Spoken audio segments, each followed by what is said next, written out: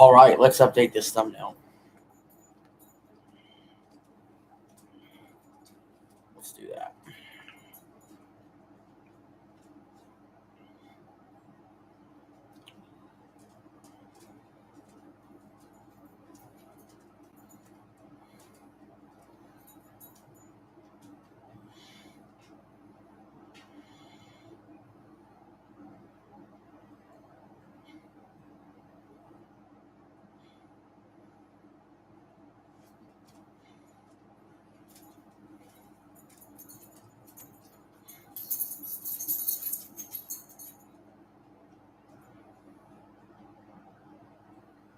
There we go. Yeah, Rory smiling creepily.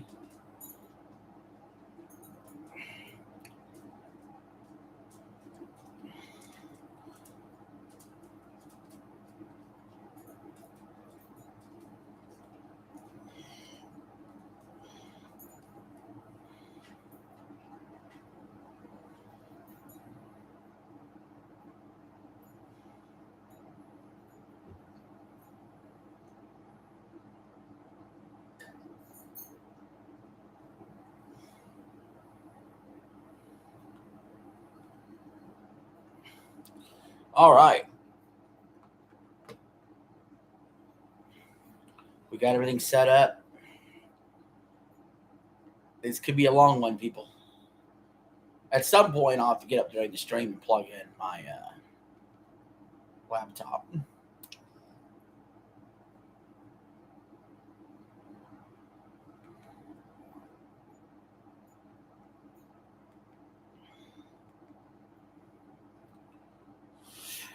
All right.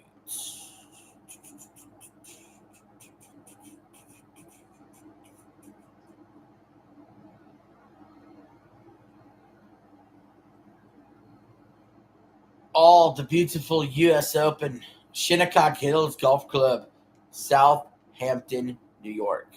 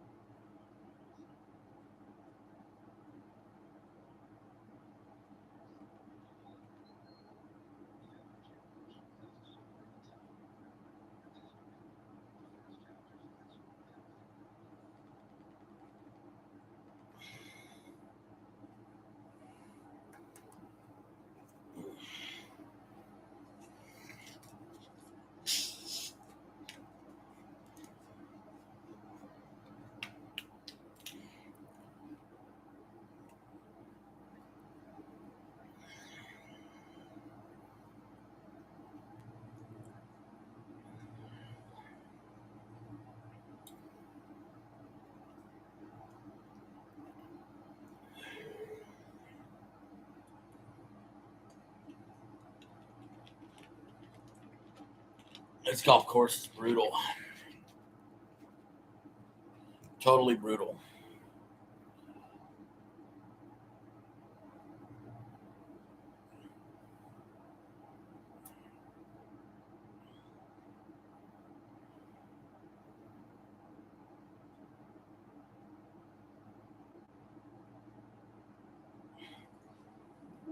All right, got a like in there. Thank you, thank you.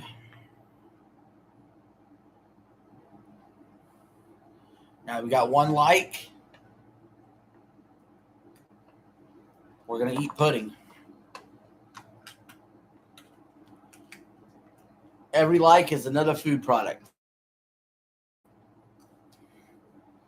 While we watch the U.S. Open.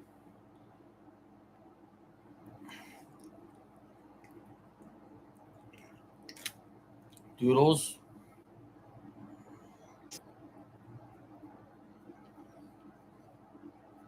Got pudding.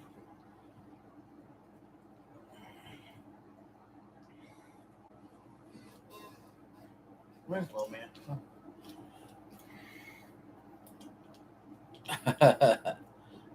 You like pudding, don't you? Good girl. This golf course is 7,440 yards long. It's a par 70. That's brutal. You're not going to see a lot of low scores out here today. This is one of the hardest golf courses in the world. It's a true test of struggle to win this U.S. Open at this golf course.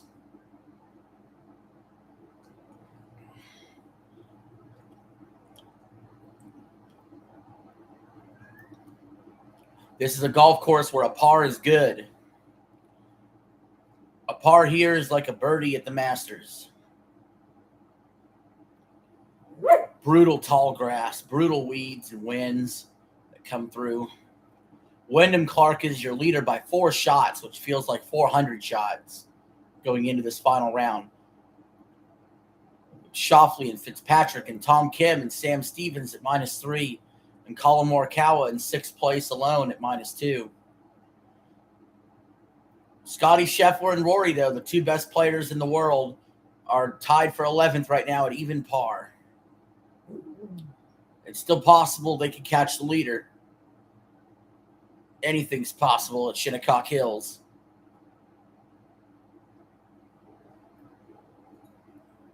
So we'll definitely be watching Rory and Scotty Scheffler intently today as we join Jordan Spieth at the 5th hole from the bunker.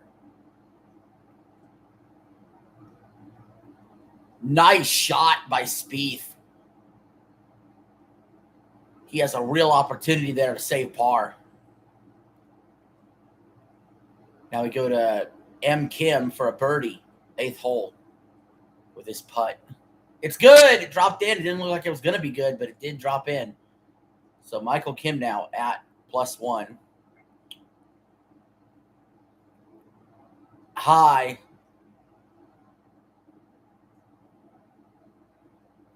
Hey, no more comments, okay? All right?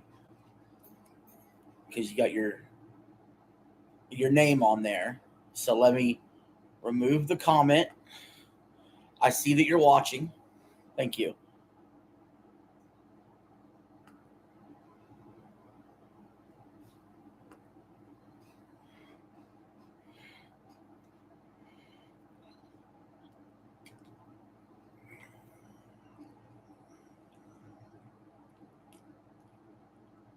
Neiman.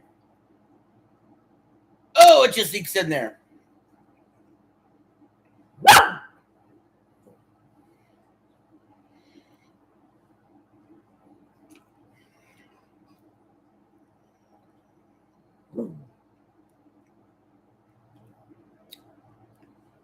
For every like we get, I will eat a different food product. We have 1 like, so I'm doing pudding. This is a long stream. We have to keep me fed, right? Keep the dog fed. Grillo from the 7th hole, par 3, with his tee shot. Damn near a hole-in-one. Brilliant.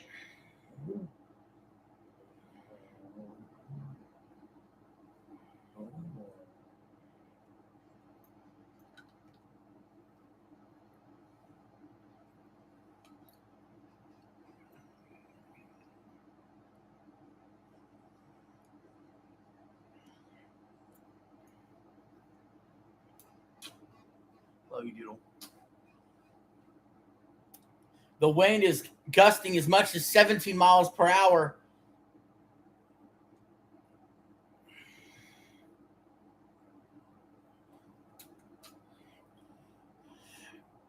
Rogers with his tee shot. Careful, might roll off the green. It's rolling pretty quick. It's going on. It's all the way off the green. It's still rolling.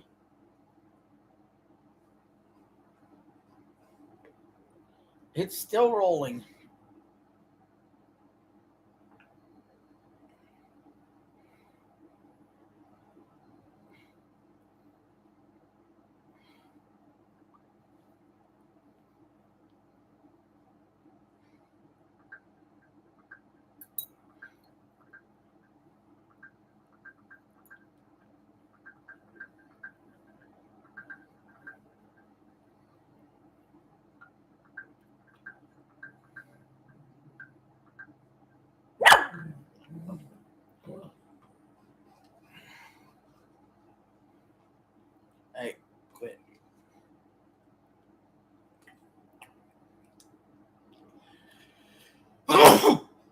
Pudding in my throat.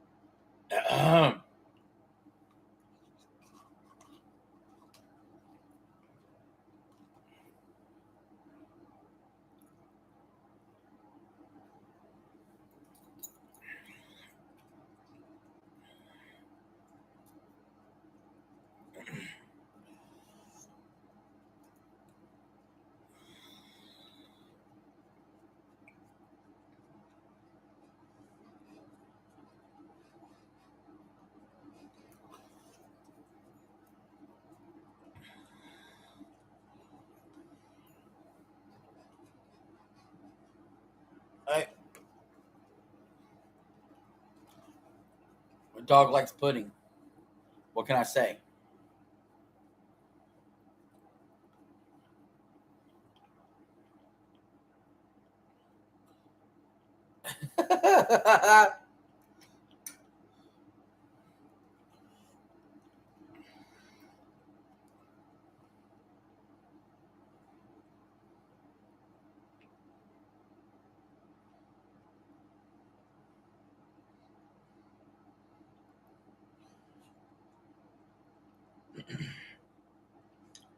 All right, we're getting into the thick of things now.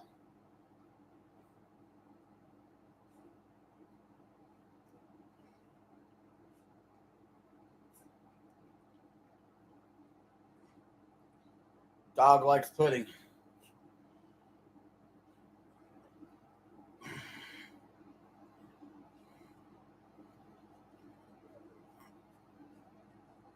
You emptied it out. No, you didn't. There's just some still in there.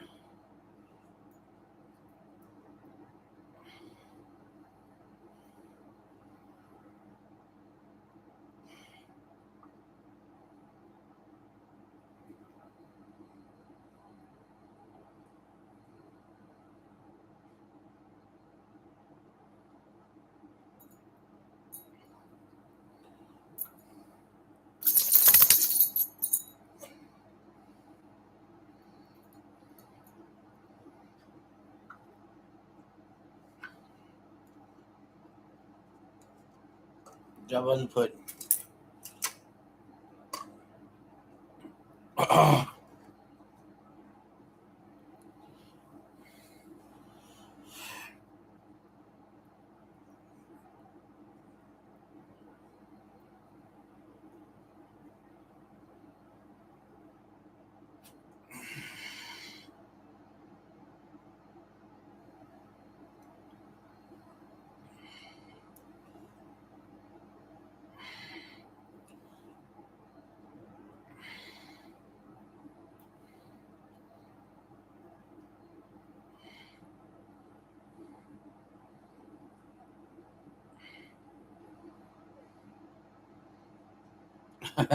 Doodles.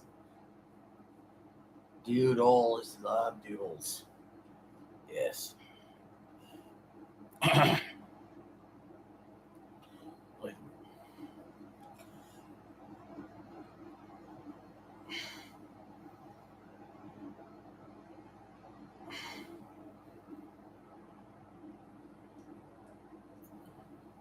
Doodles did.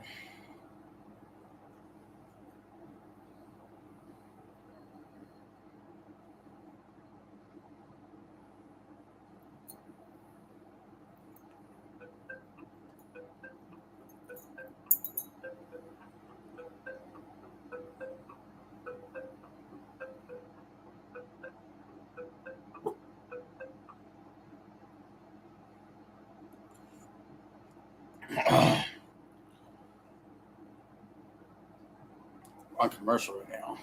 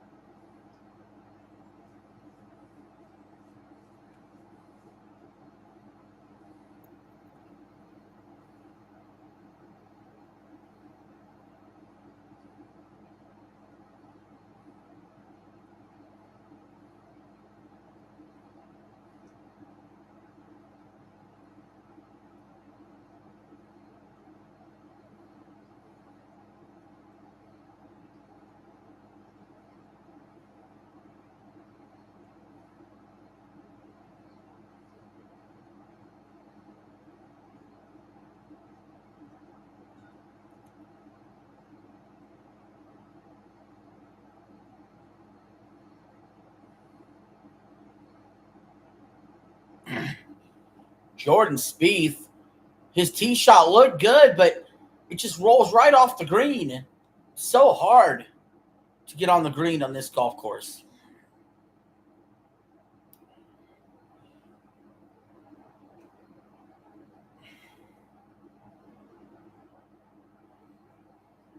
And we know once is an accident, twice is a pattern. And if Wyndham Clark was able to win the U.S. Open, he'd be a two-time U.S. Open champion. He won back in 2023. He's emerging. He won a PGA event recently. Morikawa's up there. He's somebody that's been won a major before. Schauffele's won a major before. Tom Kim is a very popular player who's looking to win his first major. Here's Russell, +5 on the 8th hole, putting. Just misses. It just slips out. Those are the shots that make or break your round.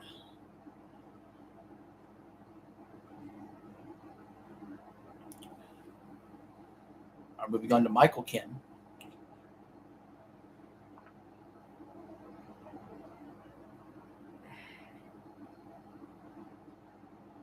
Completely sticks it and lands it with backspin on the green. Good job.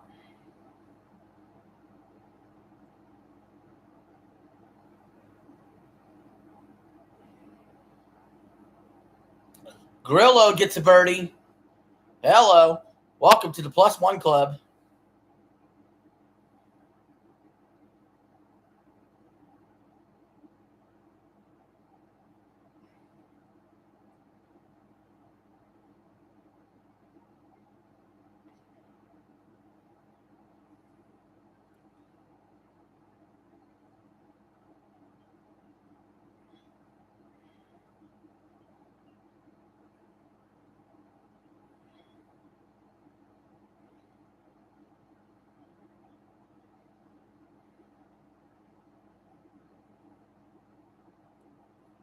I'm +2 from the bunker.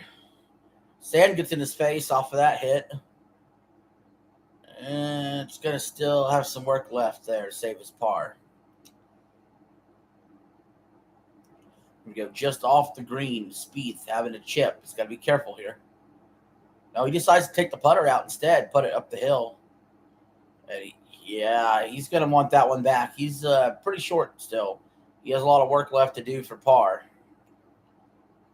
It's not what you want to do on these par threes. You don't want to end up bogeying par threes. Dustin Johnson, +4 for birdie. Makes it.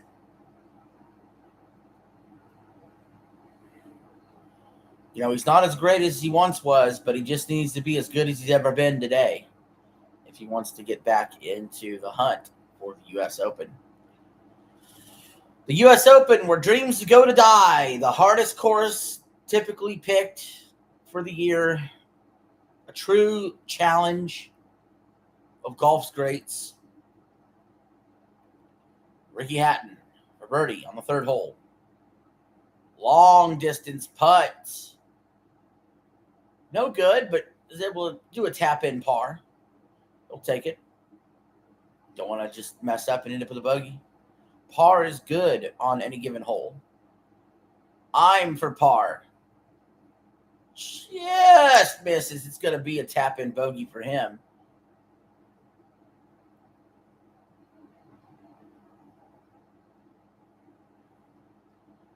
Kim for birdie. Kind of a short putt.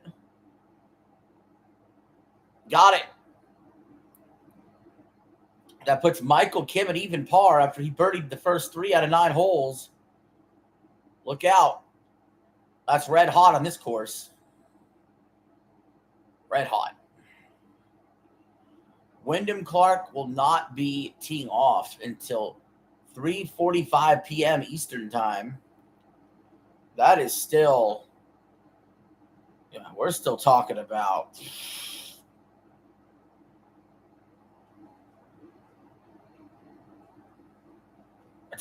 That's like 3 hours and 25 minutes from now before we get to the leader teeing off. It's going to be a long stream, guys. Buckle up, strap in.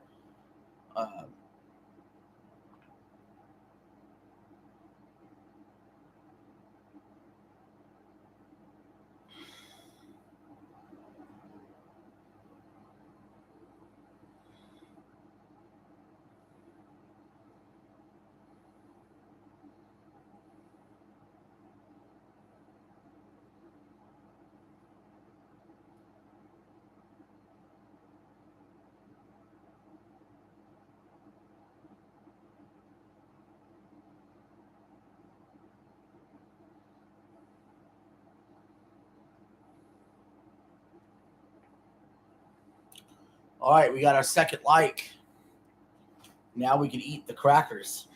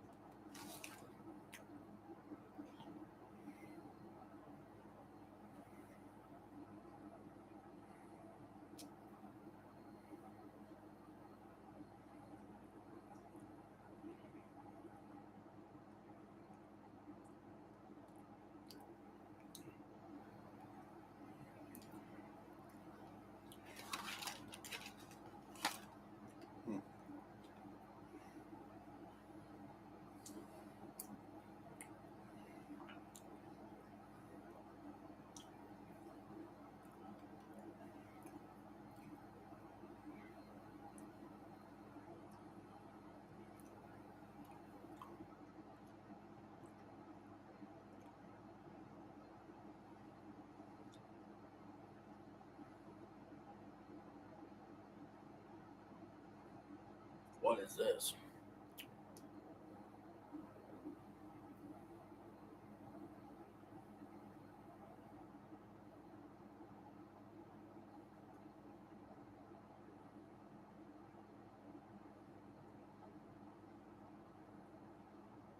What is this about?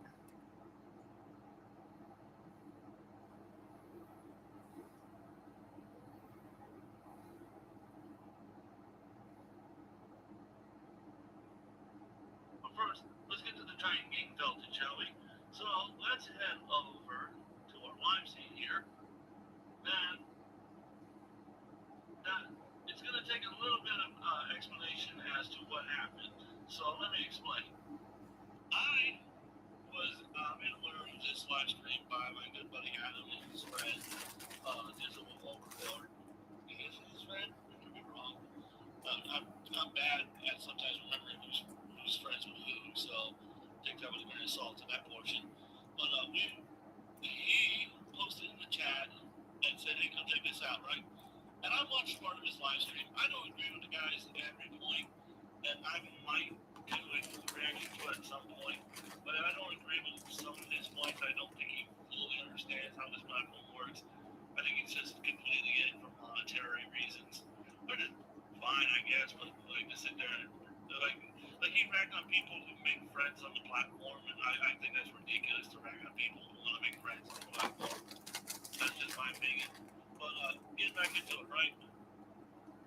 Uh, Triton basically has, for the better part of 4+ years, has been apparently going after this guy. and quote unquote exposing him, right?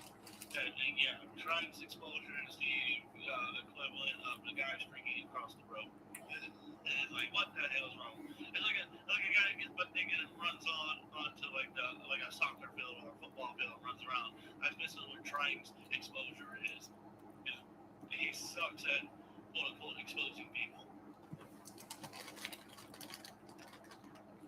It's ridiculous to say the least. But anyways, get back into it, right?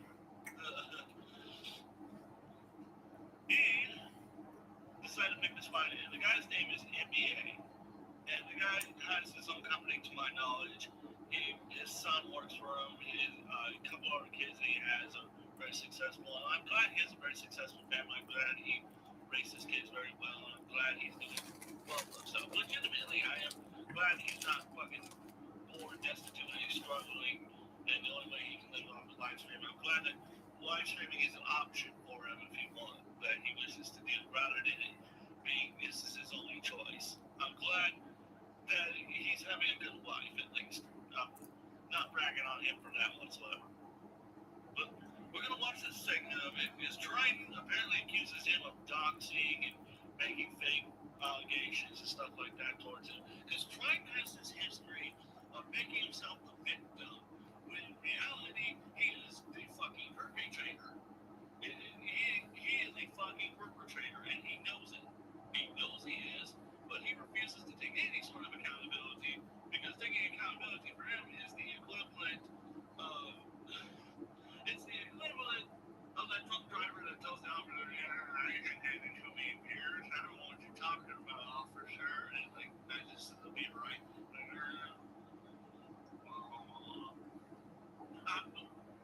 He's like, whereas you notice with my clips are like big segments of my lives. That was a trick I did pick up from Blake while posting original videos and doing the live streaming stuff. And some different kinds of content in different styles, so that way it's a little bit of a mix up. So you get a little bit like you get like mixed M&Ms. You know it's M&Ms, but it's different kind of colorings with slightly different flavors. So you get a little mix of everything, and it works. It works pretty well. It's worked for me for quite a while. So get back into it, right? Triton has this thing about him that he loves to just fucking pick fights with everybody. He fucking picks fights with everybody. And he picked a fight with this guy for the longest time, and now he's getting bitch slapped. And this is gonna be him fucking crying about it. So just let's watch more of it, right? No, they need to be banned. They kind of dox me. Even though everybody knows my real name, you shouldn't allow that kind of shit. You're banned. You're banned. You're banned. You're banned. You're banned. You're banned. What the hell? Let me tell you something. Let me tell you something. Your channel is literally filled up with trolls. And you got people dropping my real information in your channel. You can lose your channel for that. You understand? Okay, I'm just telling you. You can lose your channel by. See, and that's another thing about Triton, right? Is he never lets you finish his sentence. He has to be the one that talks no matter fucking what. You're not allowed to finish your sentence. If you try to finish your sentence, they'll keep cutting you off. Like, hey, baby. Shut the fuck up, dude. Shut the fuck up. No one wants to hear your stupid fucking voice. Good lord. And little white guy always going to bring my town. Yes, Triton. Could be wrong, but I'm pretty sure he beats with them. Because he beats with just about everybody. He gets in fights with everybody. It's stupid. It is incredibly stupid. Like, I joke. See, the thing is, for me, I joke. A lot of the times when you see those posts, I make it very clear I am joking with that person. And I've actually even offered to do wrestling-like feuds with people before. And there was a couple of them that actually were going to happen, but then they person had to back out because of personal family issues and whatnot. And I don't blame them. I actually feel bad for them. I hope they're doing well. If you haven't watched this, I hope you're doing well, buddy. But there was a couple I actually wanted to do because I thought it would be fun. But that's wrestling style feuds. That's not real life beefing, trying to destroy each other's life. That's just having silly gay fun, if you want to call it that. I have no idea how else to phrase it. I just know it as wrestling. Doing like a wrestling feud. You want to call it gay fun. Which funny enough, gay actually means happy, so it'd be happy fun. So congratulations. That's actually in the dictionary. If you don't believe me, look up Merriam Webster gay on dictionary.com. A little bit dead. And just like I said, 1.5 speed, start the stream over, listen to it. Go to about the 10-minute mark, start at 1.5 speed, and you should be able to get back here in plenty of time to understand what's happening. You're gonna know a lot about him. Oh, you're gonna learn today. You're gonna learn today.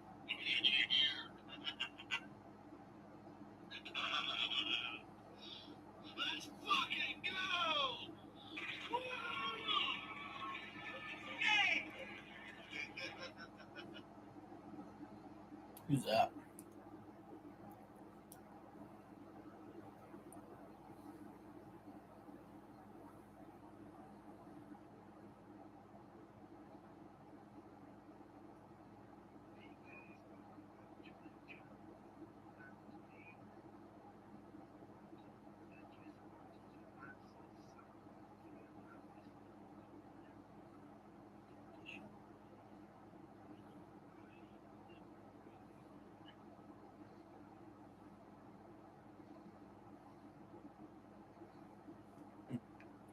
Oh, bro.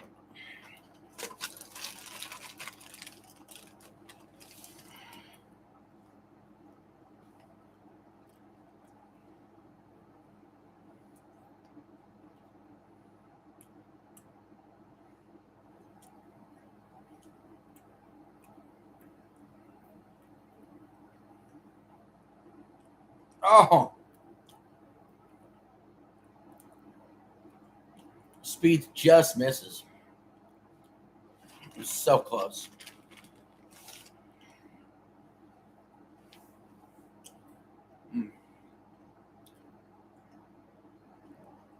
He knows it too.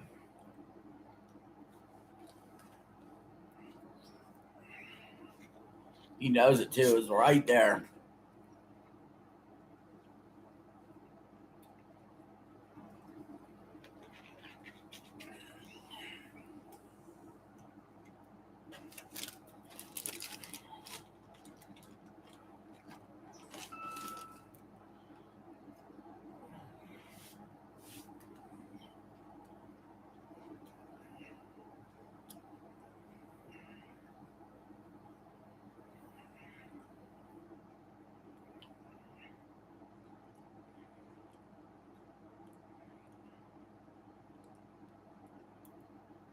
From out of the bunker. Man, that wind is freaking gusting. That flagpole is ready to get ripped off its freaking hole.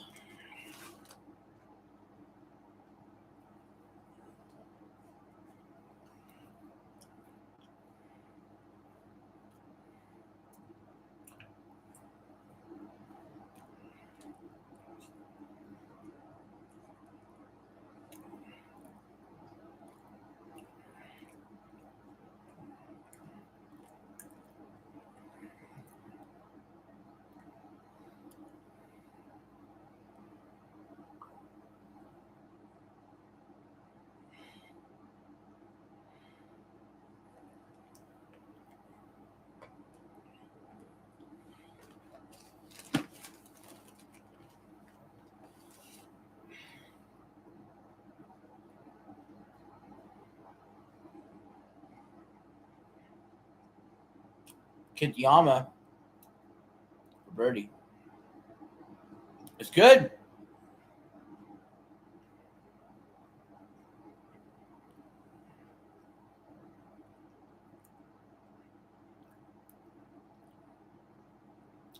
Kitayama's a +3.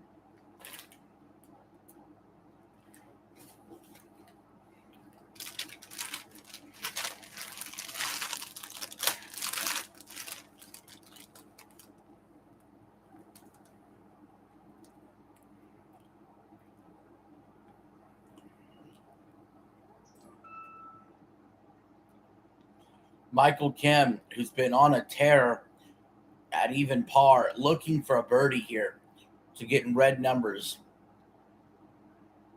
It'll be his fourth birdie in the first 10 holes if he hits it.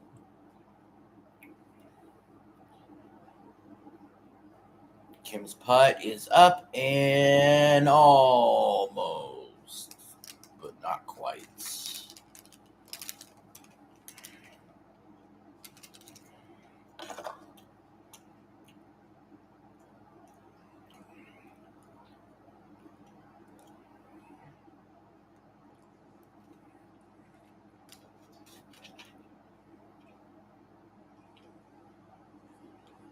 Still at even par. On 300 today, though.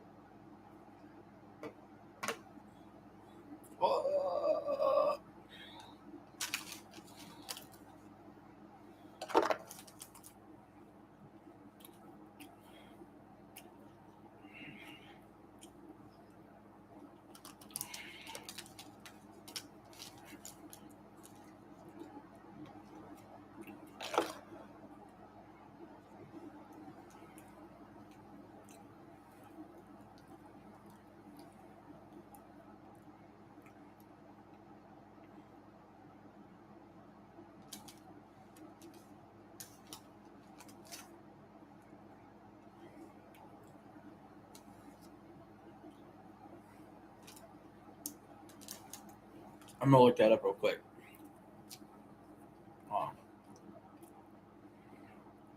Look that up real quick.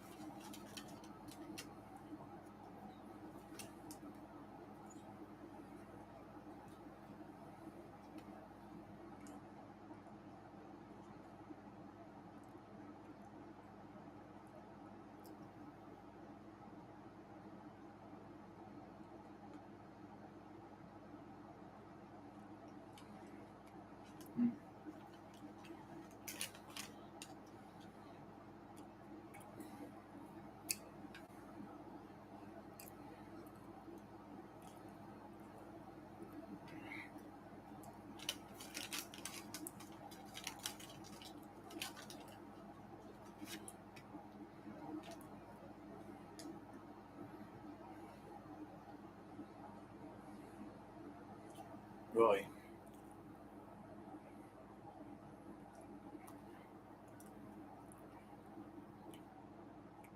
Not past. I need featured. We're on commercial right now, but damn.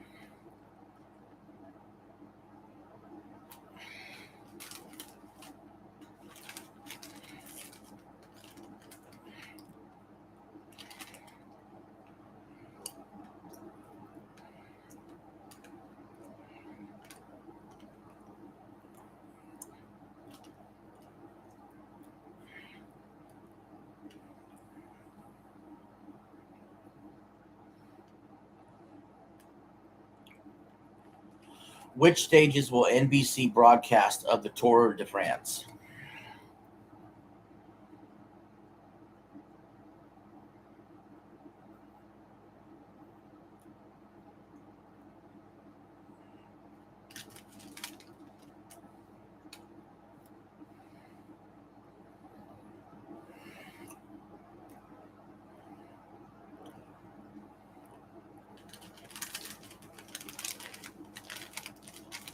It will not.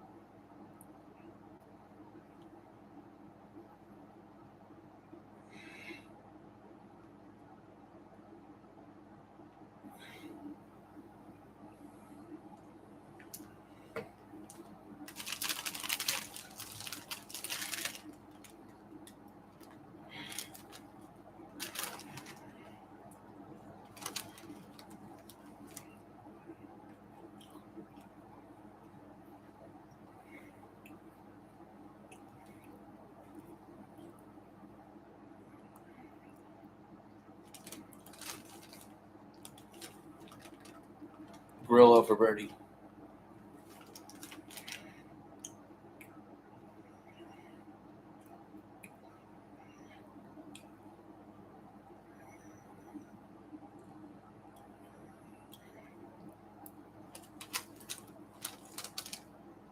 It's in. It was a long putt. It's good.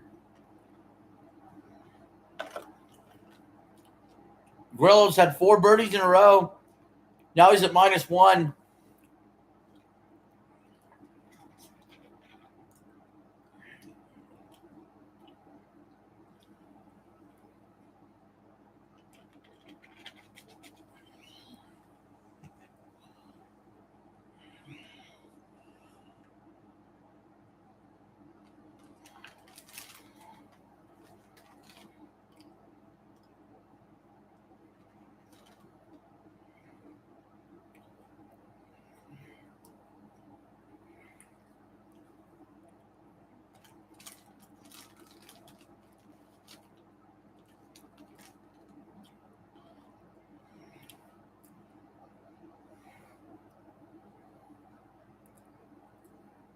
Jordan Spieth, 112 yards to the hole. Beautiful shot.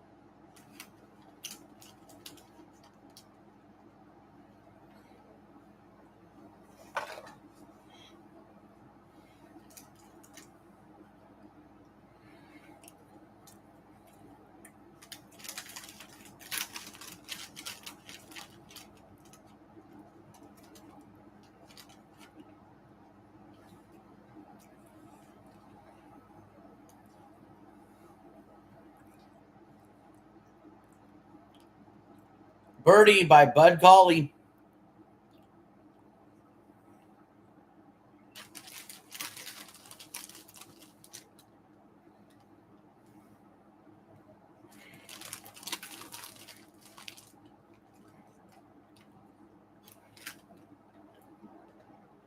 Oh, that's sliding right off the green. All the way off.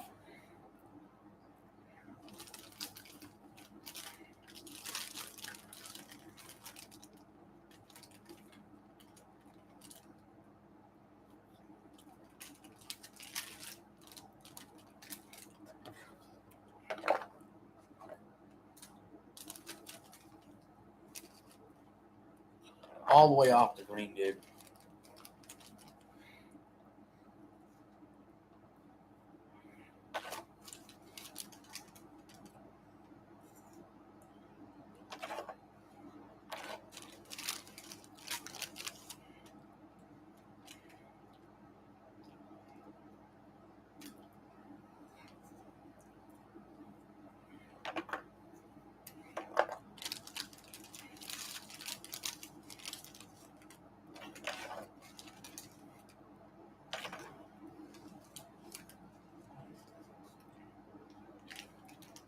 That's going off the green into the taller grass.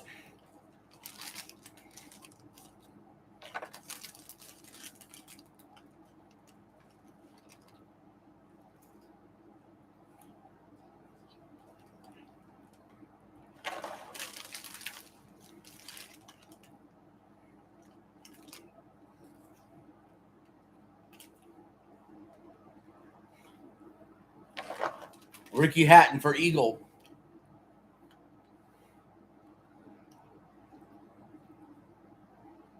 No good.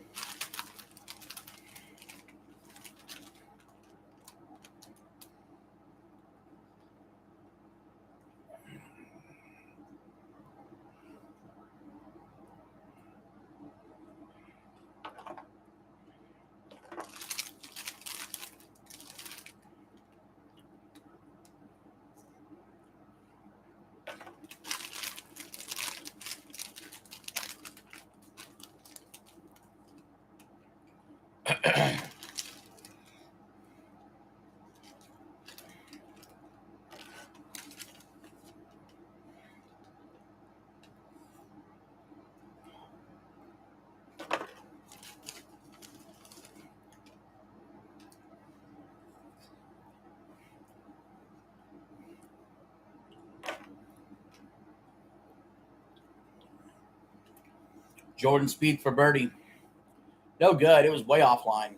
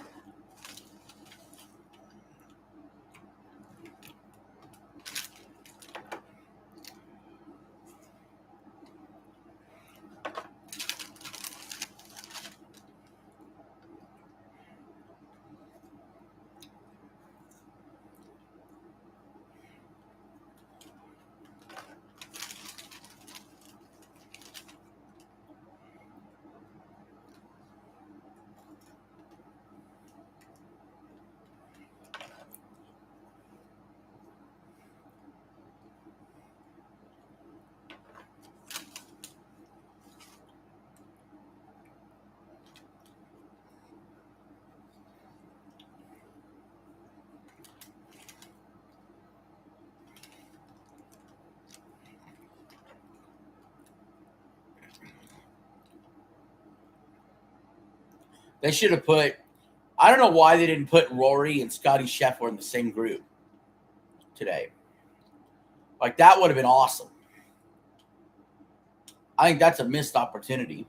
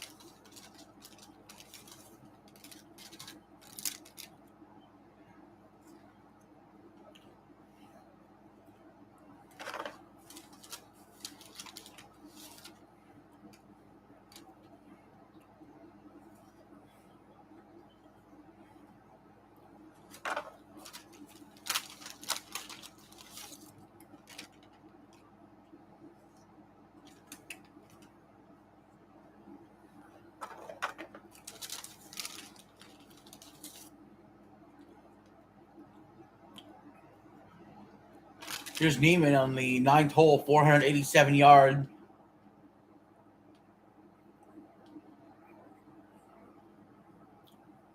In the fairway. Wait a minute. Still roll. Okay, it's still in the fairway. All right, good. Oh, man, he's getting a nice roll. That's rolling a little too quick. Okay, it's going to stay in the fairway. Good. Here we go. All right, we got Rory McIlroy is arriving in blue shirt and sunglasses. The 6-time major champion walking in with his superstar strut. Ready to go take care of business later.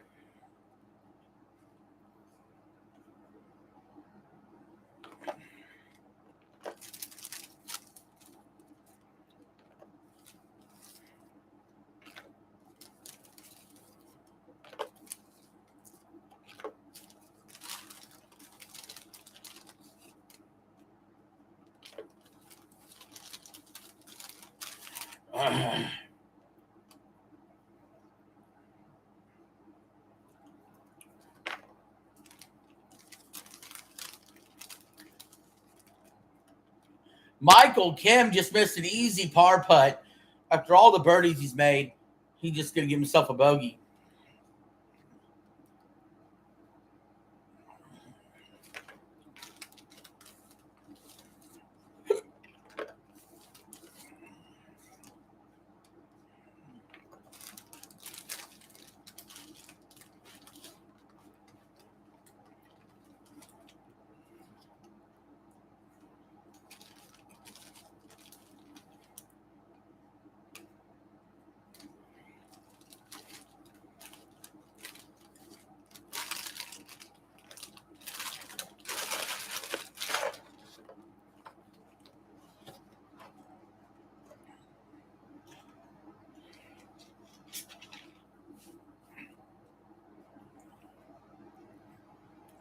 And that wind is fucking fierce.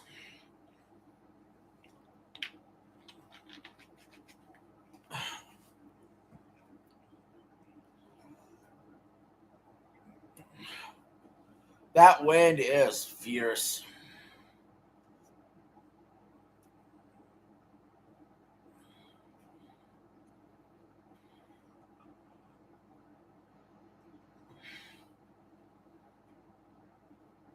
Kim now for bogey.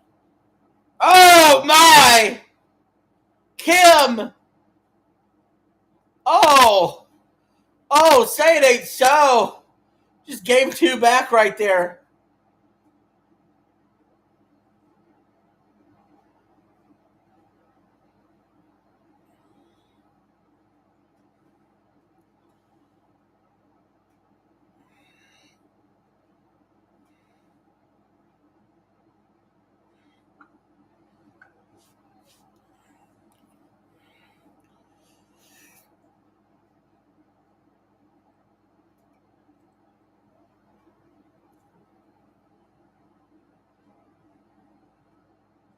Oh, man.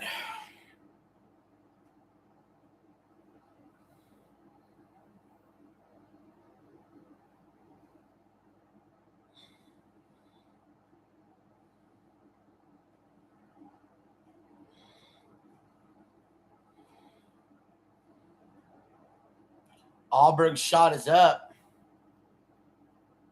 It's on the green. Wait a minute. No, it's not. It's rolling, rolling, rolling. It does stay on the green.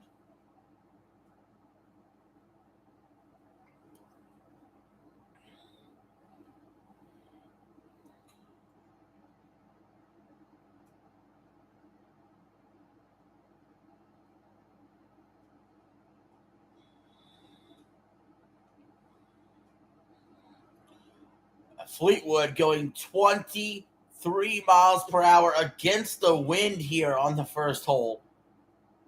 It's up.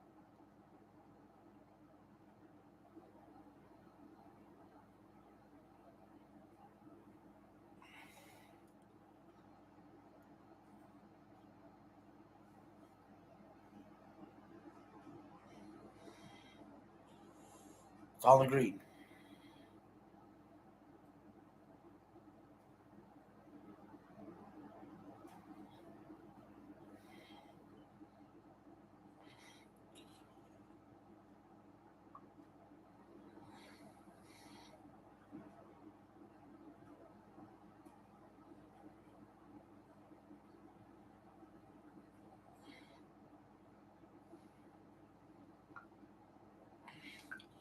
Spieth Nice little shot there.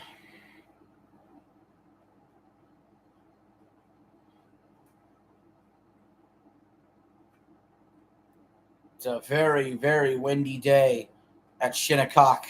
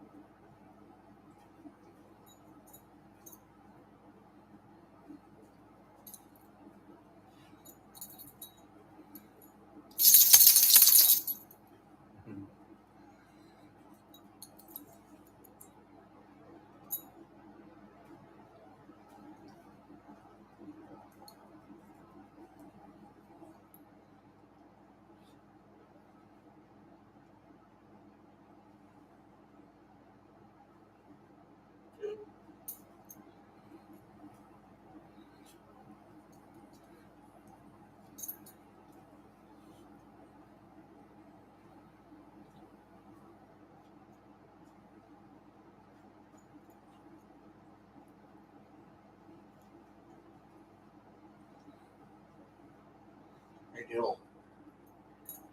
Oh, huh? Diddles?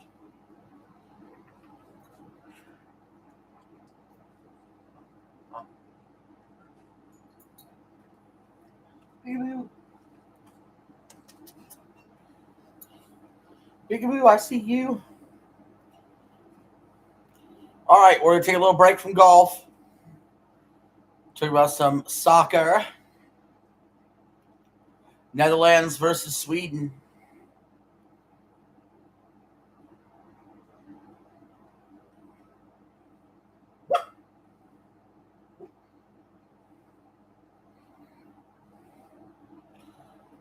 So throw in.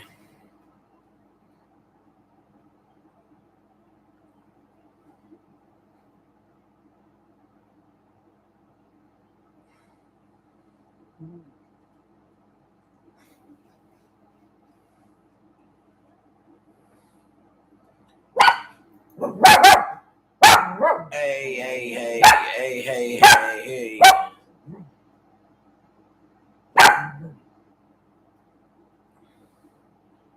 Are you buffed? Are you buffing?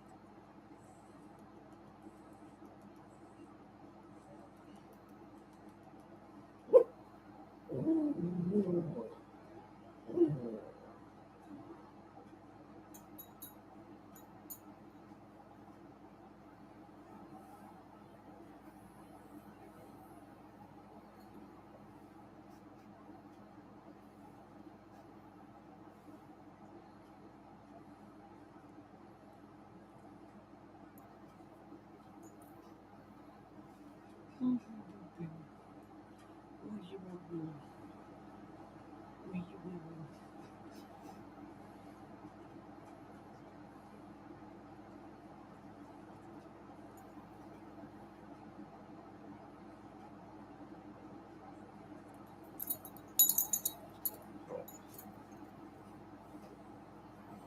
girl.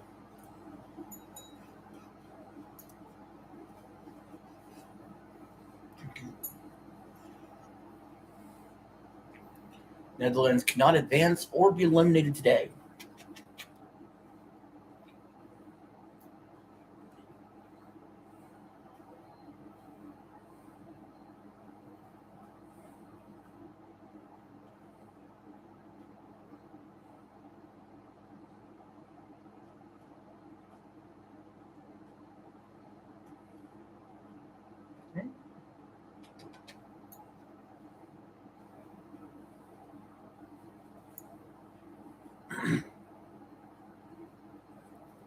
Who's good girl? Was it you?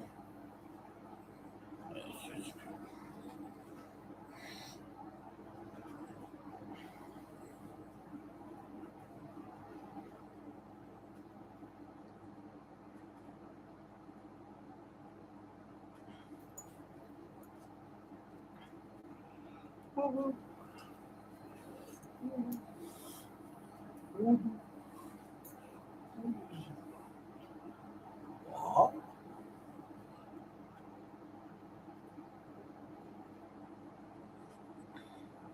Sweden will advance to the round of 32 with a win today.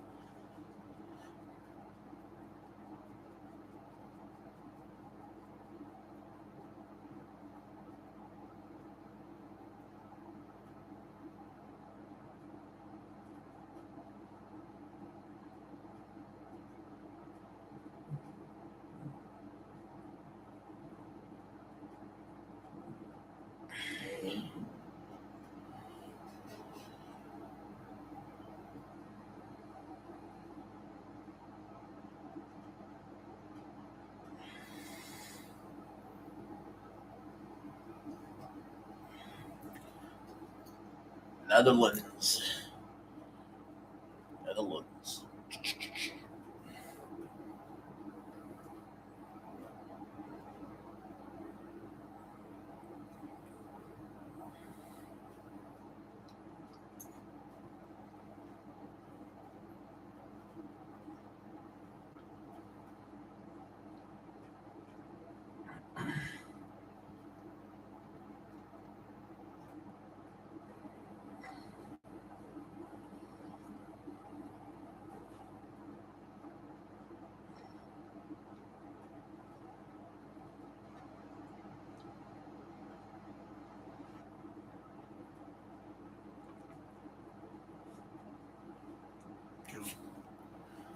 Netherlands already put a goal up.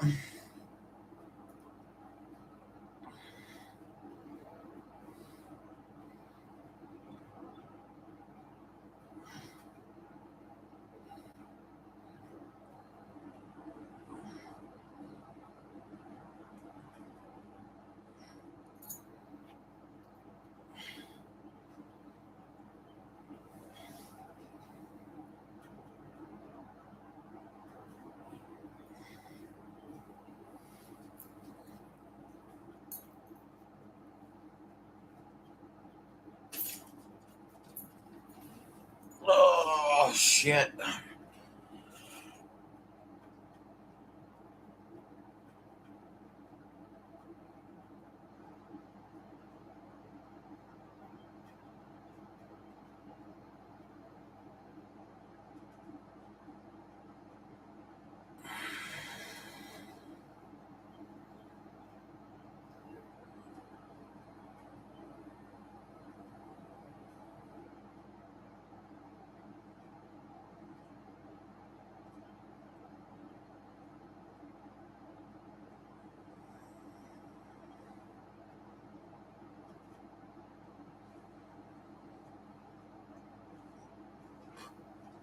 Oh,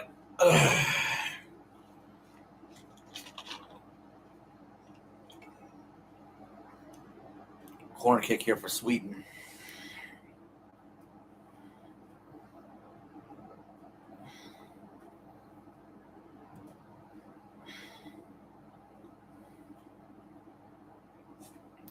Wow, that was a terrible corner kick.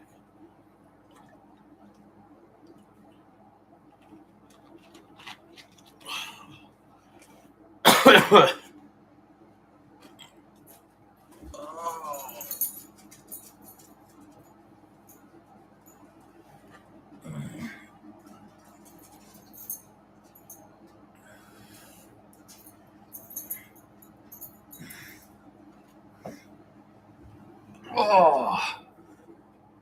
We'll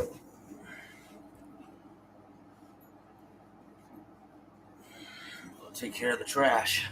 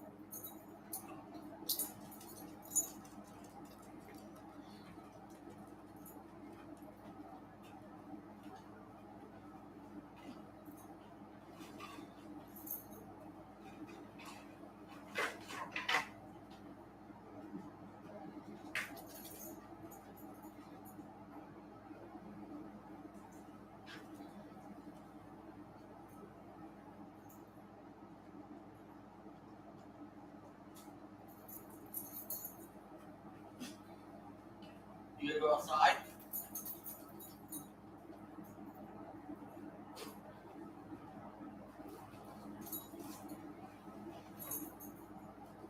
You gonna go potty?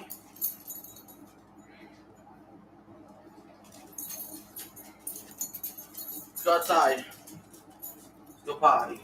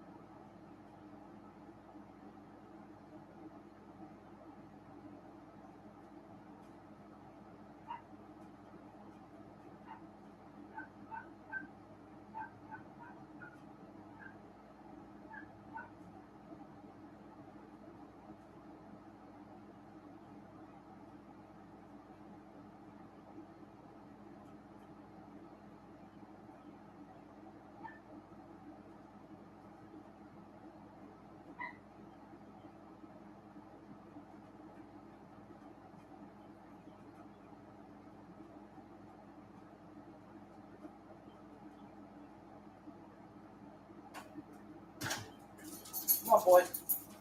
Let's go. Good boy. Good boy. Let's see if chat is popping while I was gone. Nope. Negative.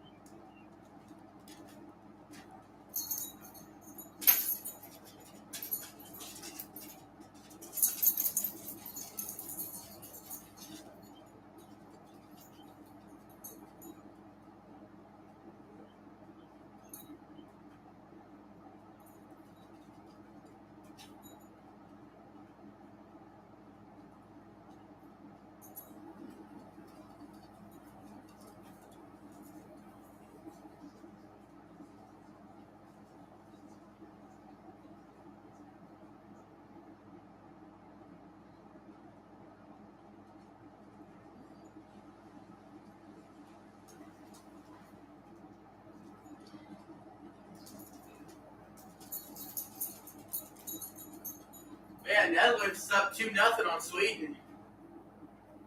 We gotta get back to golf here in a second.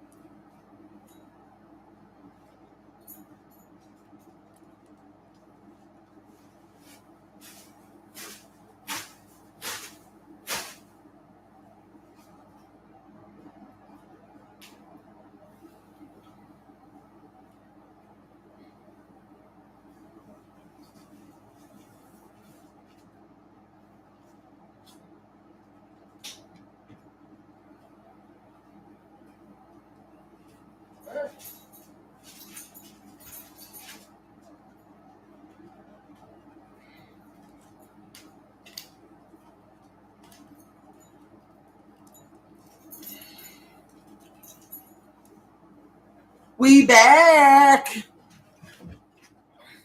We back. We back.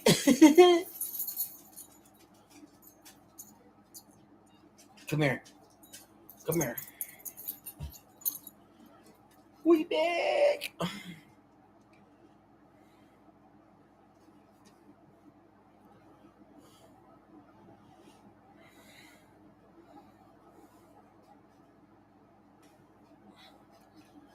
F is for friends that do stuff together. U is for you and me.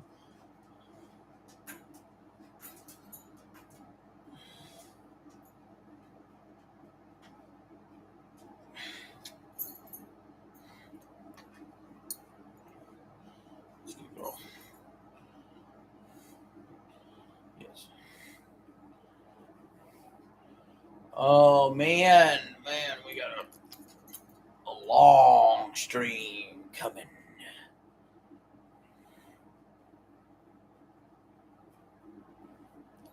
It's a long, long road.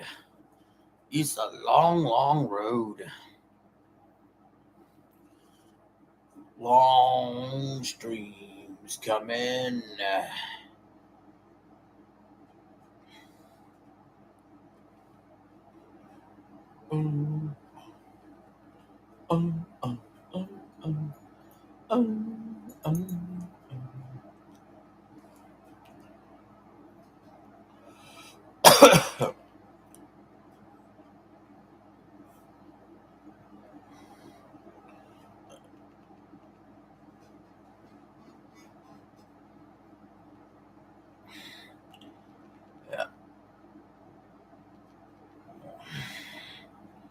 Yeah, I know.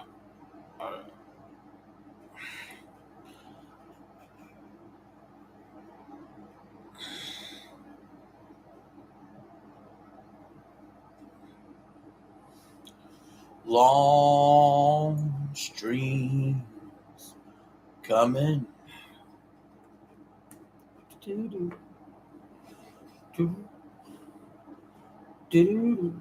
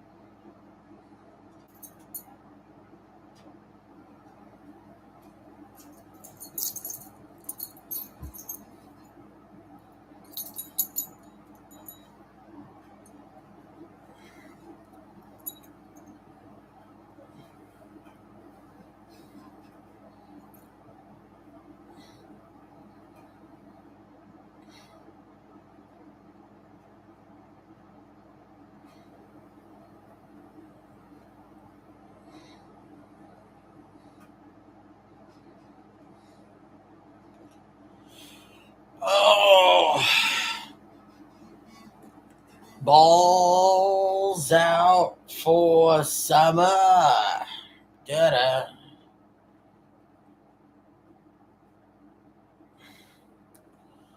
Balls out forever. Fleetwood +1, 204 yards to the hole.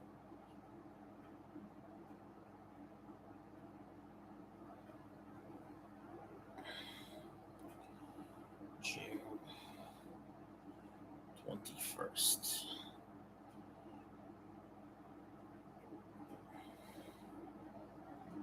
So, kept schedule. Fleetwood shot is up. And Fleetwood shot is on the green.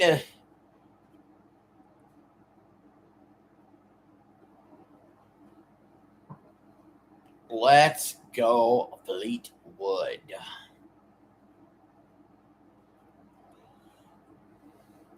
I'm bad. I'm bad. Oh, yeah. I'm bad. I said I'm bad. I'm bad. I'm bad. Do do do do do do do do do do. Said I'm bad. I'm bad.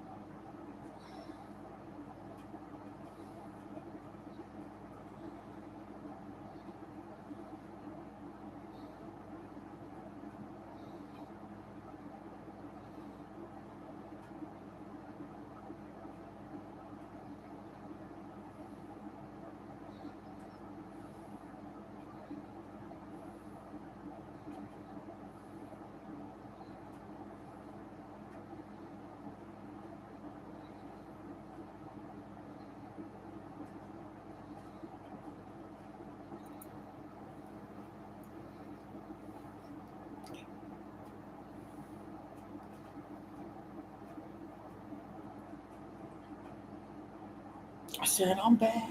I'm bad. I'm bad. I'm bad. I said, I'm bad. I'm bad.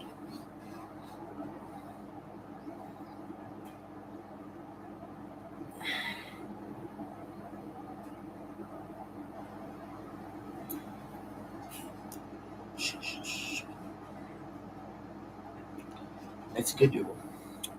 You're a good girl. You're a good girl. Yes.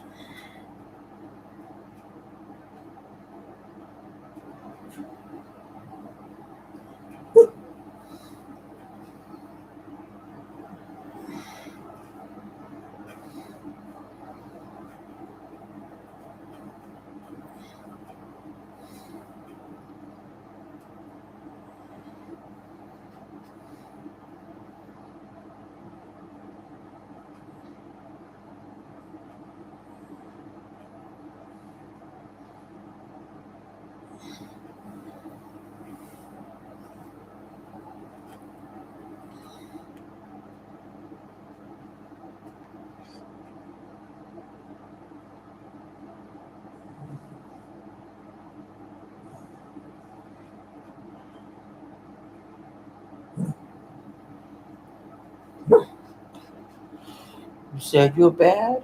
You bad. You bad. You know it. You said. Hey! Hey! Hey! Hey! Hey! Hey!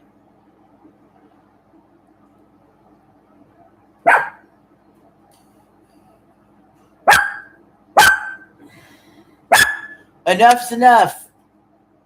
Enough is enough. Allberg is ready to shoot.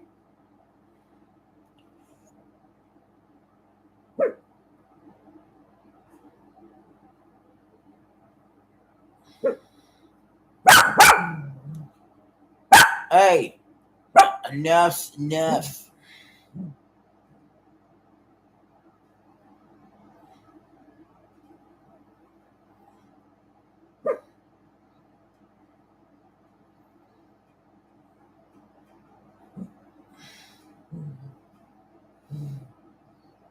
Are you good?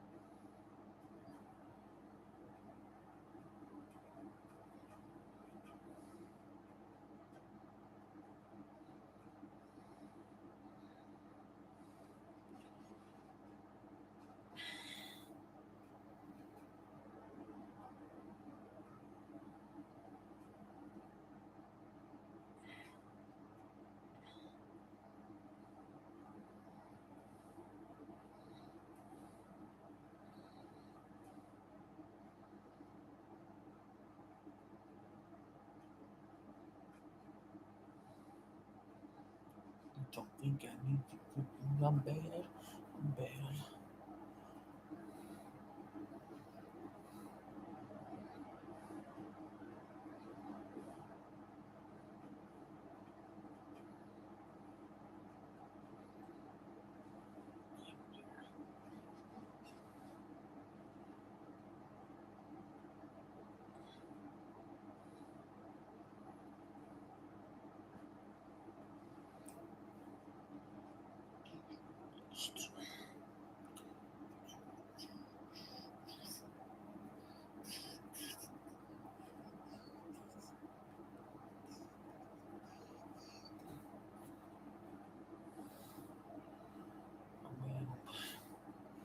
I'm bad. I'm bad. I'm bad. I'm bad. I'm bad. I'm bad.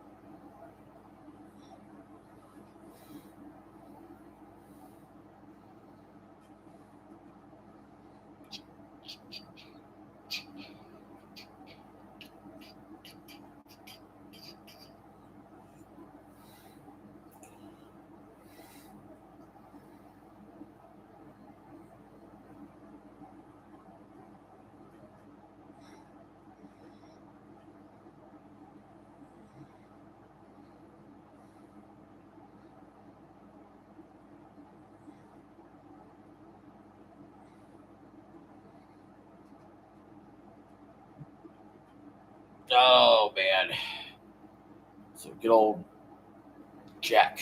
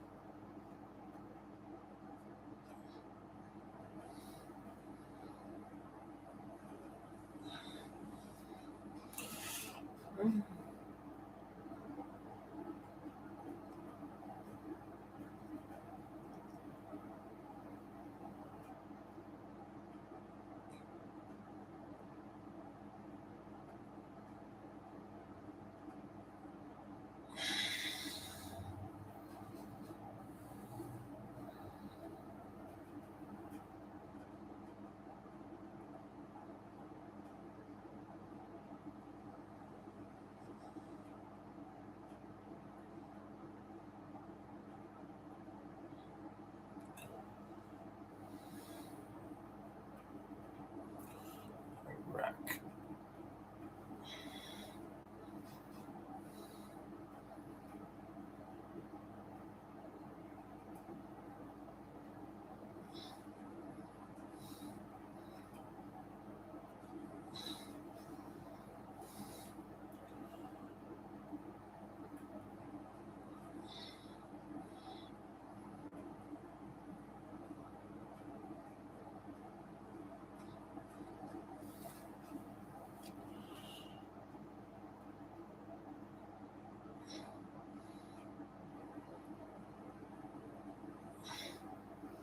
College baseball.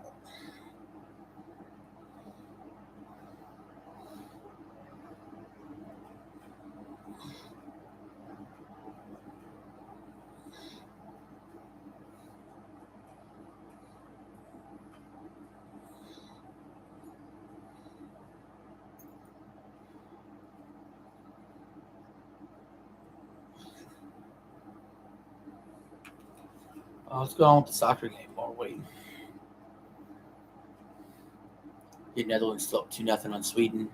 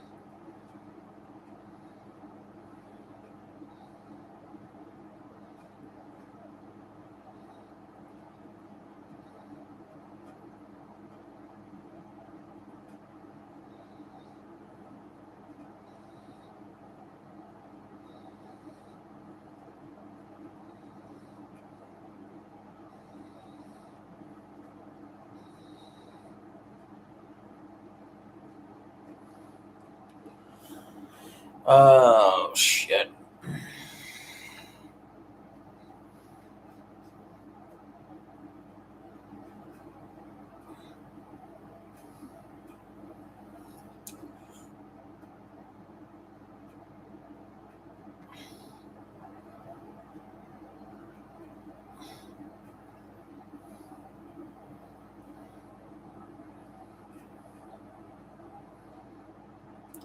Ghana, Panama, Croatia.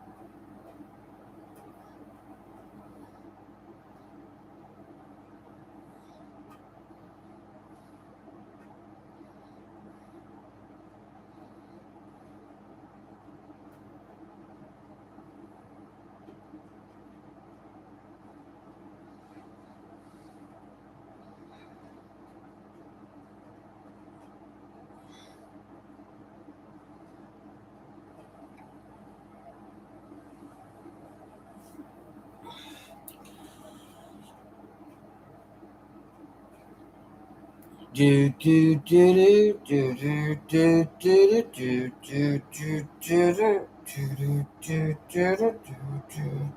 do do.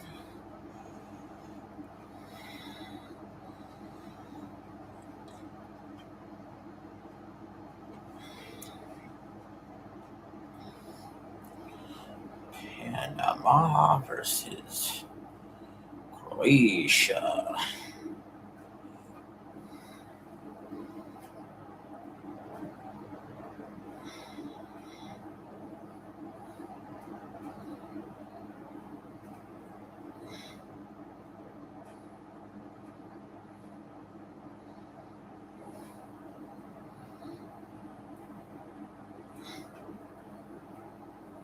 Oh,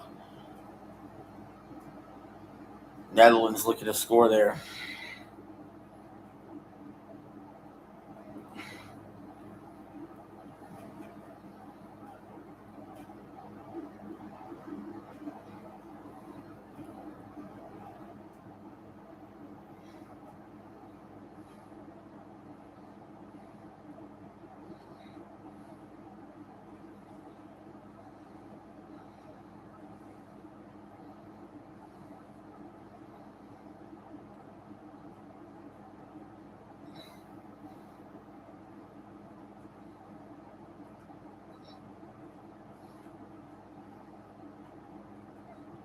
Two p.m. Switzerland, Canada. 5 p.m. Scotland versus Brazil. 8 p.m.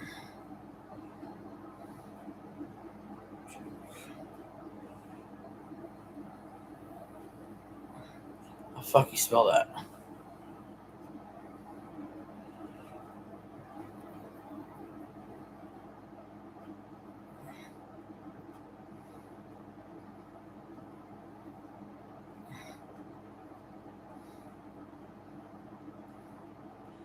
Mexico.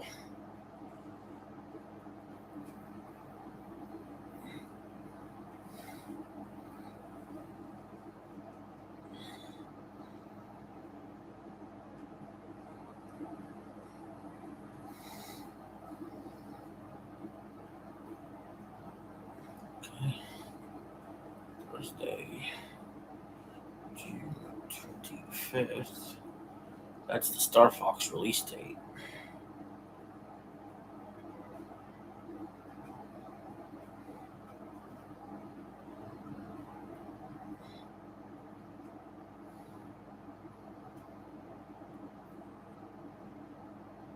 Damn, that's a late one.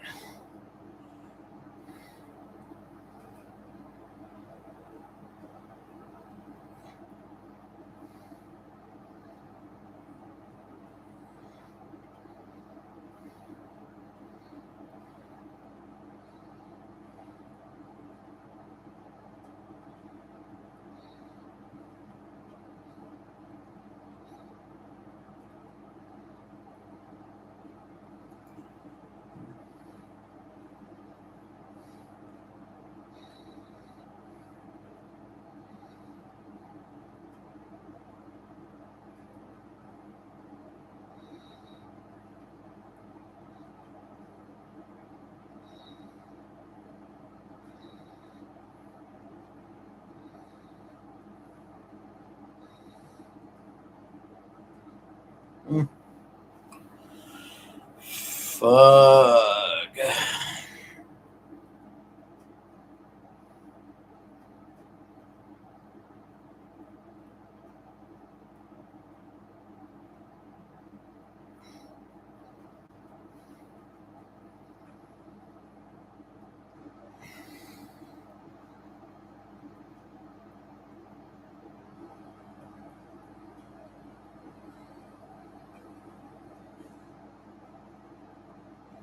I'm thinking Star Fox, bro.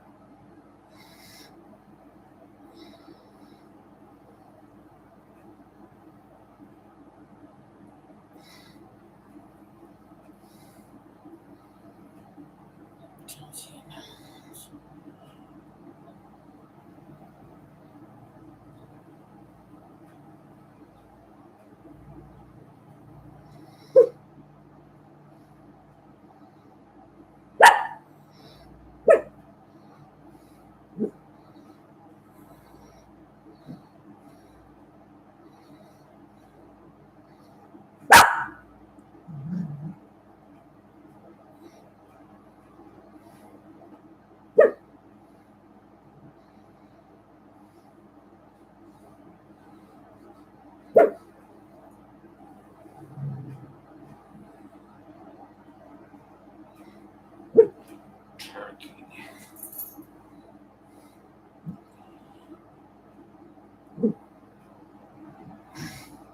I don't care to spell it wrong. I don't care.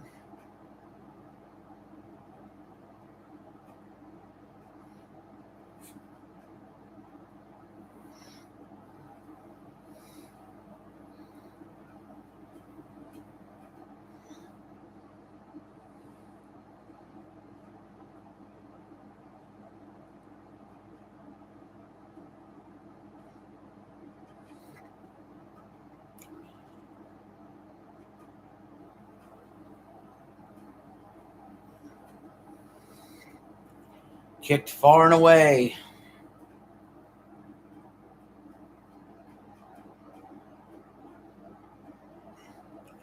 Netherlands deep in the Swedish territory.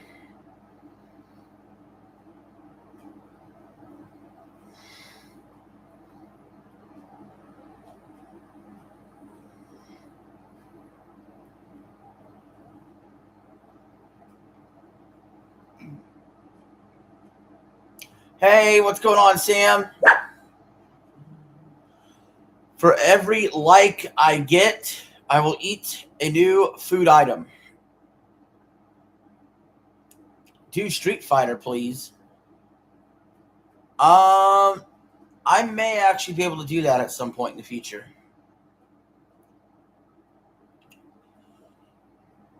So, I just ate a chicken. Yeah. There you go.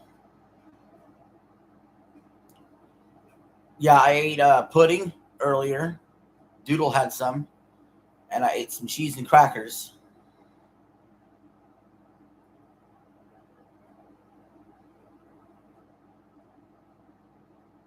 I don't know what that is. I just eat chicken.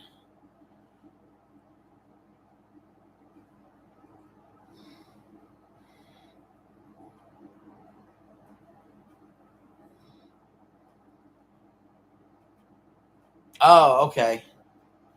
Yeah, no, I don't do that. Is that good?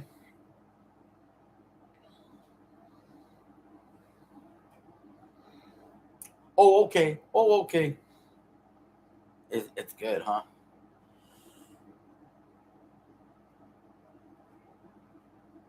Would Daniel like it? Would Liam like it?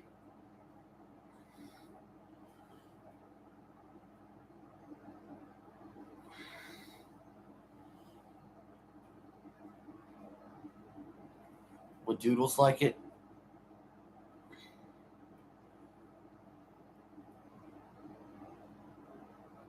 Yes.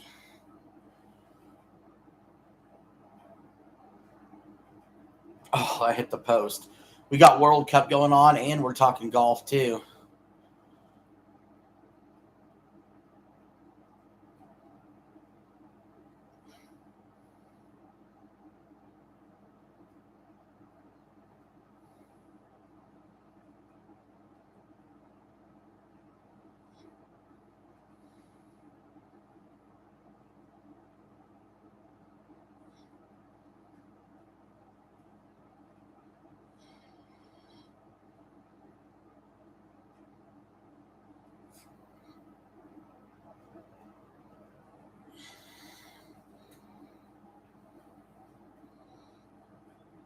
What a save by the goalie. Yeah, you can come over. We'll have some chicken.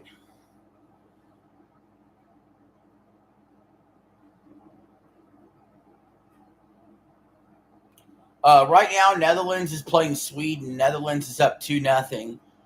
We're kind of watching that, and we're also kind of watching golf as well.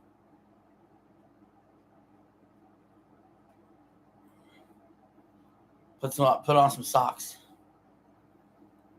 But yeah, Netherlands and Sweden. It's 2-0 Netherlands. It's about to be halftime, and then we're gonna go back to golf. Play bowling. Bowling's fun.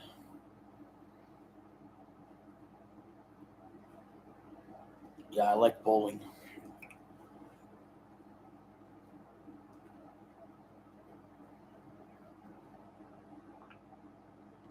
Sweden shot off the goalie, no good. Can you talk to David, please? David? David, where are you, David? David? Is there a David? David in the house? David? David!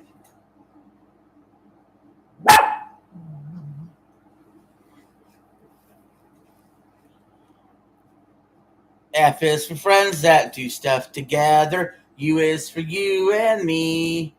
N is for anywhere, anytime at all. Down in the deep blue sea. Down in the deep blue sea.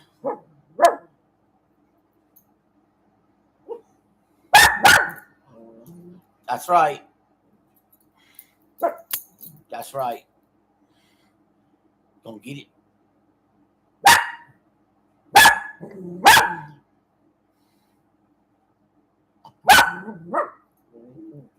Oh, your ears are pinned back. You're pissed off.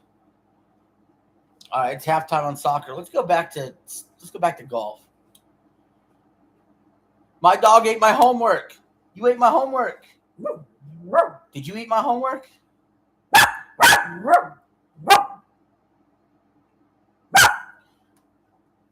My dog ate my homework.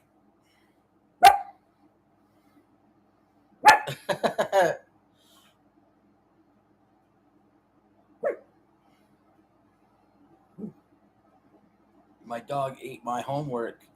Oh, whatever shall I do? Since my dog ate my homework.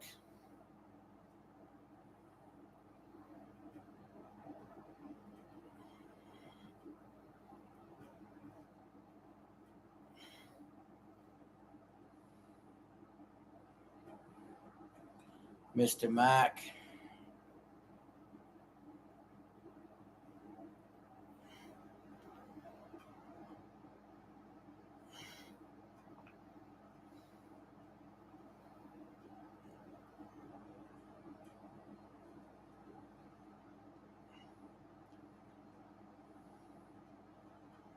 Do you know any Marks? Yeah, I do. I hang out with my buddy Mark all the time. Can you talk to Javier? I don't know a Javier. Yeah, I do. Can you see Mark, please? Mark's not here right now. McIntyre on the 17th hole. Second shot off the green. Nice. Mark's not here. Yeah, Mark is short for Marcus. Russell with his putt. It's good. A birdie for Russell. Puts him at +7.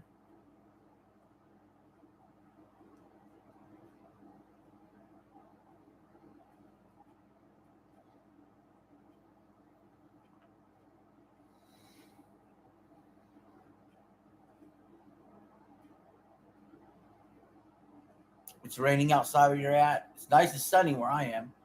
Nice and sunny.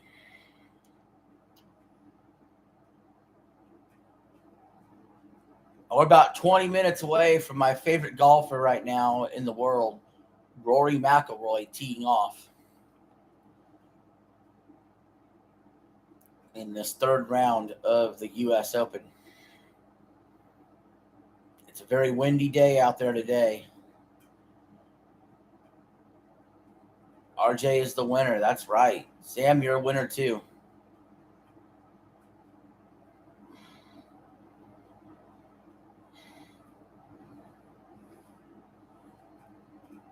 That's right. That's right. McGreevy with a drive. Gets it on the green, but barely.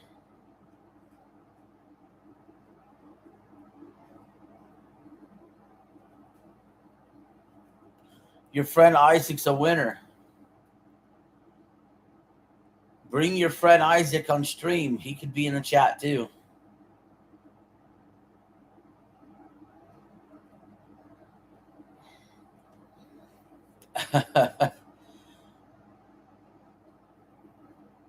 Do you know 2 Isaacs? Dang. I don't even know one.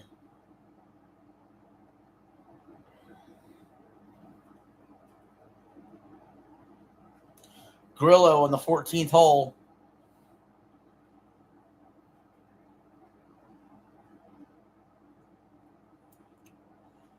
He shoots 179 yards to the hole in this par 4. It's up. It's on the green. Yeah, long birdie putt. Can you talk to Parker, please? Hold on. Let me get him. This is now Parker. What do you got to say?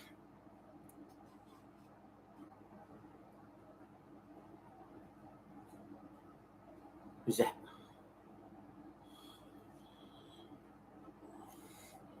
Ooh. Good girl.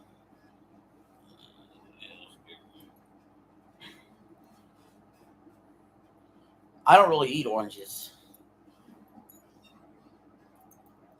I ate crackers on screen, and I ate pudding.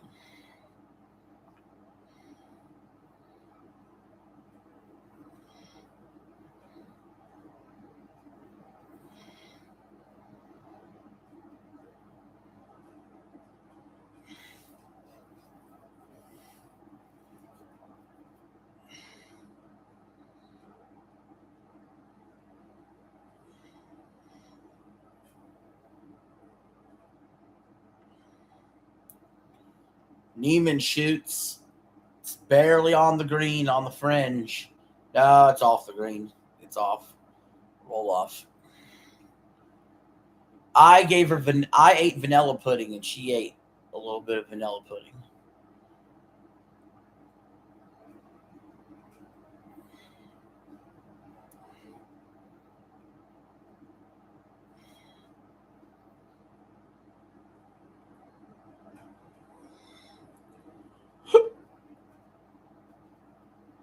Yeah, vanilla pudding's really good.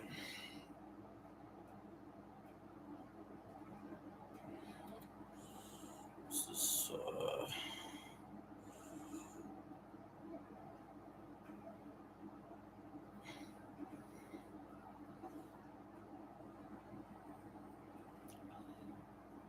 Wyndham Clark still leads the U.S. Open, up 4 shots on Xander Schauffele in that group of people.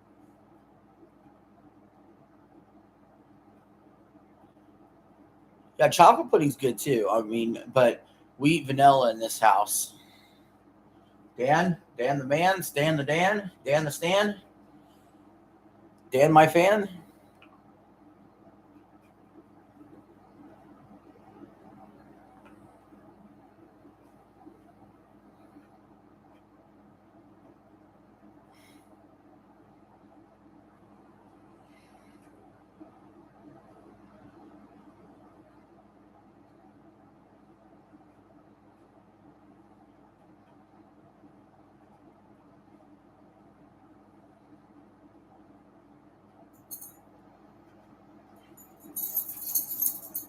Do you switch games, please?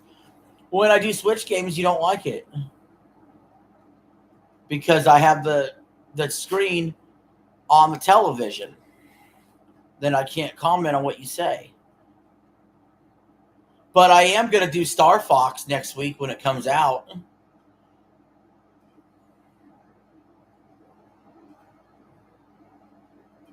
So the new Star Fox game, I'll stream that.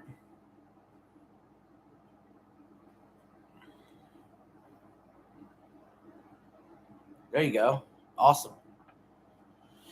Yeah, that's going to be fun.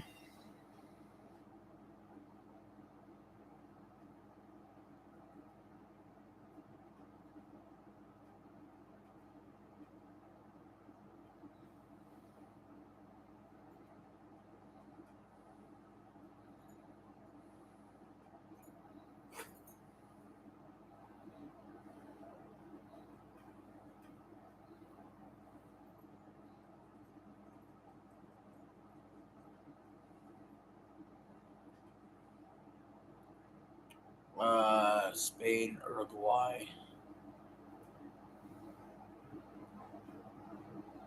You're coming to my house now?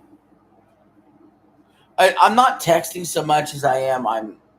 I'm sort of checking some stuff online since it's commercial right now.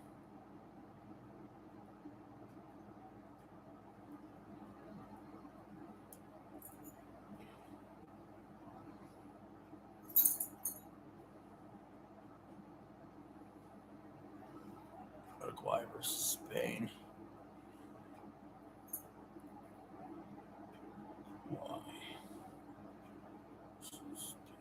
I'm actually scheduling out and setting up my streams for the future, figuring out what I want to do.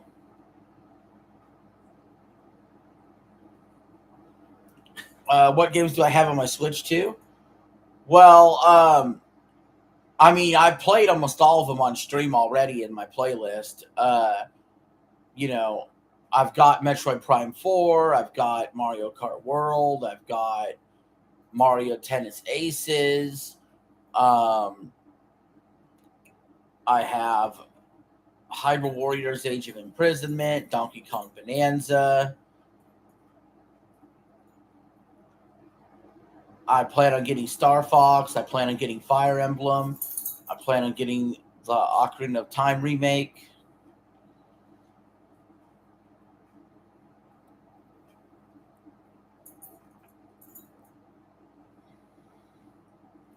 So yeah, I had some stuff. New Zealand, Belgium. Sam is in the building. Let's go, Sam.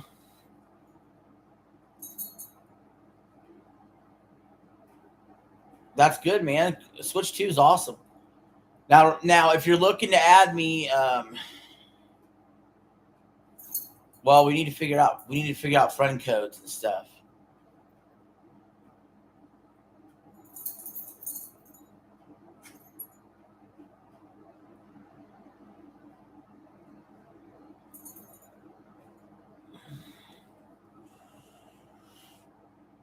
Me and Eli have played games on there before, so like I play with fans.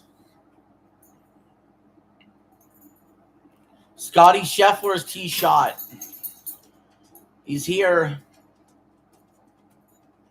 Scotty Scheffler hits it right into the tall grass. Text Bob, please. Zealand versus Belgium.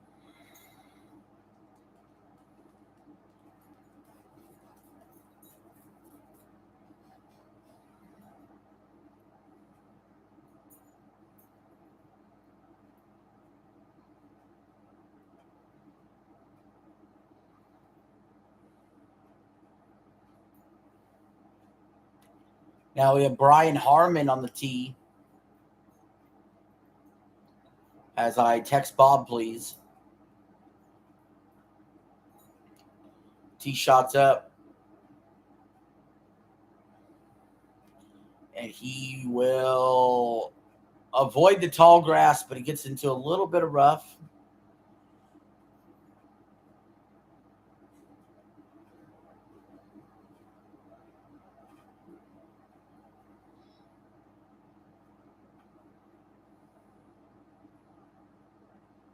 Mexico.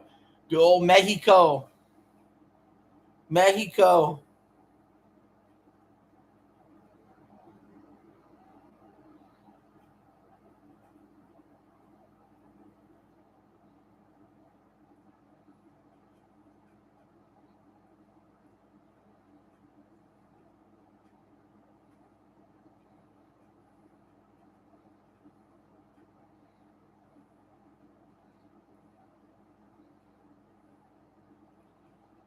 Grillo for birdie. W stream. W.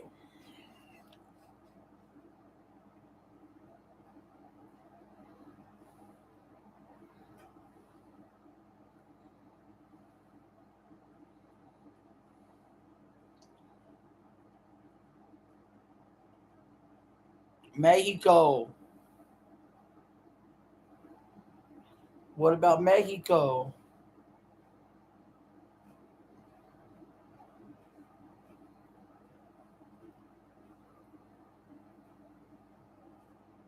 That is Colombia, Portugal. I like that one.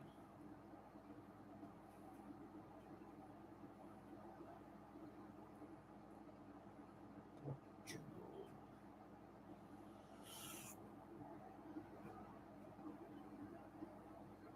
Yes, I am texting Bob like you requested, sir.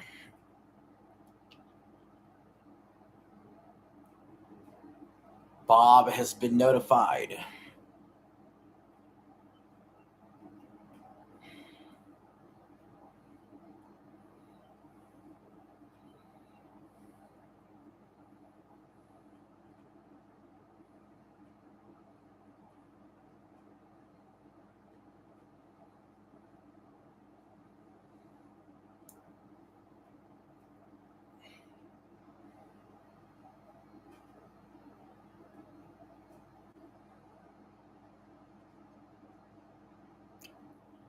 Bob has been notified.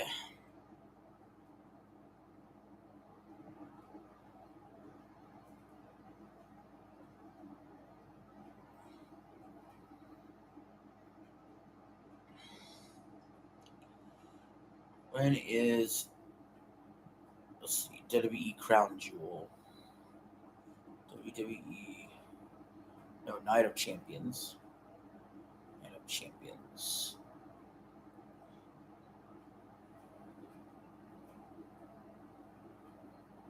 How many Bobs do I know? Probably, if you go off of Rob, Robert, Robbie, Bobby, I probably know 4 or 5.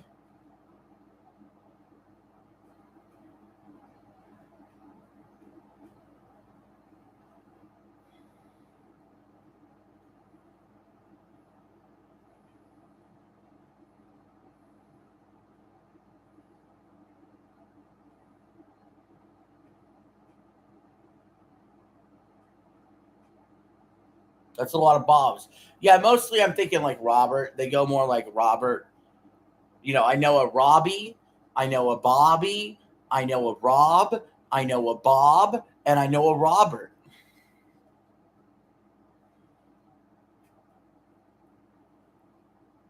But yeah, we're on commercial right now. We're getting ready to. Rory's going to be teeing up here in about 5 minutes. So get pumped, get excited for that. Scotty Scheffler finds himself in the tall grass, 119 yards to the hole.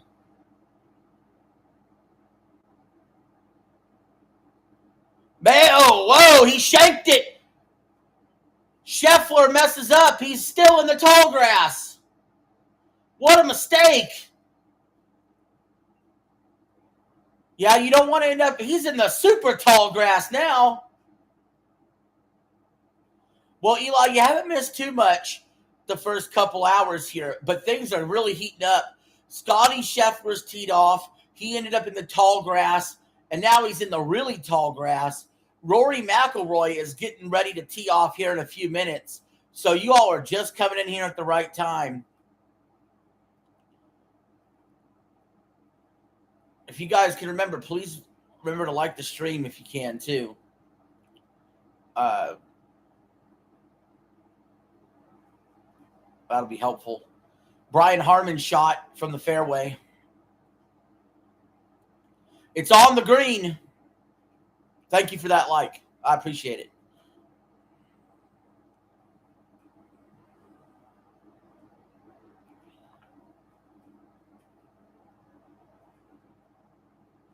Now we got Sam and Eli in the chat. Damn, 4 likes. That's nice.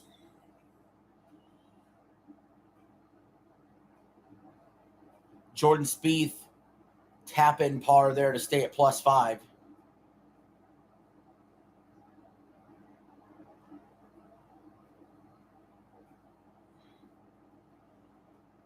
Cam Young gets it on the green, nearly in the hole.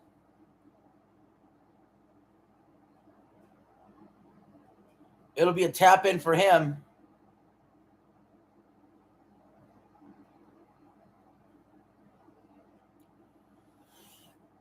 Fleetwood, long eagle putt, good for Fleetwood, who now goes to even par.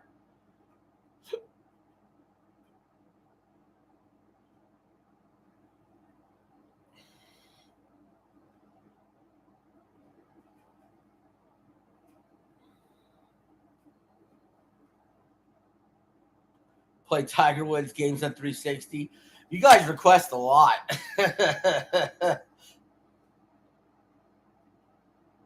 The Beach Boys. Well, I'll tell you what. I do have a new upload / streaming schedule that I'm going to try out. We can go back to double live streams on my days off. And we are going to go back to one video a day when I work. So days that I'm off, you should get an earlier stream and then a later stream. And then days I work, you should get an upload during the day and then an evening stream. So I hope you guys like the new setup. So that's going to be a little bit less videos. But you're going to see more like longer, higher quality videos. And you're going to see double live streams on off days. Starting this Monday. Scheffler gets it out of the tall grass and into the bunker. Scheffler is completely self-destructing. The number 1 golfer in the world. So I live stream pretty much every day. But should get double live streams on Saturdays and Mondays. And then you should get regular video uploads during the day on Tuesdays, Wednesdays, Thursdays, Fridays, and Sundays.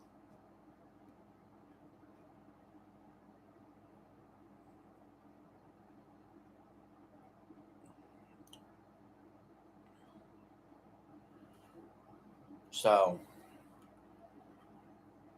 and I kind of noticed that because I've been doing like double video uploads, and that hasn't really been doing too much because the videos are nice, but the double video uploads aren't doing a whole lot. Because they're getting like single digit. Some of these are getting like single digit views, and so I need to like. I think this is the official shift of the channel more towards live streams than standalone videos. I do.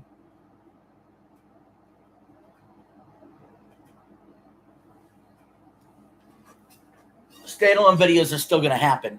I always have a lot of ideas for standalone videos, but they're definitely a backseat to the live streams now.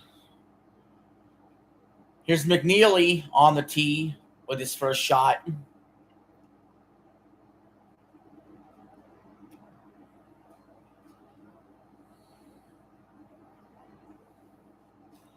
And here we go. Rory McIlroy is coming to the tee. My favorite golfer in the world right now. 6-time major champion. A Grand Slam winner. He's won a golf major at every single major. Rory on the tee. With his first shot. It's up. It's going left. Quite a bit left. It's going to end up in the tall grass. Just like Scotty Scheffler's shot did. Not a good tee shot for Rory at all. It's not how we want to start it off. Now here's Scotty Scheffler from the bunker, his 4th shot on the first hole.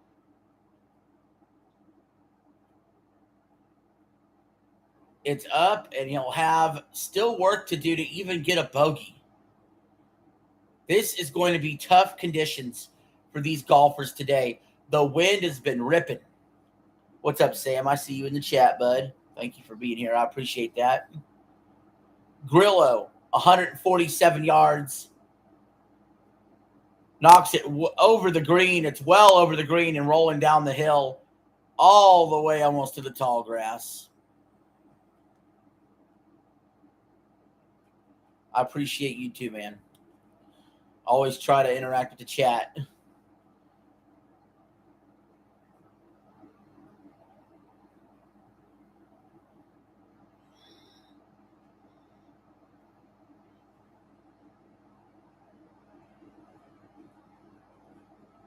Do you know any Brandons?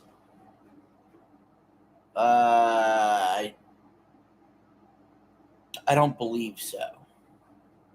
No. Scheffler now for a bogey. He's lining up his putt.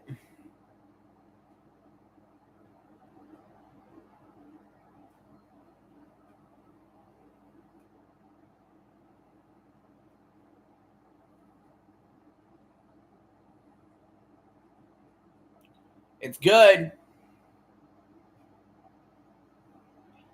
That'll put Scheffler at +1. That was a hard-fought bogey to just get. Difficult conditions here today at Shinnecock.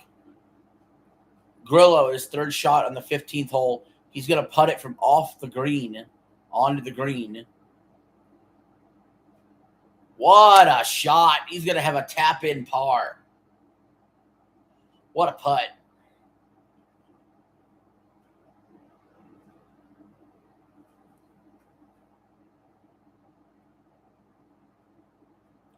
Now we got Brian Harman in the first hole looking for a par. He had a much better tee shot than Scheffler and still could end up with a bogey like Scheffler if he misses this. Harman makes his par. He's locked in. I believe Harman's won a major as well, too.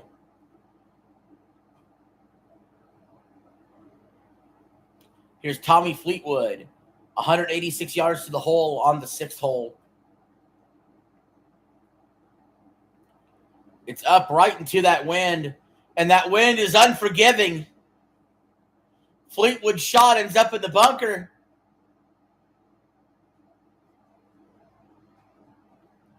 We are back at the first hole.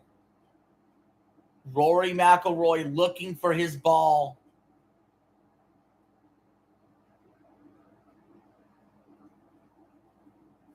But before we get to him,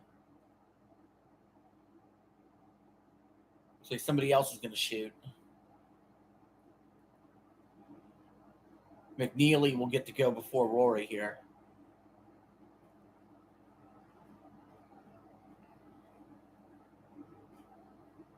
They're playing golf. That's correct. I want to play some Wii. That's what I want to do Wii Sports on. I want to do Wii Golf. I want to do some freaking Wii Golf right now. McNeely's shot is up. It's on the green, and it sticks the landing. He's going to have a decent look at birdie here. I don't have Wii. If I had a Wii right now, the only thing I'd want to play on right now is Wii Golf. I'm in that kind of mood.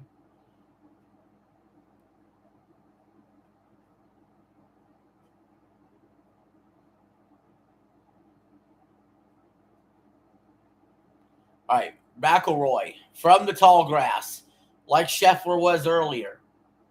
Can he get out of it? I don't have Switch 2 Sports or anything like that. McIlroy hits it over the green into the bunker. Just like Scotty Scheffler, he's going to have to come out of the bunker.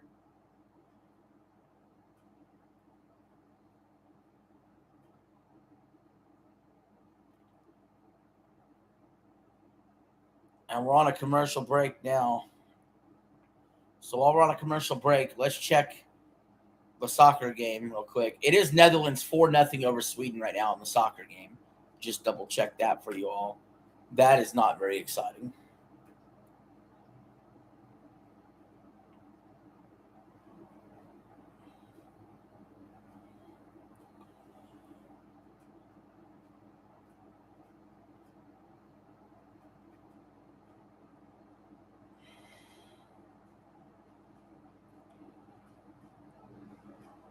Who's bad? Do do do do do do do do do do do do do. Who's bad? Who's bad? Who's bad? Who's bad?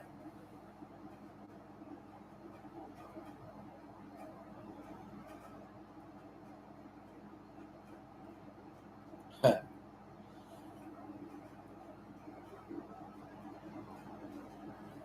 All right, ready? I'll do it for you. Do do do do do do do. YMCA. Do do do do do. YMCA.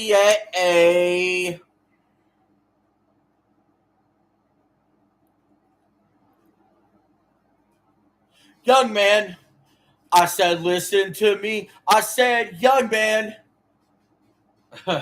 be what you be. I said, young man.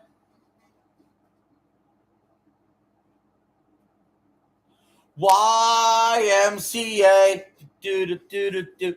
YMCA.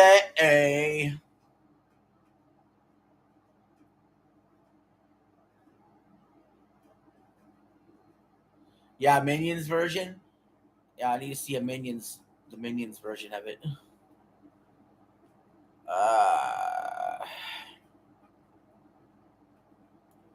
Let's see. I said, young man, you will chat in this chat. I said, young man, you're gonna like this stream. I said, young man, I'm gonna sing this for you. YMCA. Let's go.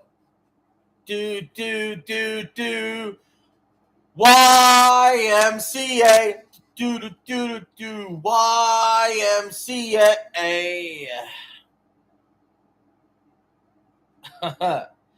Now, come on, man. Come on, man. Sam, if you haven't already given me that like, I earned your like. I earned your like, buddy.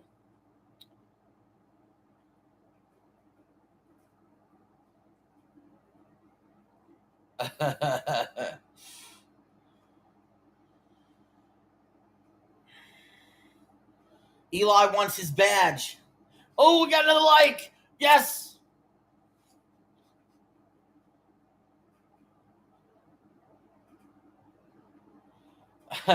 We're going to see Rory coming out of the bunker. What do you guys think? You think Rory's going to save par? You really like that? That was the best? All right. I know what you like, though. You want some of this. Ready?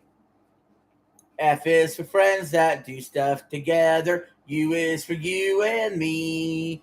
N is for anywhere, anytime at all. Down in the deep blue sea. All right, wish Rory luck. From the bunker. Oh, it's a brilliant bunker shot. Just absolutely brilliant by Rory. Rory's going to have a real good look at par. Now Scheffler off the second hole, par 3, with the 4-iron. Scheffler's in the bunker. Scheffler's went 2 holes in the bunker now. The world's number 1 is shaky right now off the tee. We're back to Rory. Can he save his par? Par is good on this golf course. It's going to be brutal out there. All right, he's eyeing it up. It's no gimme. Rory shoots. It's good. Rory has saved his par to the roar of the crowd. He begins his 3rd round at the U.S. Open. We got another like. Yes, we did, sir. Yes, we did. Tommy Fleetwood from the bunker. Oh, that is an absolutely brilliant shot. Only holing it out would be better. Spieth for par on the 14th hole at +5. He gets it. Jordan Spieth on this back 9. He had a double bogey and a bogey. It really dropped his score. Not real good. So, all right, we're back to Scotty Scheffler at the second hole with what looks like a very difficult bunker shot for him. He was definitely one of the favorites coming into this tournament. And let's see what he does out of the bunker here.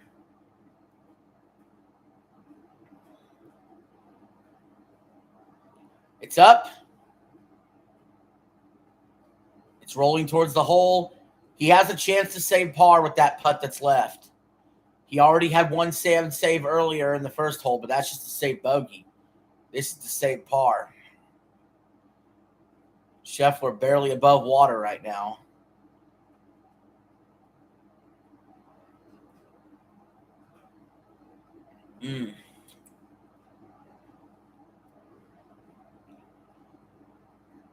I got the rakes out for the bunker.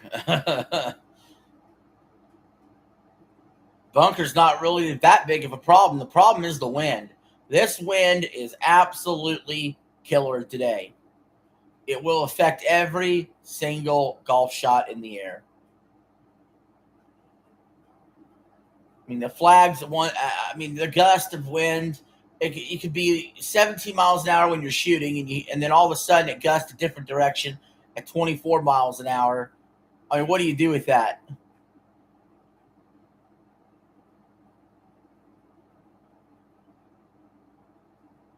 There ain't much you can do about it. All right, Brian Harman now lining up for a long birdie attempt at the second hole. He's going right at it. Just misses. He doesn't get too far past the hole, but he really went after that one, to his credit. All right. We're back at the seventh hole. Tommy Fleetwood on the par 3. Can he get that ball to stay up on the green? Yes, he can. It was in danger of rolling right off the hill into the bunker, but it stays up. And you could just see, if you could see it, the flag just whip it in the wind.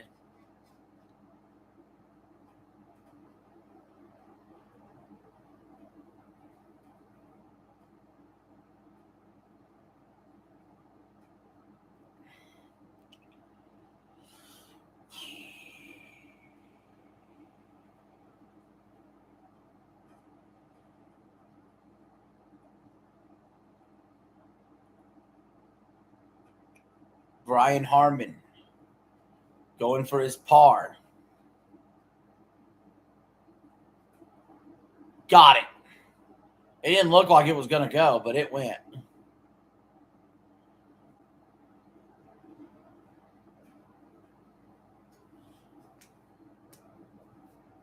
Scotty Scheffler is going to try to avoid starting off bogey.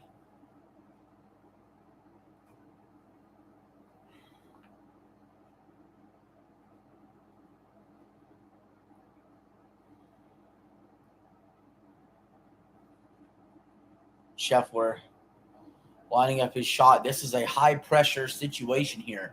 Every single shot matters in this tournament.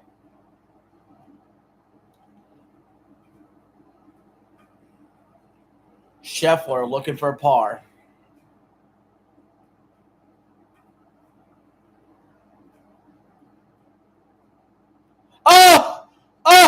It lips out. Scheffler taps in his bogey. Oh, man. Oh, that's brutal for Scotty. Starts the round off bogey. Oh, that's a killer. Now we're on a commercial break. Let's check in on the soccer score. Netherlands are up 4-1 on Sweden, so that's not really that competitive over there. But we are keeping an eye on what's going on with the World Cup too. But for the most part, this is a golf stream, guys. So I hope you are enjoying the stream.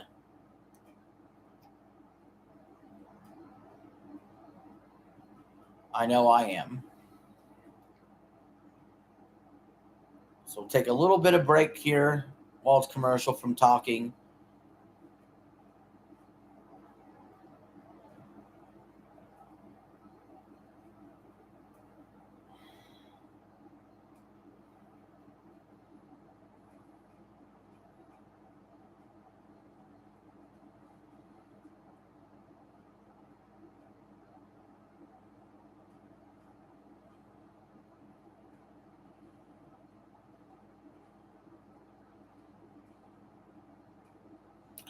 Oh, it's the other Sam account.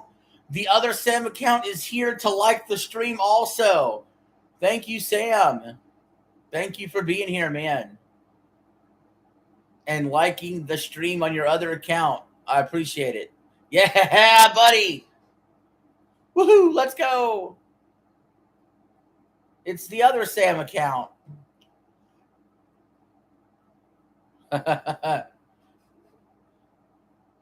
Yeah, bud.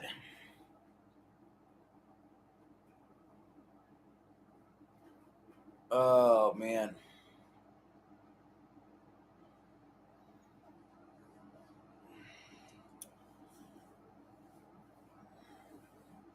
You see,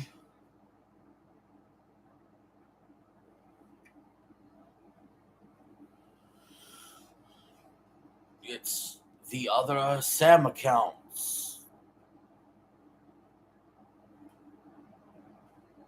2A and 2B. Where's 1D at?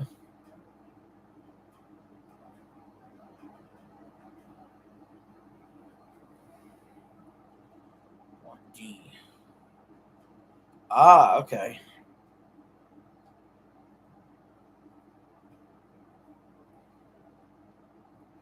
USA is Wednesday, July 1st.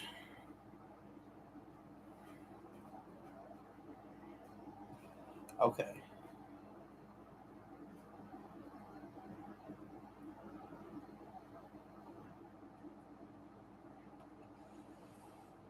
Oh.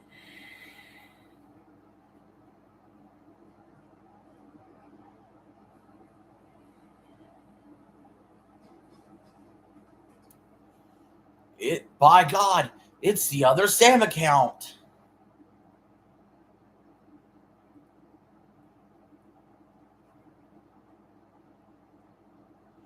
Do you believe in miracles? Do we play?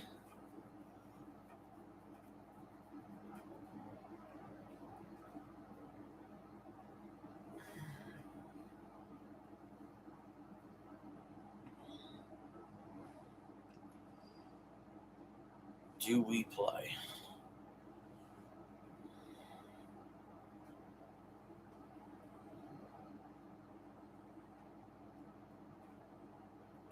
McNeely on his tee shot at the second on the par 3. Gets it on the green. Miracle League song.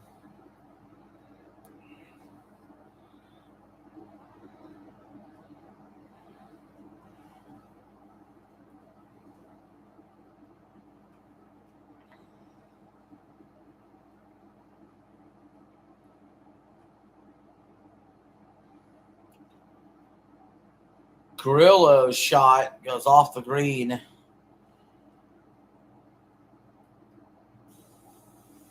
Here we go. Rory McIlroy from the second hole taking the 5-iron up. It's a 229 par 3. Rory's shot is high. And on the green. Well, if it stays on, it's rolling. It's rolling. It's on the fringe. Woefully short of the hole.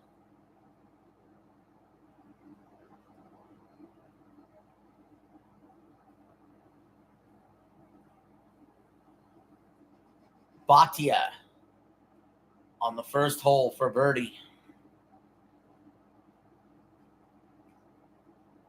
Oh, I hate people that putt like that. It seems so wrong.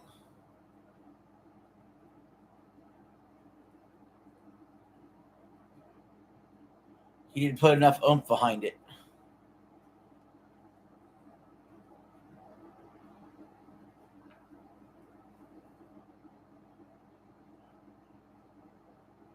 Hello, hello. Rory's second shot.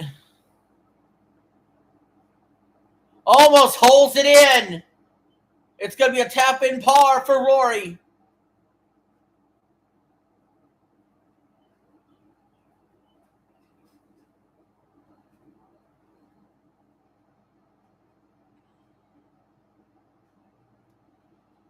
Hurrah, hurrah. I know it's better too. Hurrah, hurrah.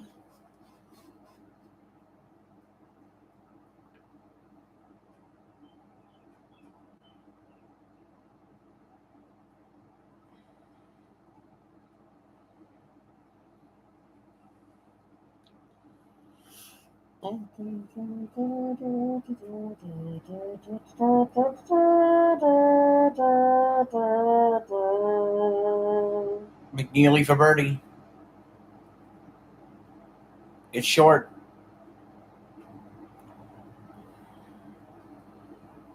And a tap in there for McNeely.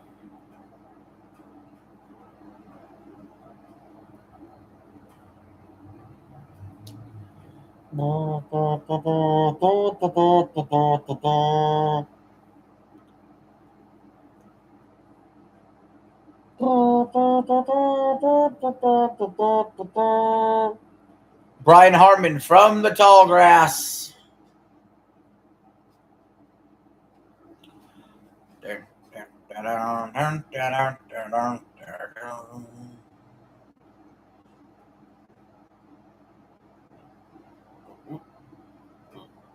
Ooh. 206 yards to the hole on this par 5 for Brian Harman's second shot. It's up. And he's on the green in 2. That's a long way to eagle.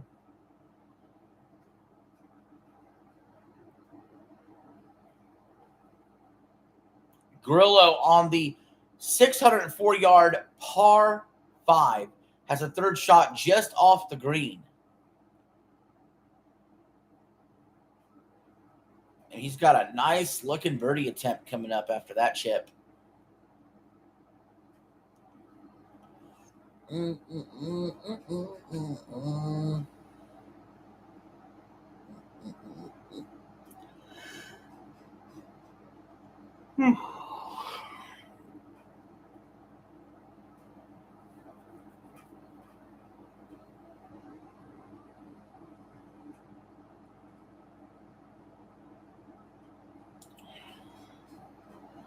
Here we go. Scotty Scheffler also in the tall grass again.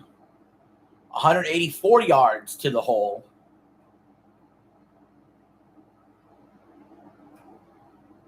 He bogeyed the first 2. He needs to do something here. At least a birdie.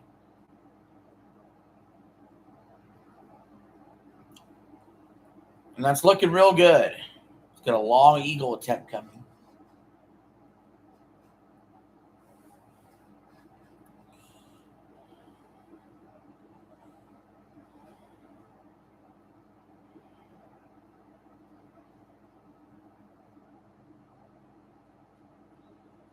Grillo taps in his birdie to go -1. Grillo has had 5 birdies and 1 bogey on the day, in addition to several pars.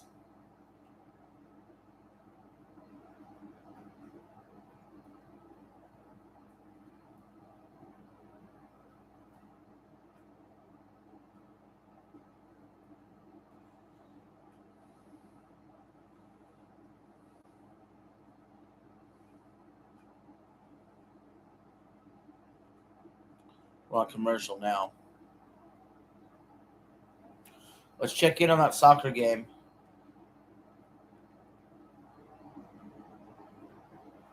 Yeah, Netherlands are still up 4-1 with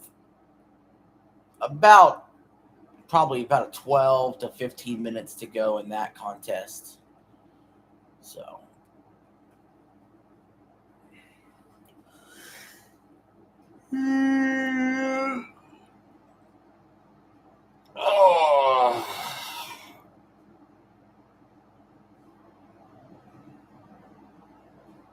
Oh, shoot.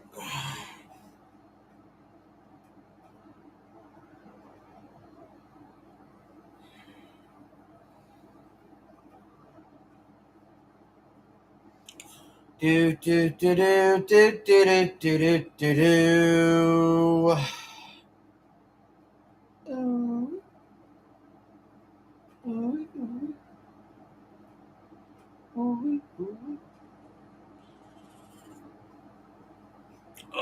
Commercial. Commercial.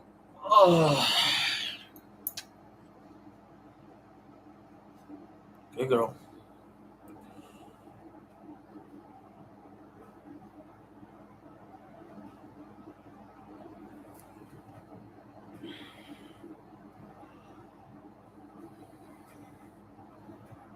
Hello, hello. Oh. Doodles. I love you, Doodle Bear. You good girl? Thank you, bud.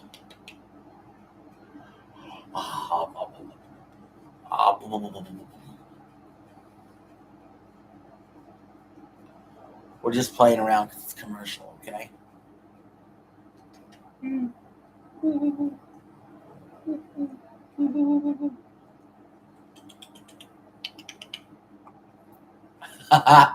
Yes.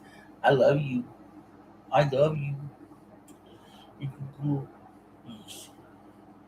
It's good, Doodle Bear.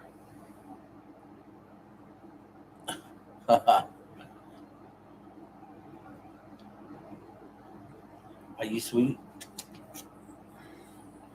Are you sweet? Yes. It's good. It's good.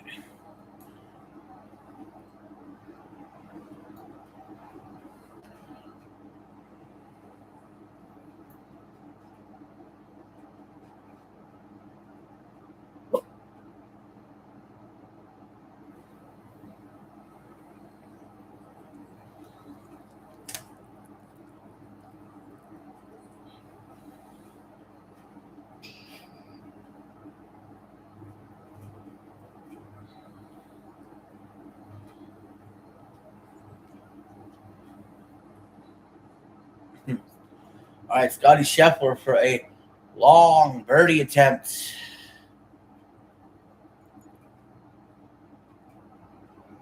Just shy. He'll be able to tap in a par.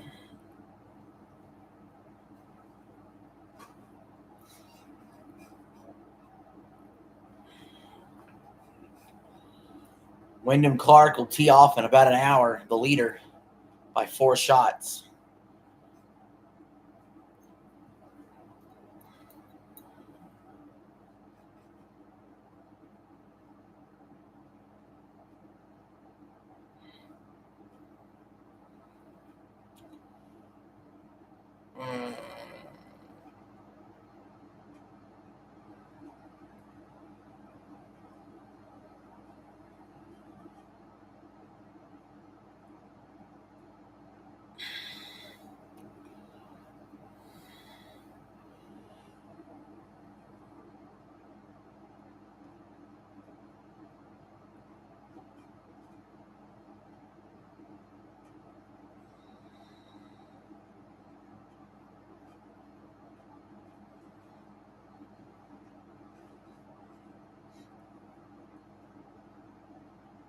I think I'll do.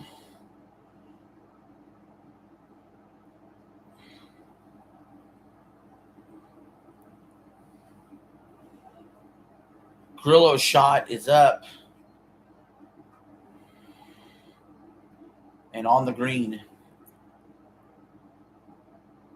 It's rolling off into the bunker.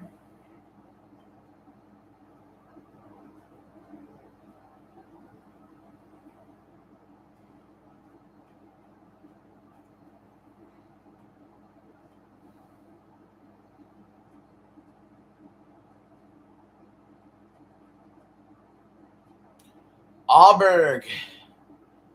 Wow. Had quite a backspin there.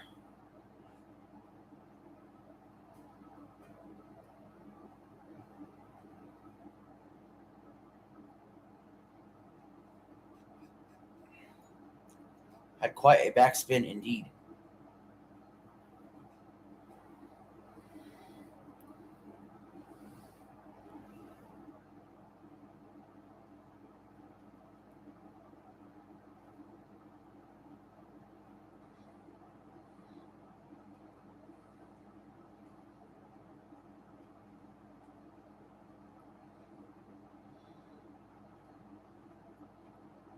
McNeely's shot. It's up and on the green.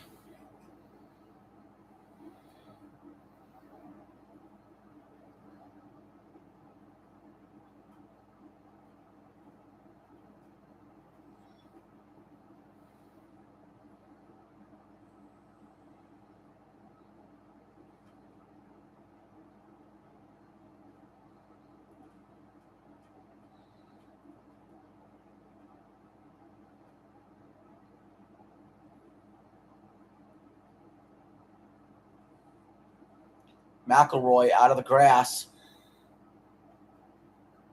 186 yards to the hole.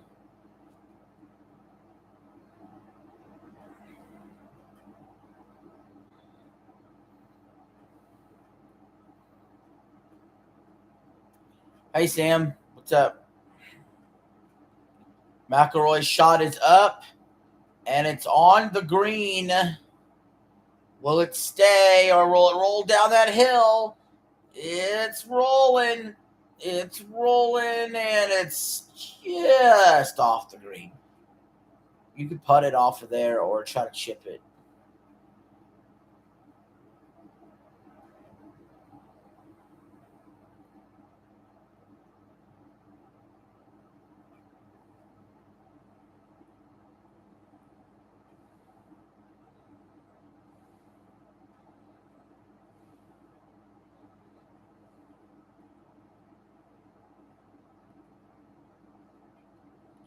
Gary Woodland misses his birdie putt.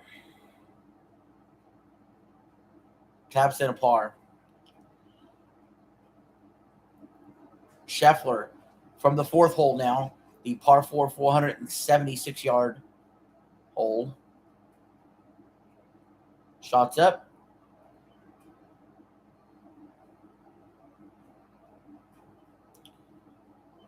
Oh, it takes a weird little bounce there. I think it's on the fairway.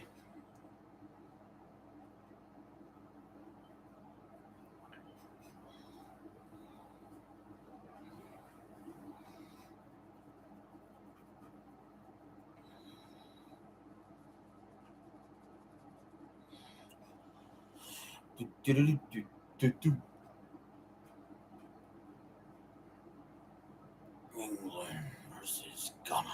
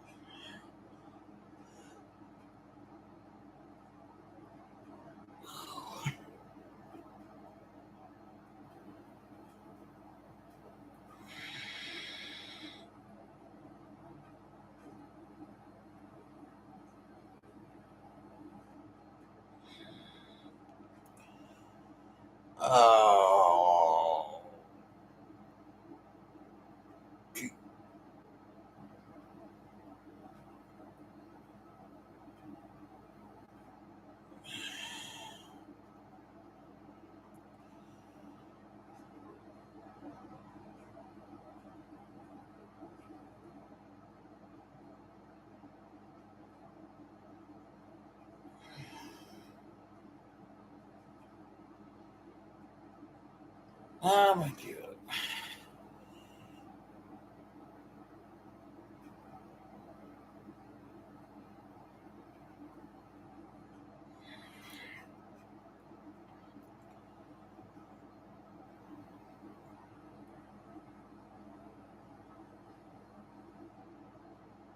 Oh, yeah, Night of Champions, though.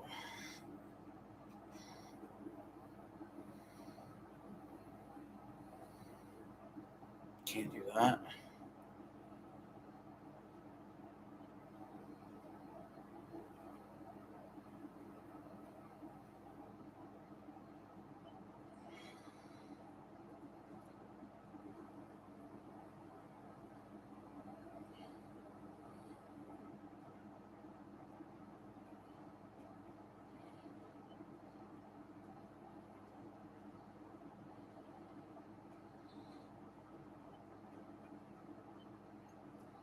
Shot is up by Russell and no good. NBC, bud.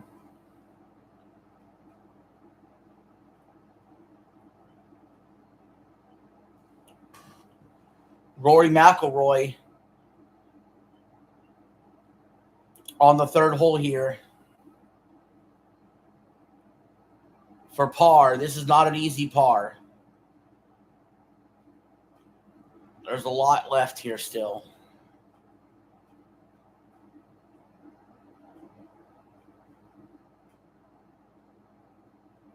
He misses.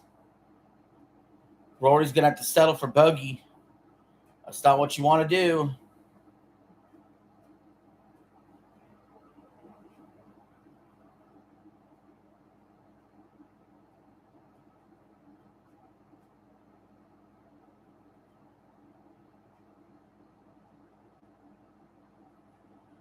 All right, Scotty Scheffler. 139 yards to the hole on the par 4 fourth hole. +2 today, +2 overall for the tournament. 9 shots behind the leader. Scheffler puts it up.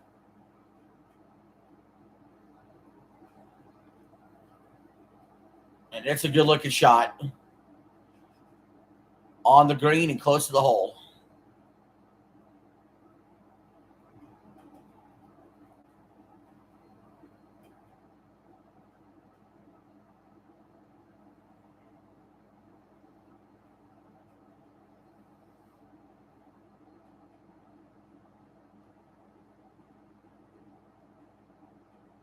Yeah, Sweden's getting their ass beat. I've been keeping an eye on that game. Last I checked, it was 4-1 Netherlands.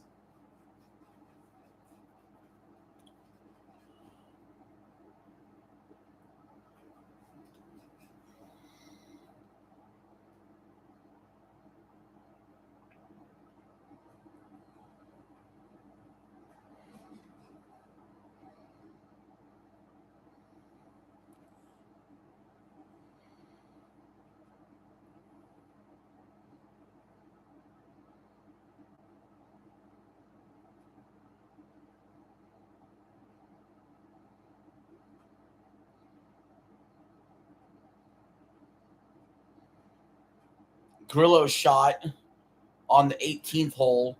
He's definitely made some moves to get as far up the leaderboard as he has.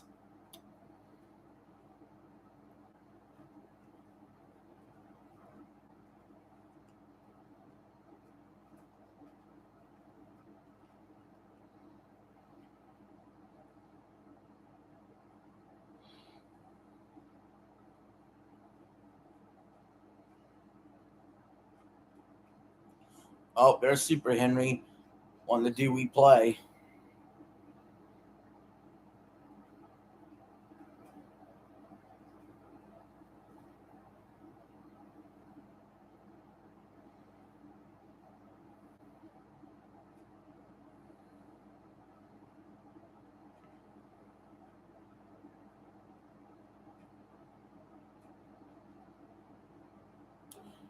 Storage Wars is on, so that'll be your background sound.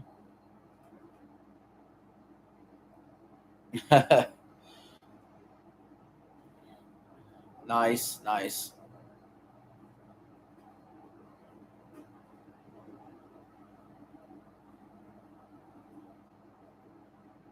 6 likes. Awesome. Awesome.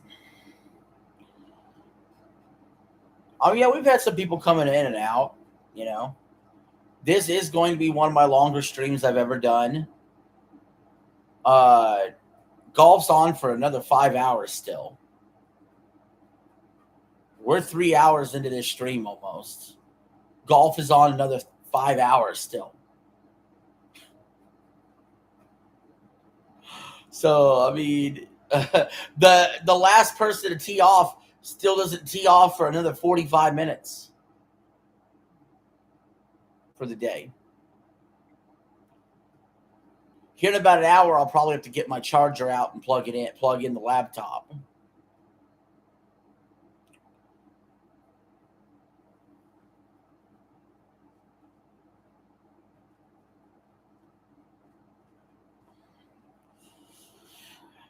So I don't know if this stream is going to pass the 8 hours and 19-minute MLB stream, but if we,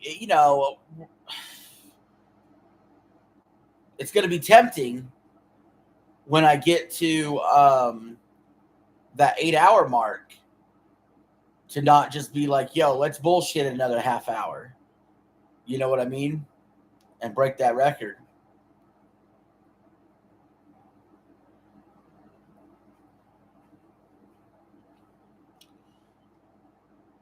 Man, we're on commercial now. It's good. I think the soccer game's already over officially, isn't it?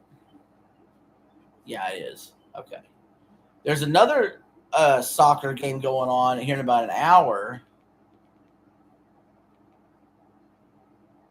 Ivory Coast versus Ecuador. So I'll keep an eye on that. Also, we're going to keep an eye on well, no, that's all we're keeping an eye on. My bad.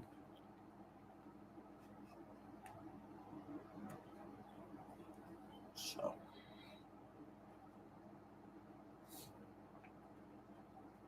yeah, Ivory Coast and Ecuador, we'll keep an eye on it. But mostly we're going to be paying attention to golf and chatting.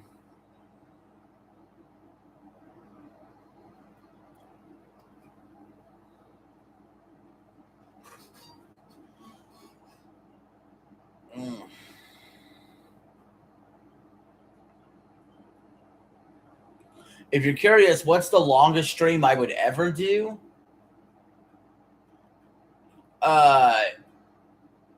YouTubers could do about a 12-hour stream, and you got to, like, for some reason I noticed this, because even 24-hour streams, they do 2 parts of 12 hours. So I think that's really the max, is like you want to do like 11 hours and 55 minutes or something like that. And I've never done anything like that. I don't know if I ever will do anything that long, but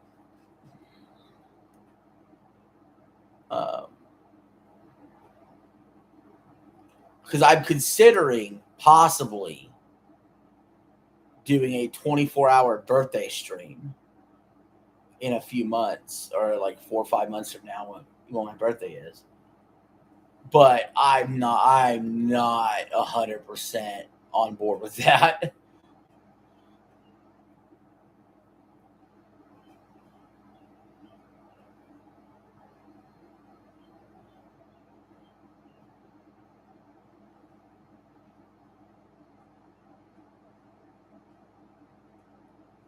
Hi, Super Henry. What's up, man? Xander Schauffele and Sam Stevens will tee off here in about 35 minutes, both from the United States,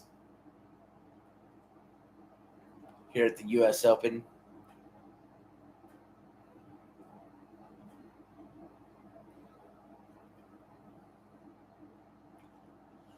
Wyndham Clark and Matt Fitzpatrick tee off at here in about 45 minutes from now. They're the final pairing. Wyndham Clark's your leader at -7. The 24-hour one I could honestly say is never happening. The 12-hour stream can happen. It's possible. Because Oh, Scheffler just missed a really bad putt. Spieth for par, and then I'll explain the stream part. He misses. He walked up to it. He knew he missed right away. Okay, the 12-hour stream could happen. Maybe it's a 12-hour birthday stream or something like that. 12-hour New Year's stream. I don't know. But something could prompt me to do a 12-hour stream one day.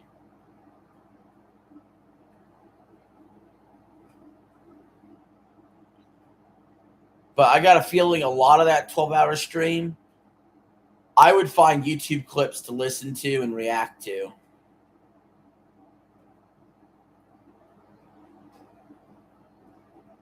And chocolate chat.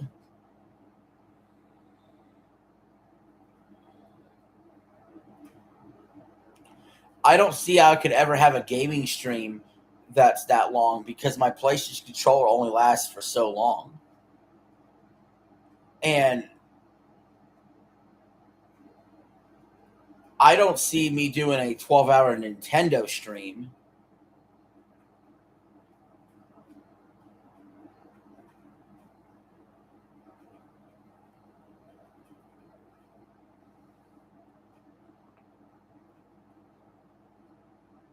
Wouldn't that be something if I did like a 12-hour Nintendo stream? I did like freaking Ocarina of Time when it comes out.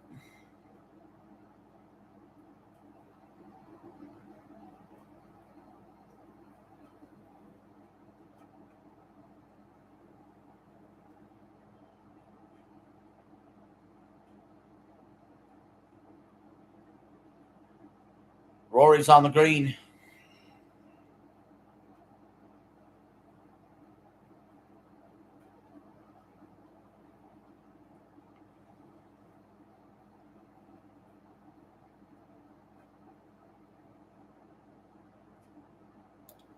Rasputin.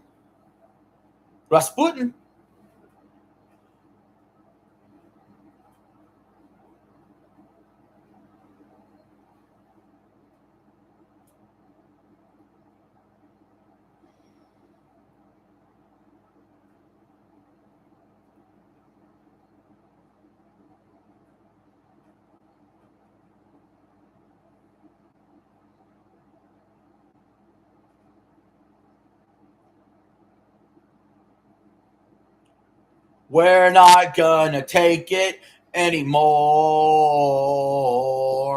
Whoa. Whoa.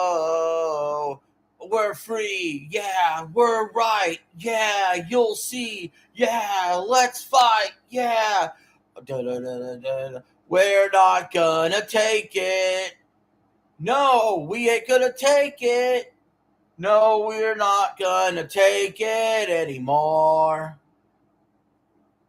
Sing Michael Jackson. Do do do do do do do do. Beat it. Billie Jean, not my lover. She's just a girl. I'm the one. Do do do do do do do do do do do do do do do do do do do. Thriller. I'm bad, I'm bad, I'm bad, I'm bad, I'm bad. Oh yeah. I'm bad, I'm bad, I'm bad, I'm bad. Oh yeah.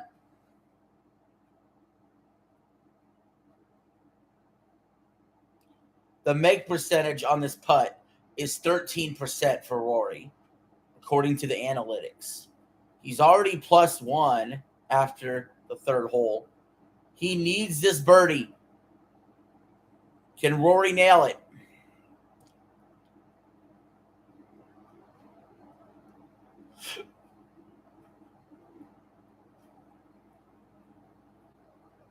It's short. He's going to have a tap in par.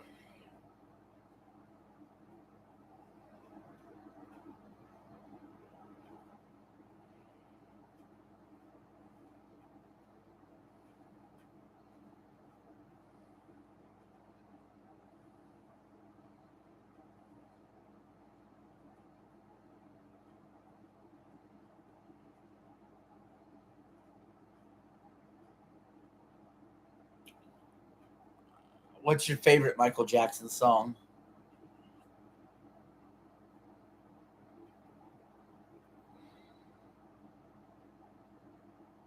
McNeely here for birdie. Remember, he's paired up with Rory. It's good. McNeely has started off today 1 under. Rory has started off today 1 over.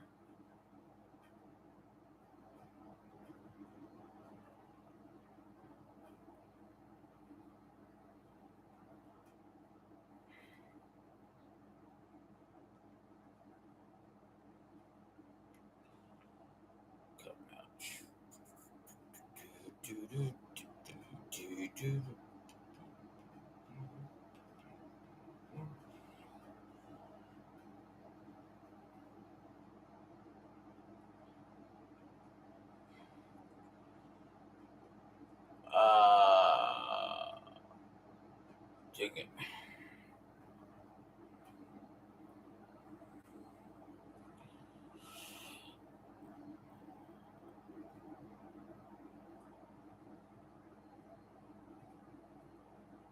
All right, Grillo here on the 18th hole, looking to be the leader in the clubhouse after the third round. He's at even par. His make percentage chance on this 34-foot putt is only 6%. He bogeyed the last hole. He birdied the previous hole. He had a stretch of 4 birdies from hole 6 to 9 earlier today. Now he's got another chance at birdie here.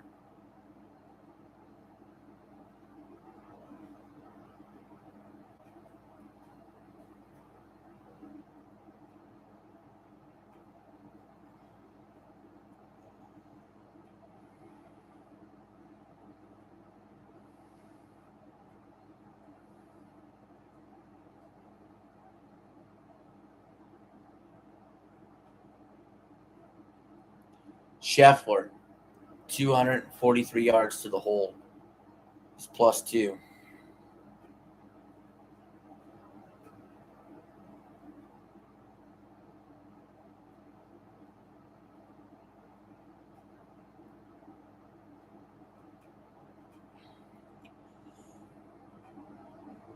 He doesn't end up in a bunker, but he's still not on the green.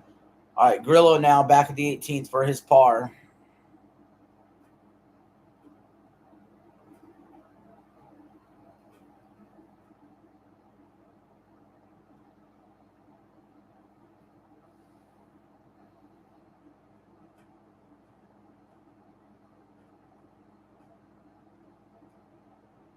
And he hits it, so he ends even par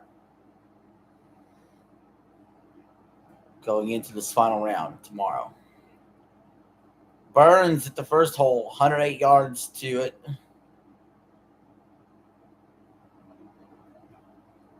Gets it on the green.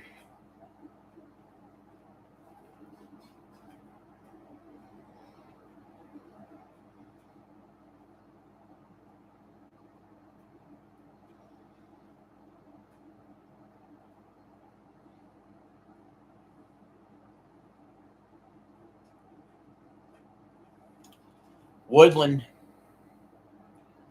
gets it on the green as well.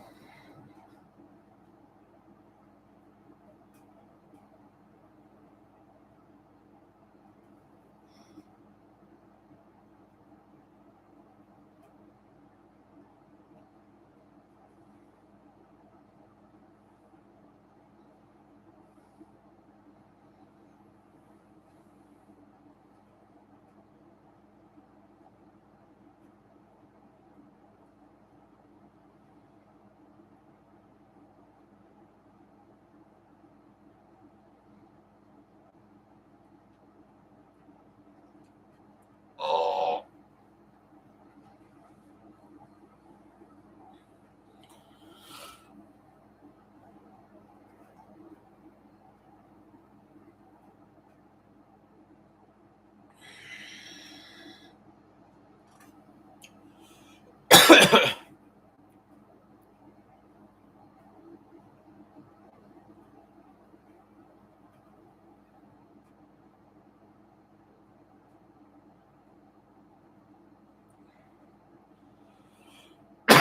I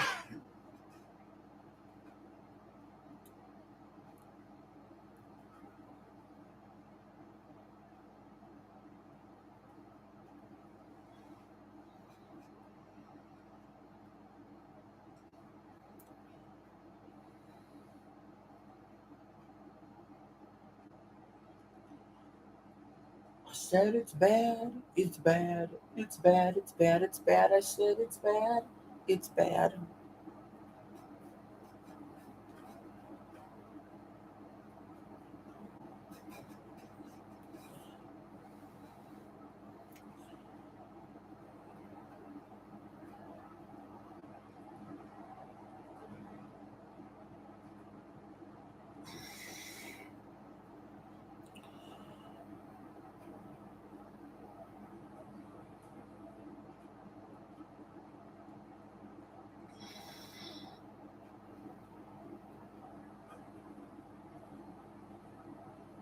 I said it's bad, it's bad.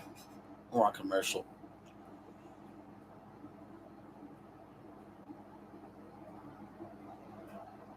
Oh man, okay. I think I have my get my stream set up here.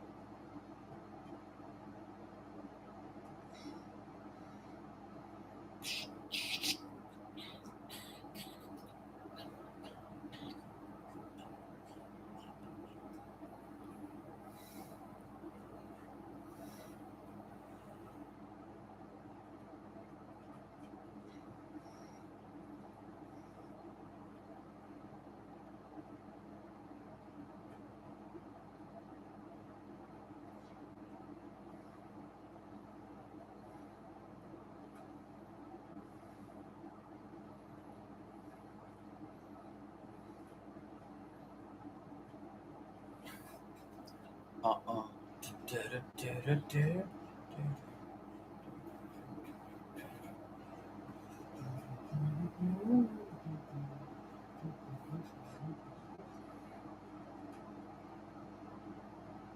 Record Sunday bid.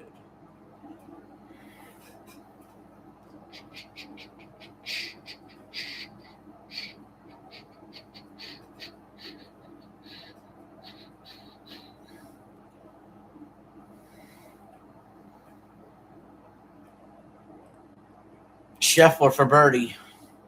He needs this.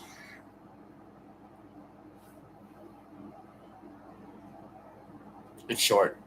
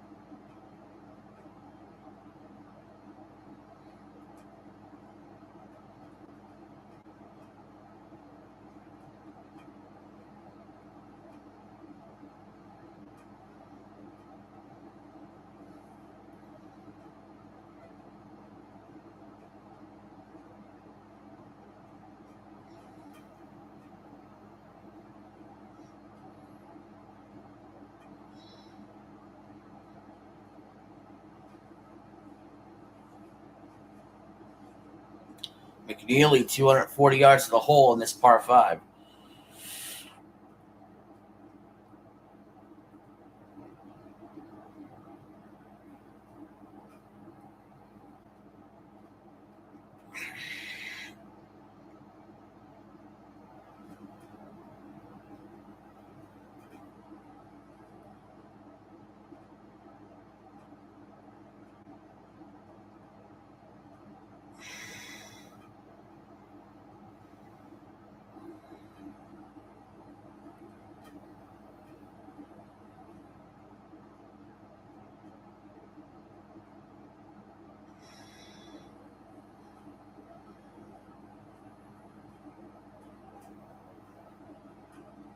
Rory trying to figure out what he wants to do.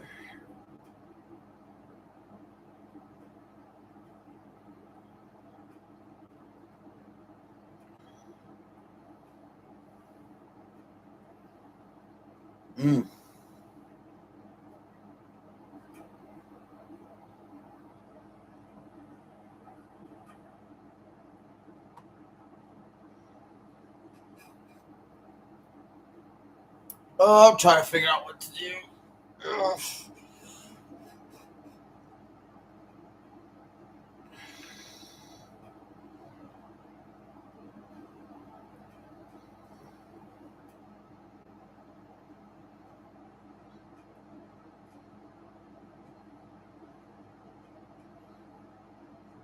He's short of the green.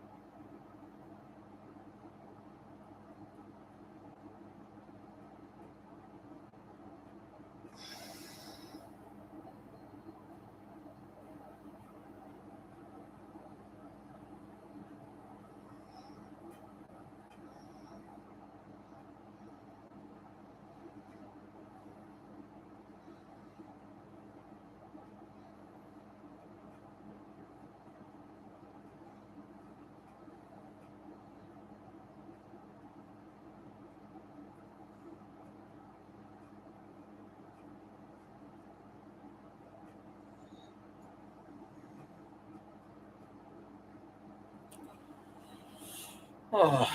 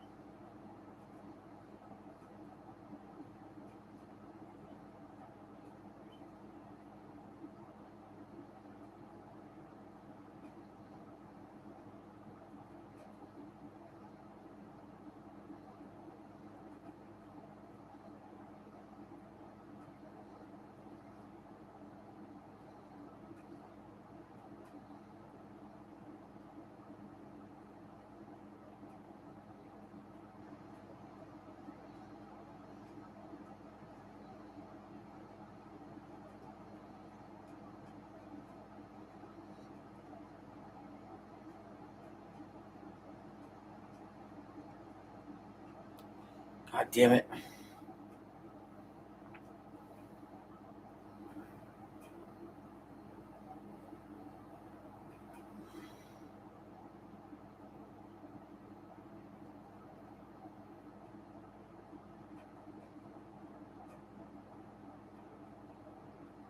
See, I can't do that.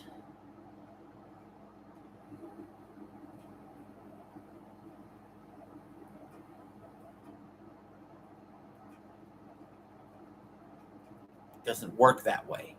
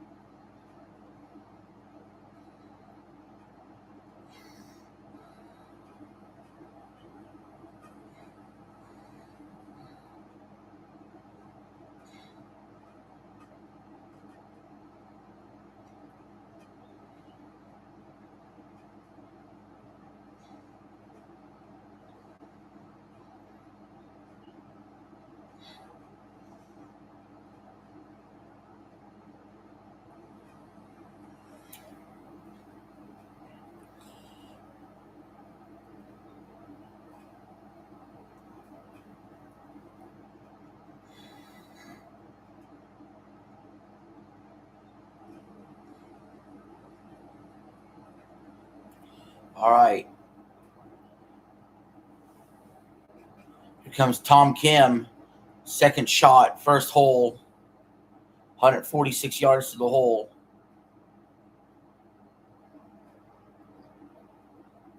121-mile-per-hour ball speed, apex of 80 feet. It goes up and over the hole, and in fact, it's going to roll downhill off the green. That's unfortunate for Tom Kim there.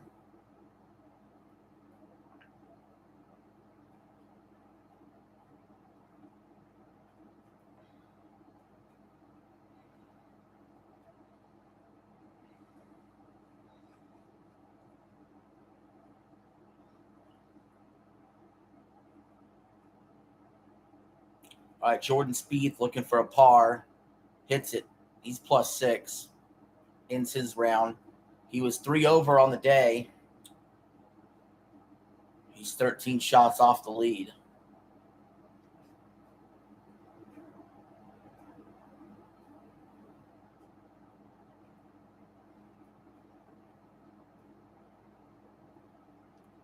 Wow, fucker. Oh, all right.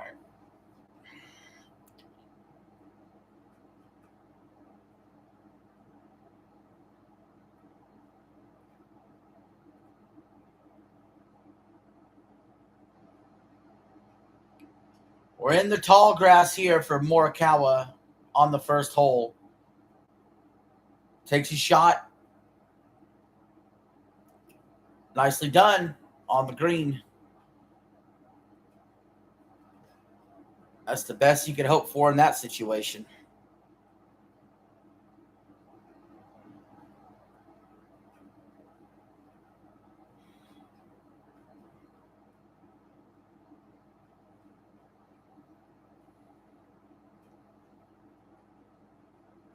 We're on commercial now.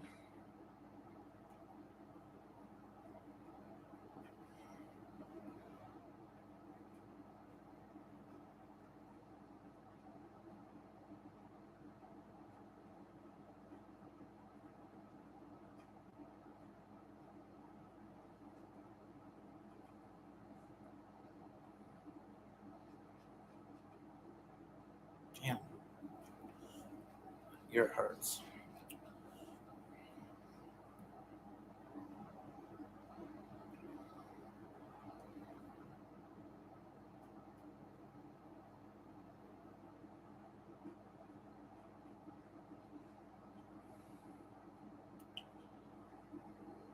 Oh.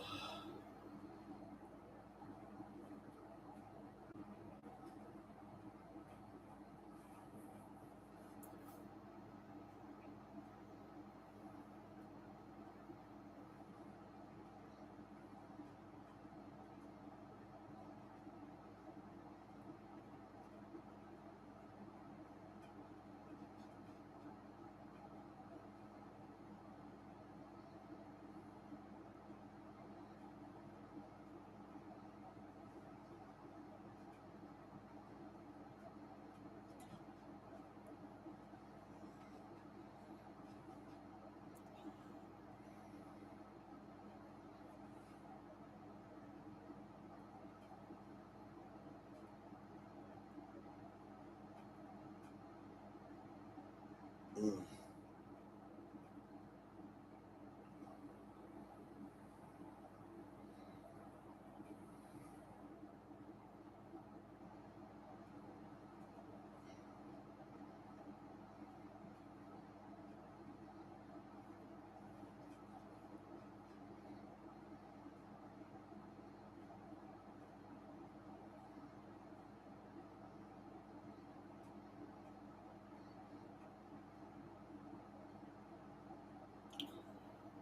What's going on, guys?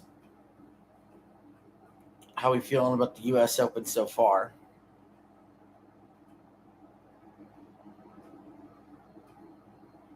Are we feeling good?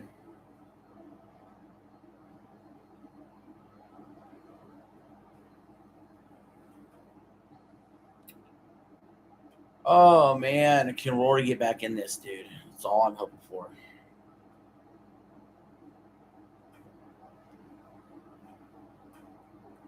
Can Rory get back into this?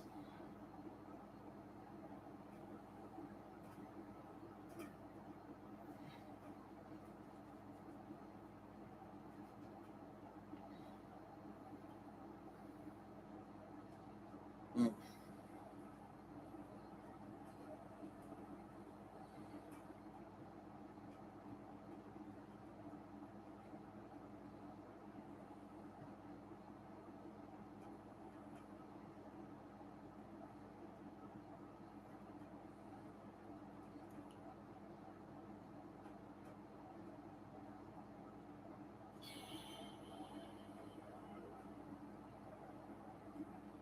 We got the second to last pairing coming up.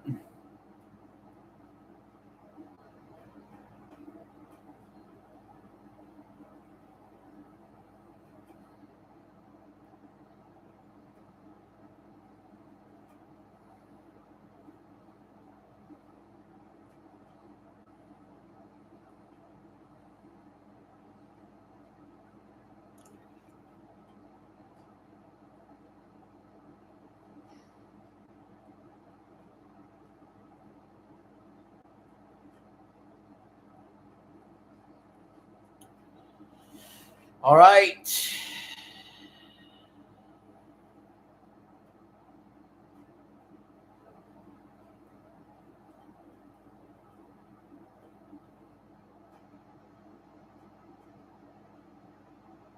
That's well off to the left.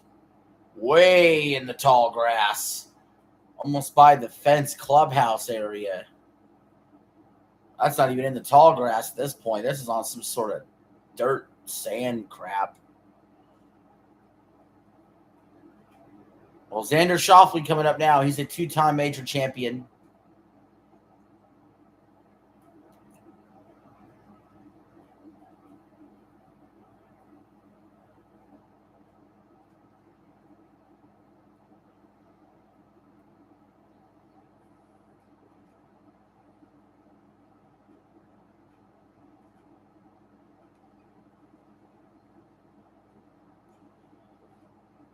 His shot's more centered, it looks like. Yeah, his shot's in the fairway.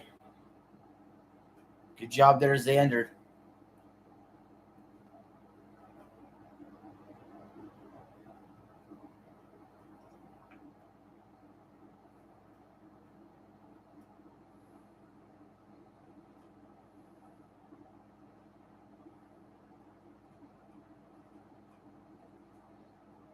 Tom Kim works his way closer to the hole there. McNeely, third shot on the sixth hole.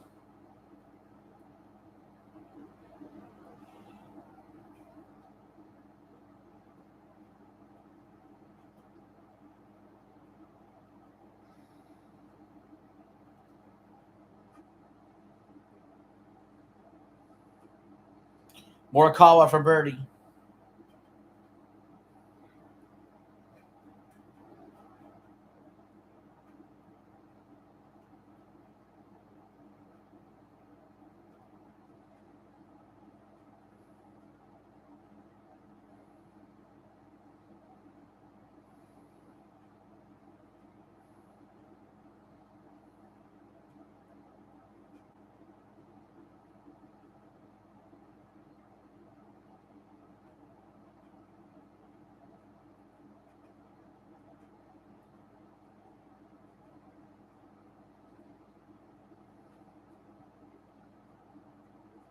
Oh, what a shot by McIlroy! A birdie!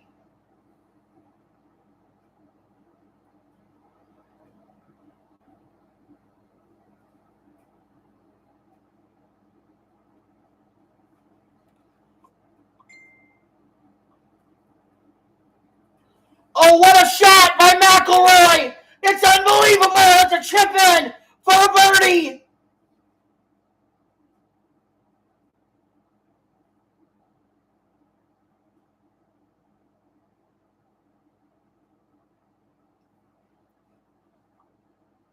What a shot by McIlroy! It's a chip in for a birdie!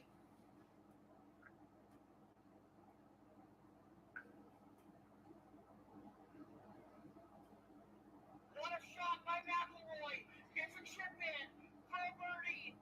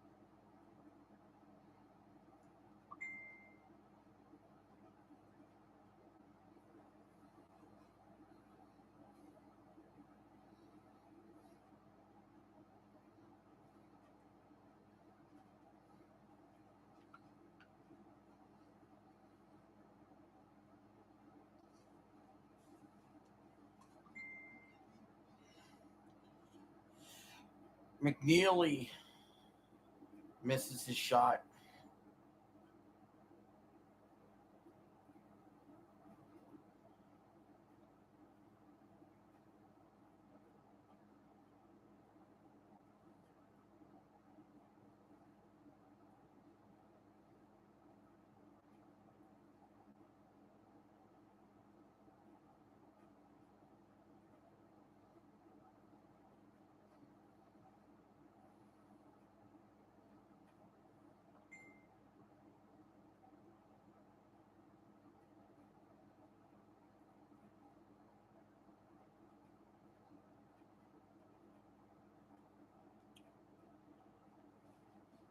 Oh, jeez.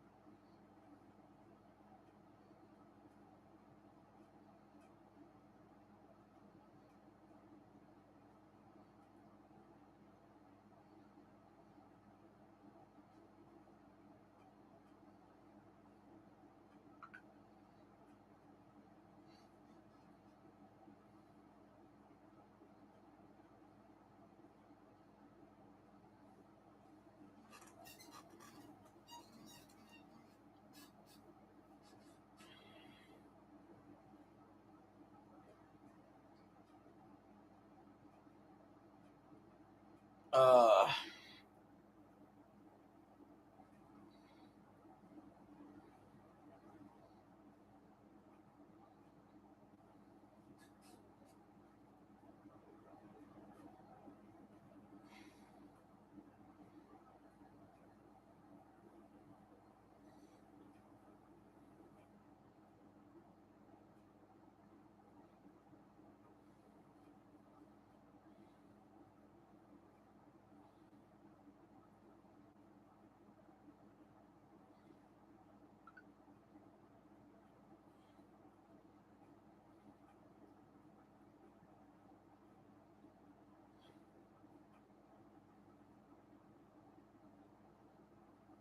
oh, let's just do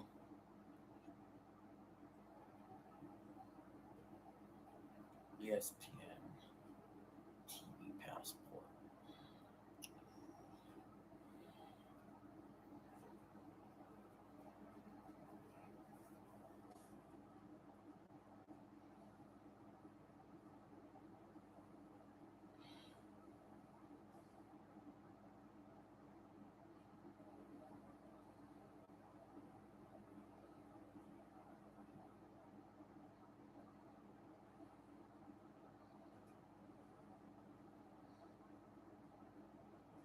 What a shot out of the dirt stuff right there.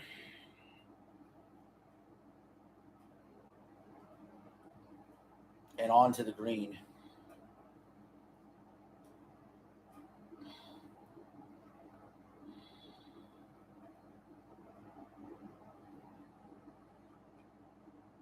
McNeely's had bogey in the previous 2 rounds on the 7th hole, the par 378 yarder. Let's see if he tries a different approach, coming up with the 8 iron. And that's a good looking shot. That is a good looking golf shot. That's going to set him up real nicely to get a birdie, a hole that he bogeyed twice the last 2 days. Now we have Justin Rose on the 11th. He's +3 overall. This is a par 369 yarder. Oh my! About a foot away from a hole in one.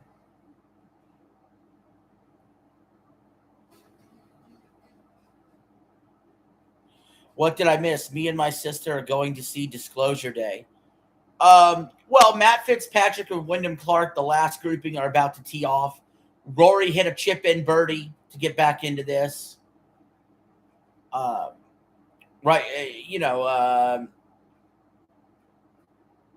Morikawa's playing well. Wyndham Clark's still your leader. No one's made giant moves up the leaderboard. But if you are seeing Disclosure Day, I gotta say, Eli, that's a good film. I gave that an 8 out of 10. I think it's a good film. I think you'll like it. I do. Matt Fitzpatrick, the 2022 U.S. Open winner, will be teeing off. We do have several past major winners in the top of the leaderboard. Xander Schauffele, 2-time major champion. Matt Fitzpatrick, of course. Morikawa. McIlroy, the 6-time major champion, in there as well.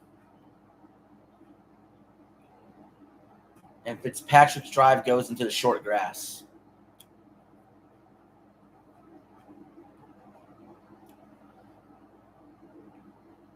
I hope you didn't watch if you watched my Disclosure Day review, I hope I didn't spoil it too much for you.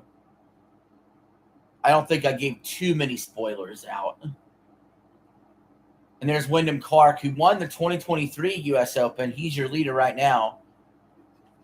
Paired up with the 2022 U.S. Open winner. Oh, you didn't watch it? Good, good. Maybe you could watch my review after you see the movie. Because I gave it an 8 out of 10, so.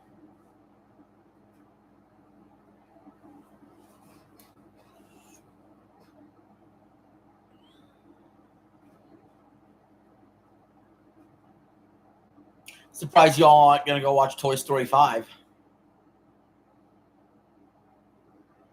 I'm going to go see that on Disney Plus eventually.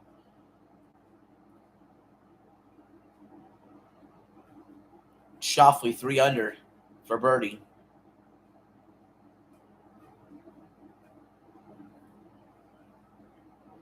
Puts his way up there.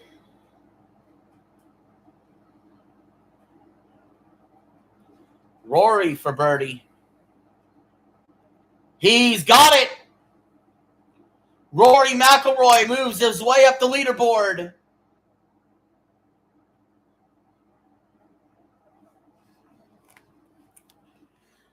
My nephew's first movie he's going to go see it in theaters is Moana live action. That's not a bad movie to start with. Stevens hits the birdie. That puts him at 4 under and in second place alone. 3 shots behind Wyndham Clark.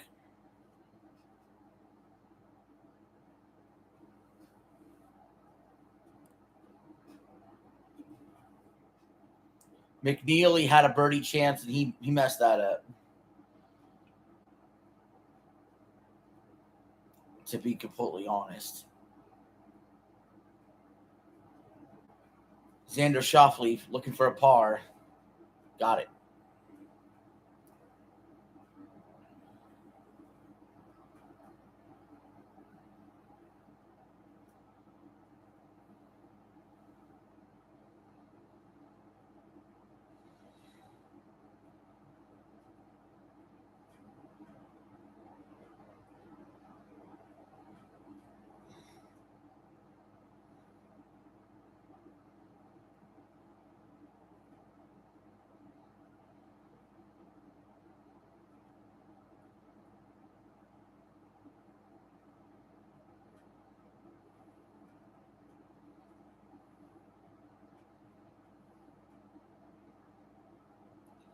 Tom Kim lining up for a par. Blew it past the hole.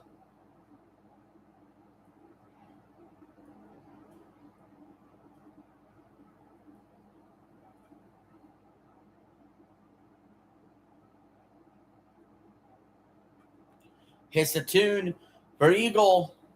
Misses it. He had a good opportunity there for Eagle.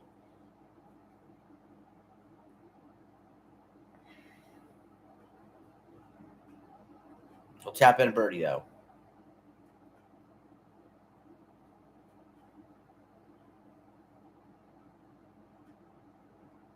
Scotty Scheffler on the 8th hole.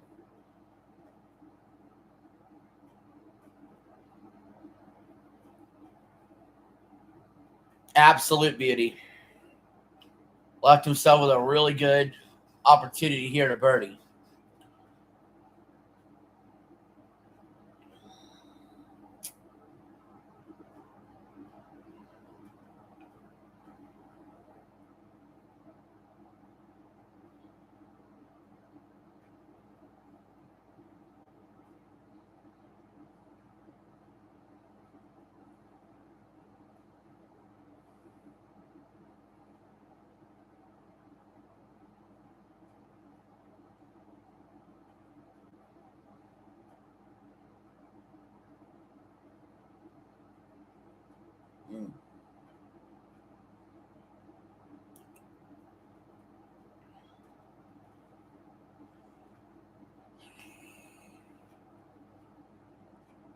From the short grass, Matt Fitzpatrick, first hole.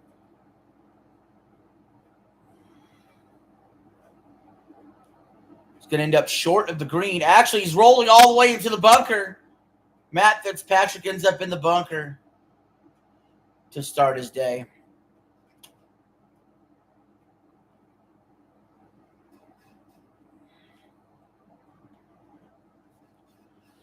Wyndham Clark, your leader on the fairway. First hole, 133 yards to the hole, 15-mile-per-hour wind going against him.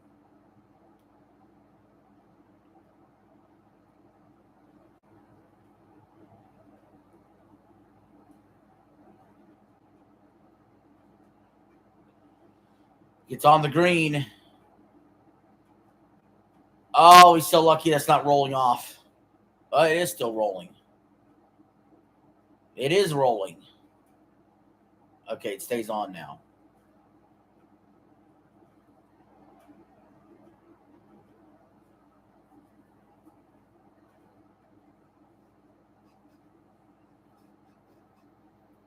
Wimbledon day 1.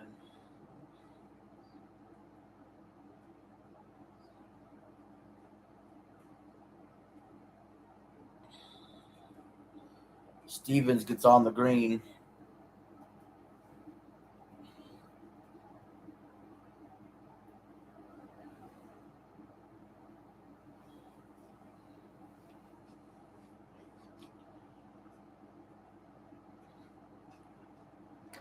Now let's check that soccer game real quick. I haven't checked it at all. Oh wait, it doesn't start till 8 minutes from now. Okay. Schauffele on the second hole, par 3. Right in the bunker.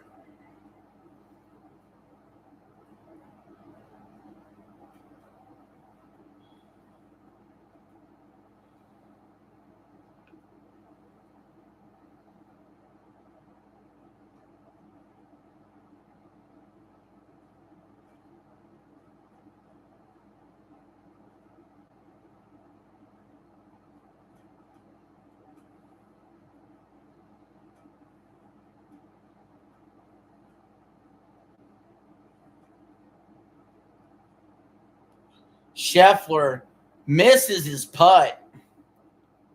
Oh, he's having quite a day. We're back to the first hole. Matt Fitzpatrick is in the bunker.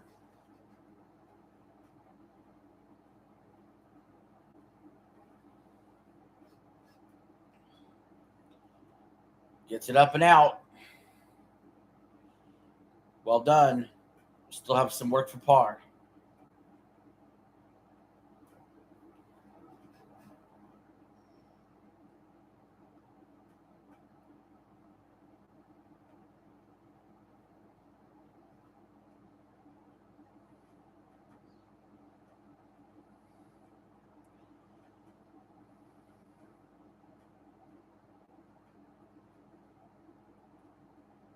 What's my top game and movie trilogies?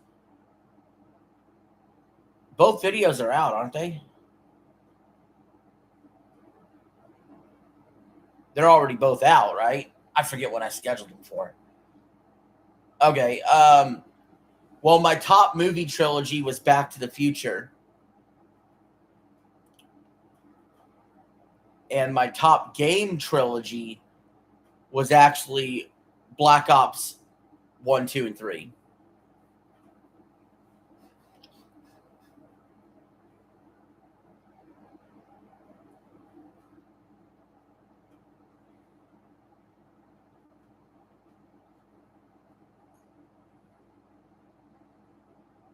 So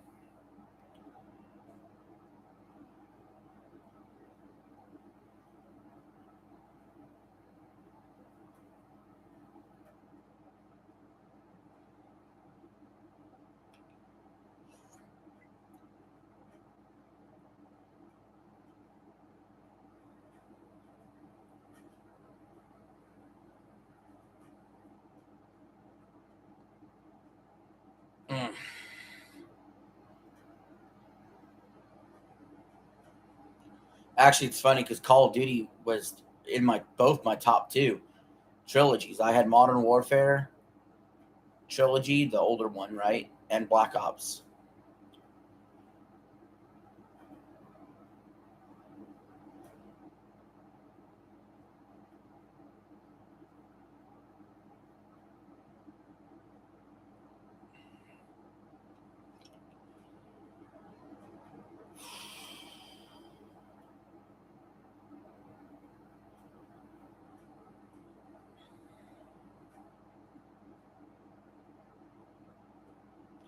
I recorded about an hour worth of video for the tier list video.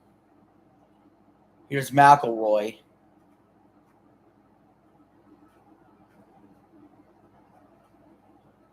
Gets it on the green. Oh, no, he doesn't. It's rolling off.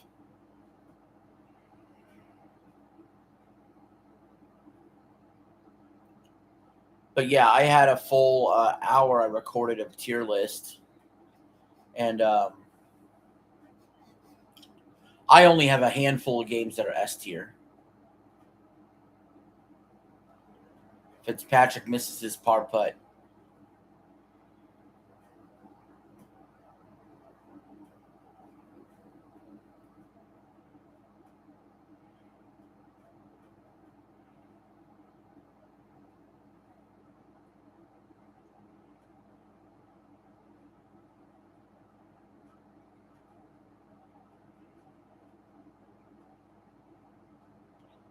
Wyndham Clark for par. Misses it. Clark drops a shot to the rest of the field.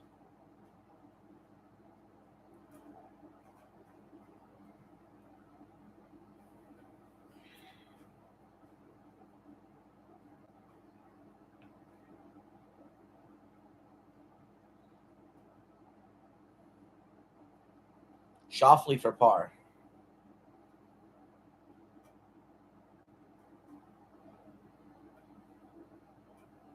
Gets it.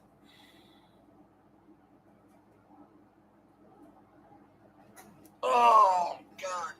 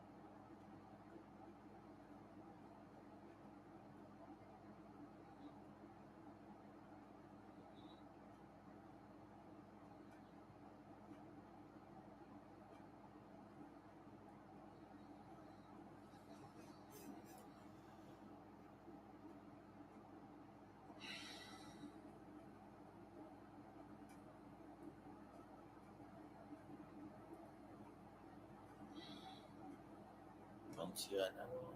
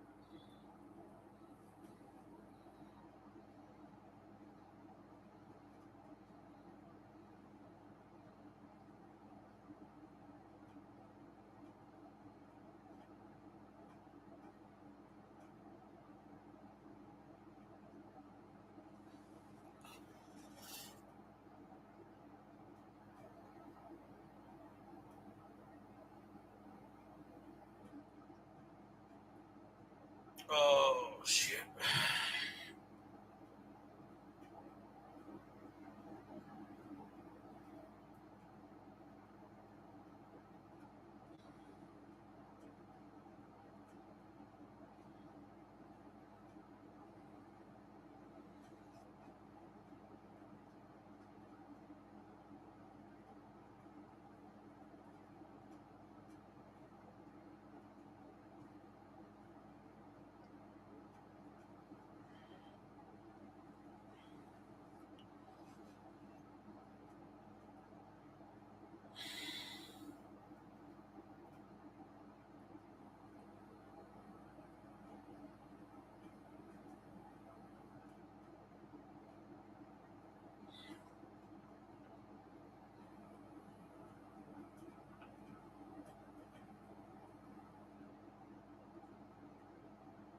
I think I got all that sorted out.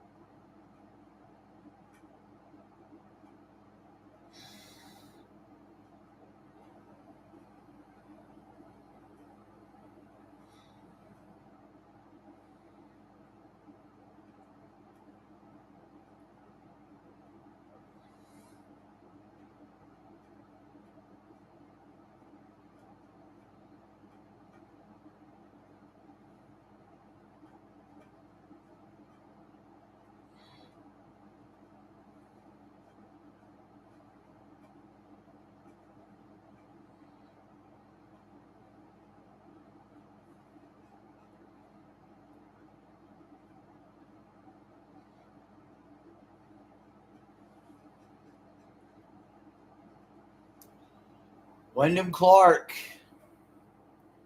with a par. Stays 2 shots in the lead. Morikawa looking for a par to stay tied for 4th. No good.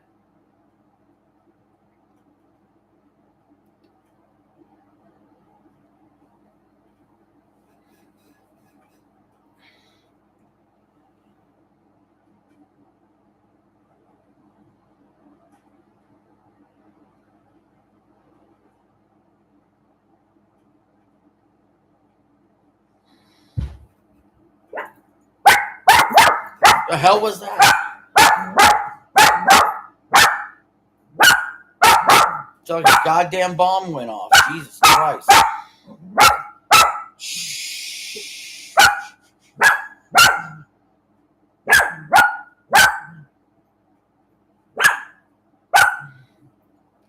Hey, Booty Bears.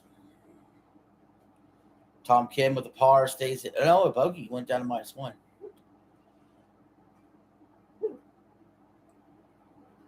All right, so a few things.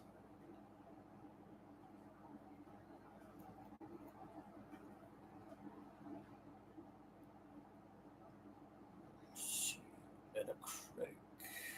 Oh, recent games.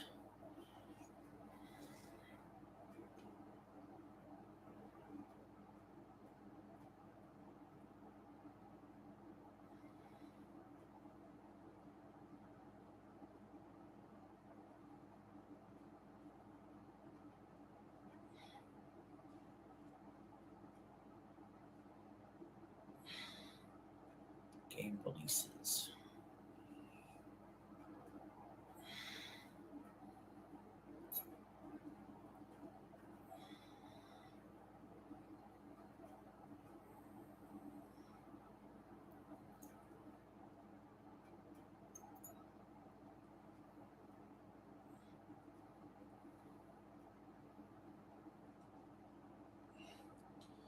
EA Sports UFC 6.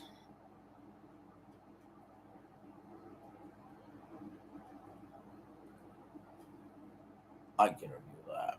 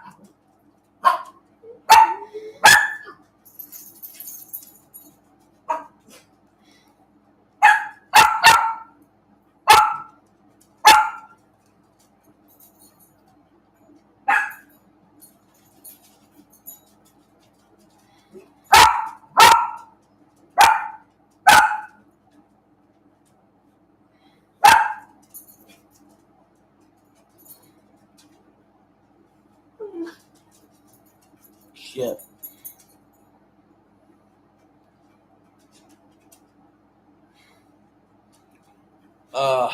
God.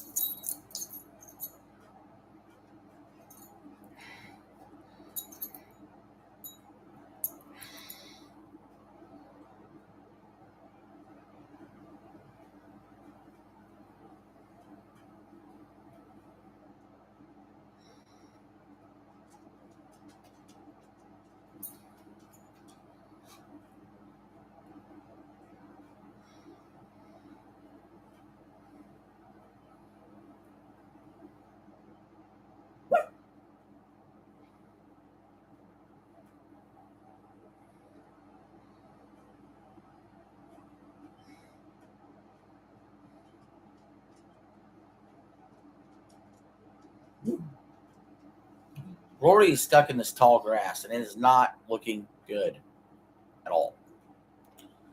He's on the 9th hole, 138 yards to the hole. They had to separate out the crowd.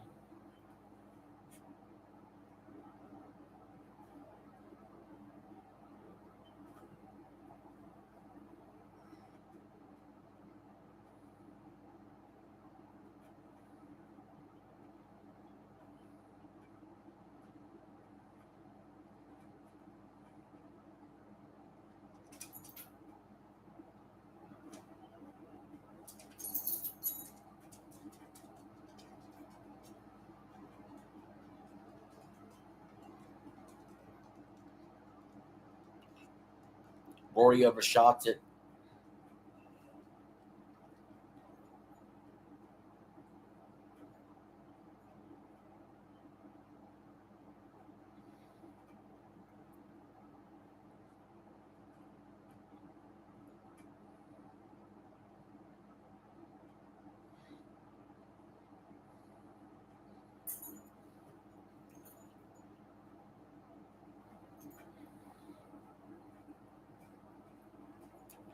Schauffele sends it high in the air.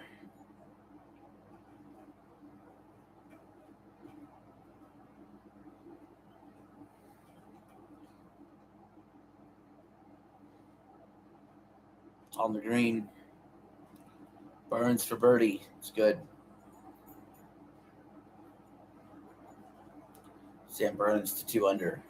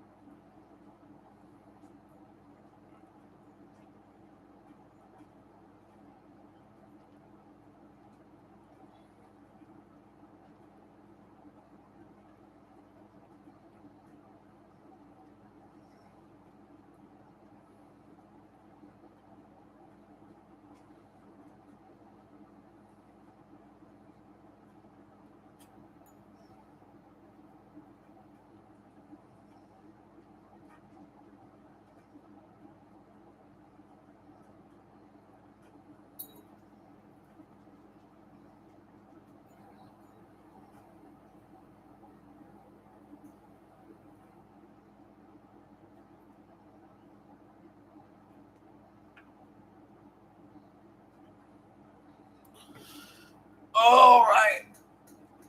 Well, we're going to take a little halftime break here. I'm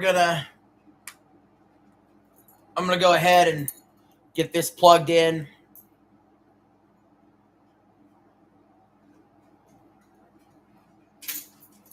Get something to eat.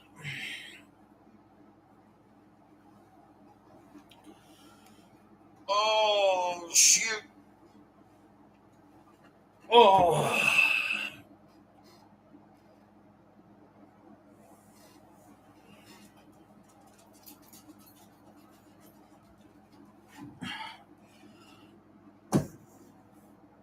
You gonna go potty?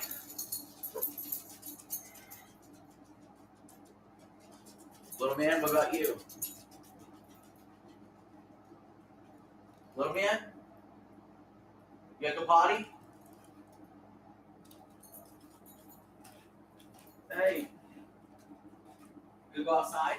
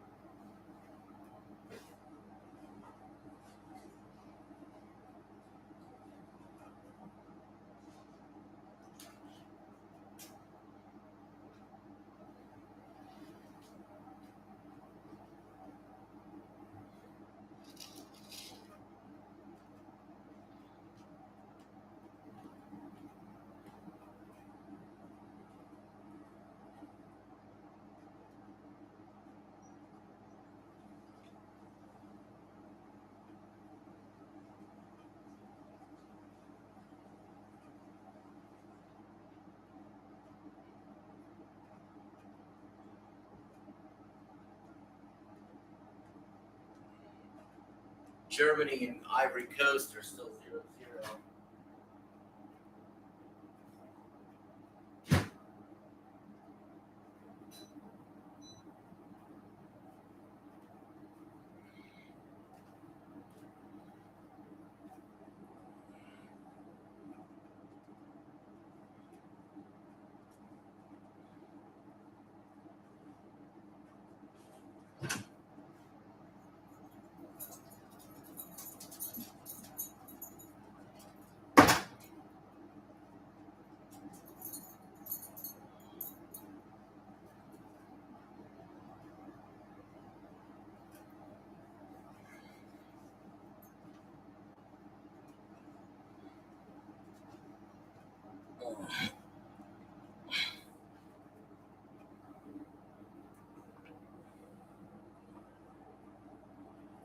When does embargo lift for Star Fox review?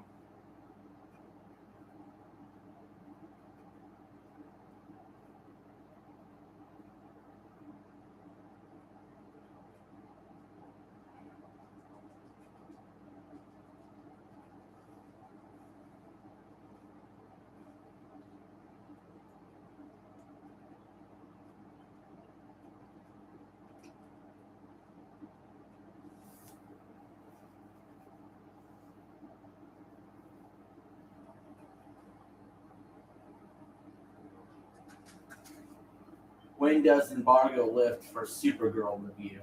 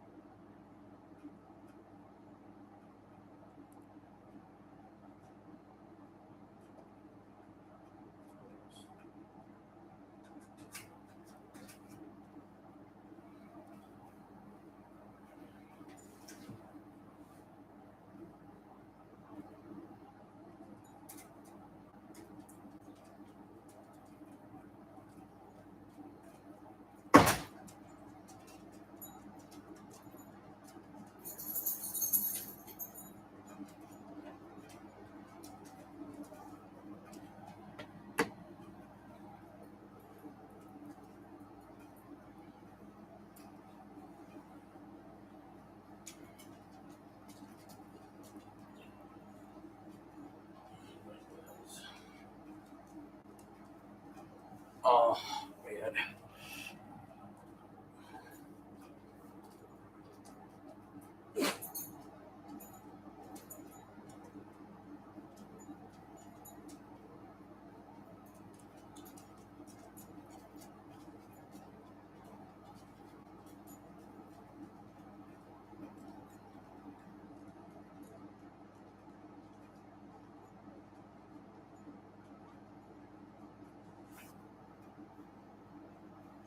I gotta get a soda out.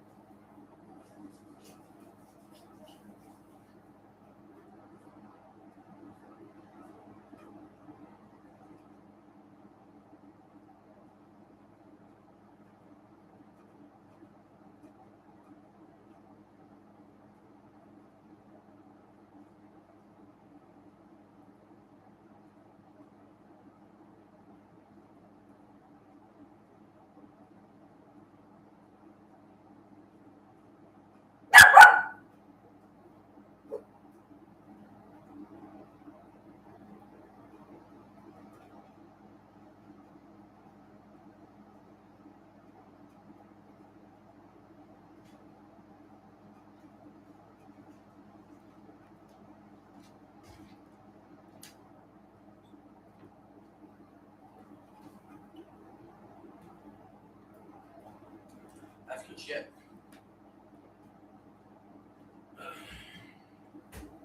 Oh, the cat needs fed.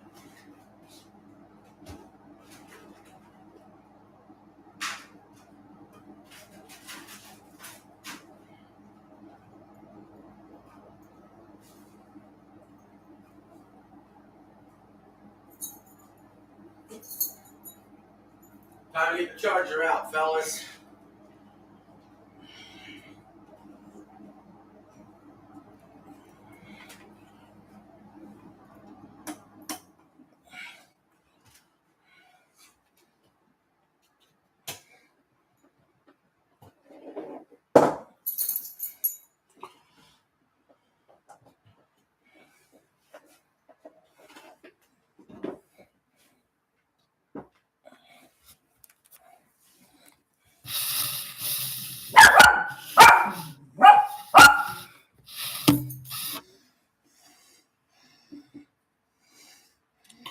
All right.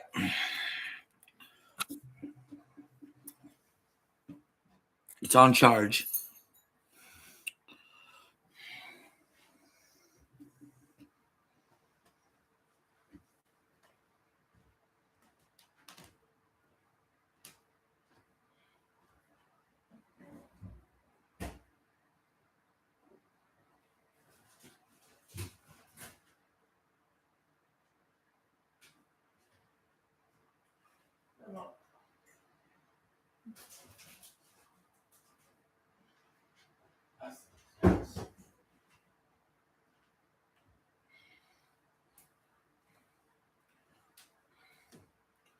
That sucks ass.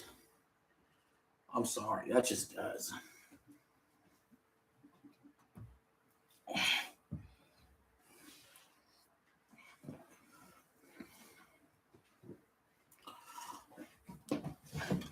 Oh.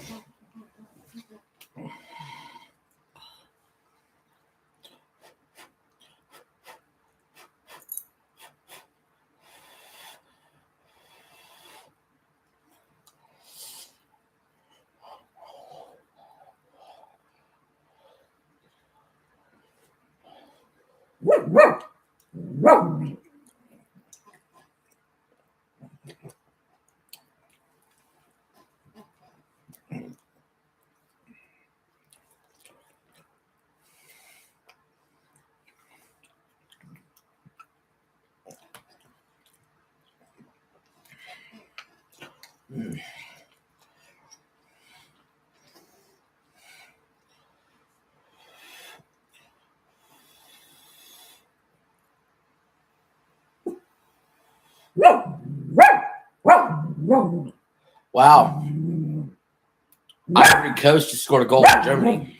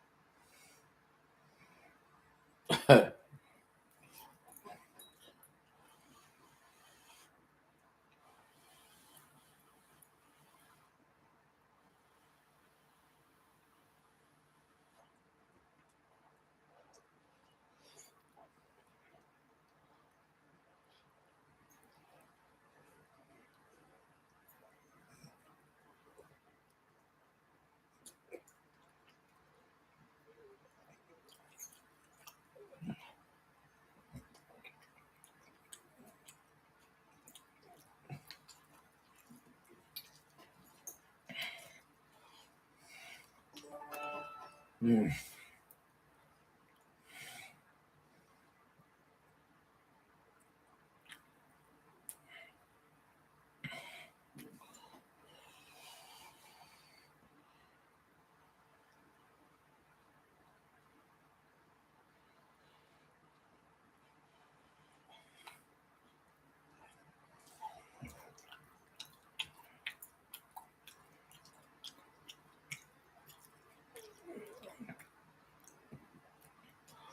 Ivory Coast.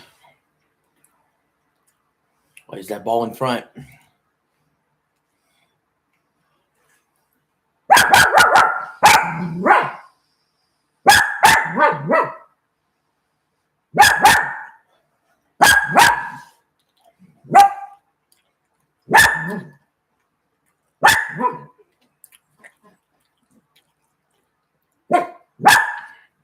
Okay.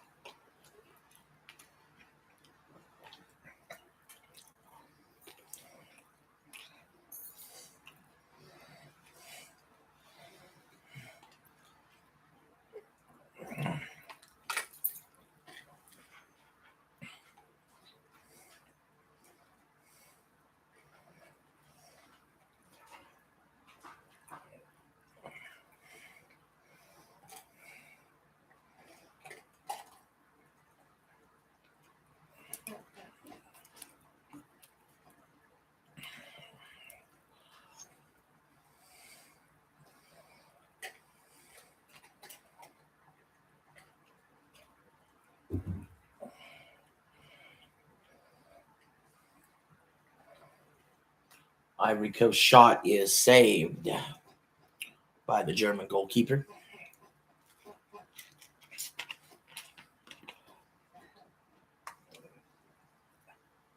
Oh, man.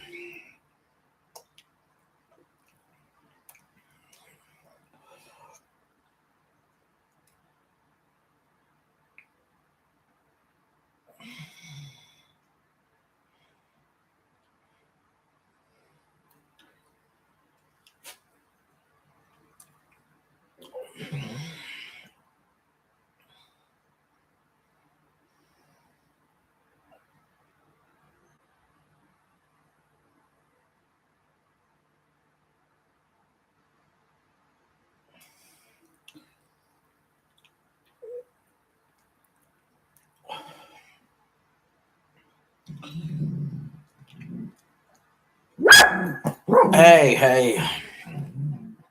Come down.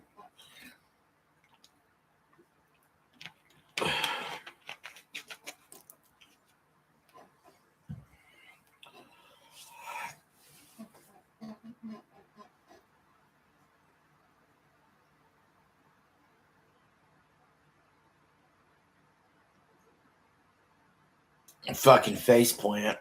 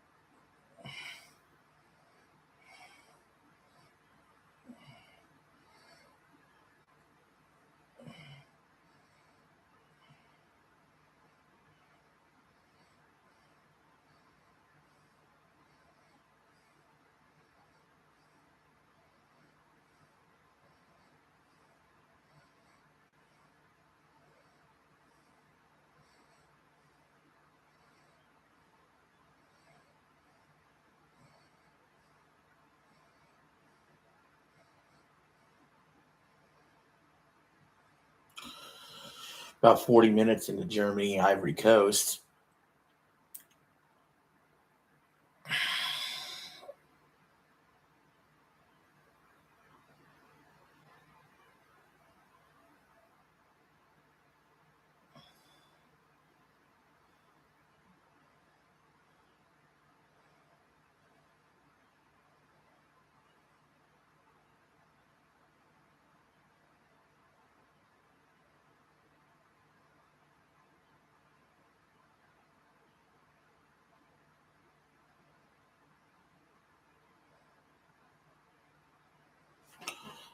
So let's look it over one more time.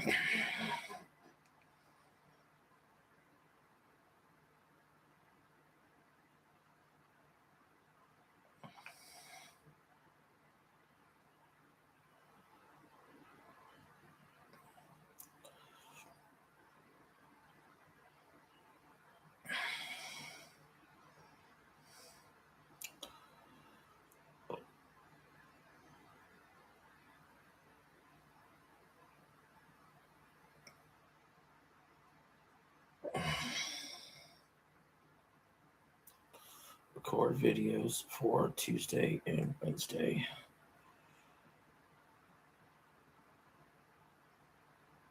Mina the Hollower, Monday, June 22nd.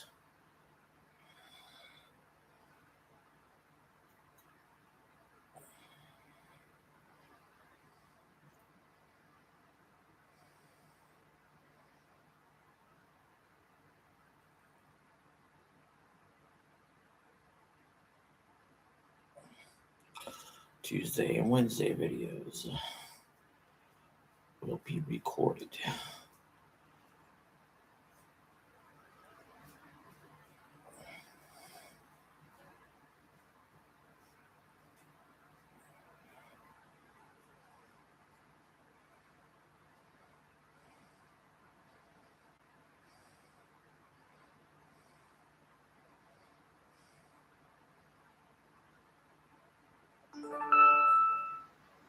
Great.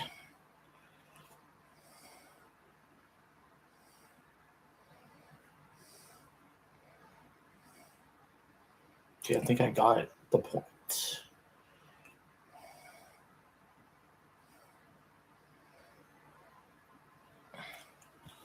Well, let me go to my settings and freaking destroy something.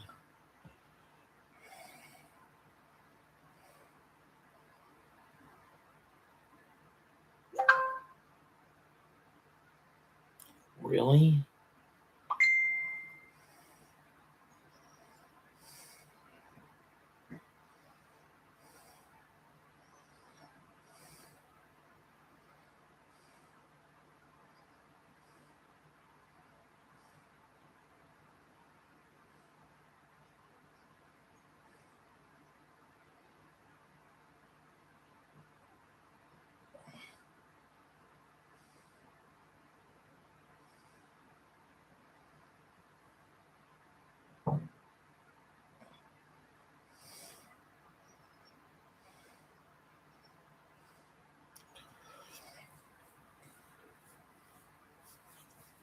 Let's see. Check my Cash App. Anybody donate?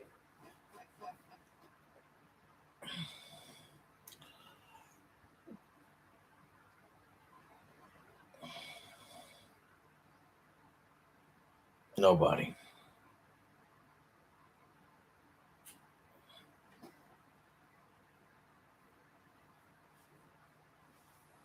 Ugh.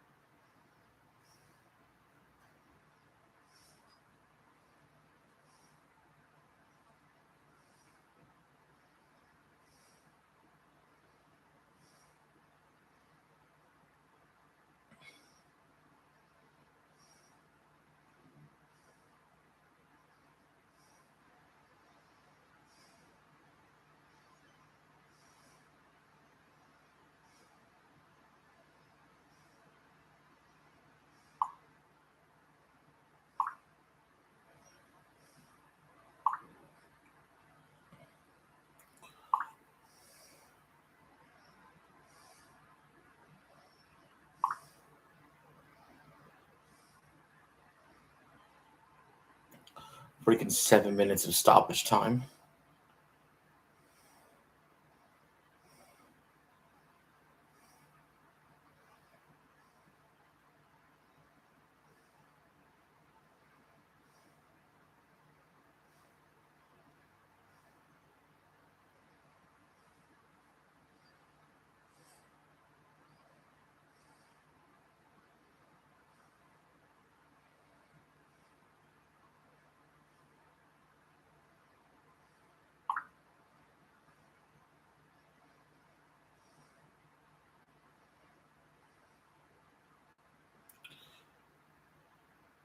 Germany moving in for a goal. Checking in a soccer game. And then we'll be right back to golf here in a minute.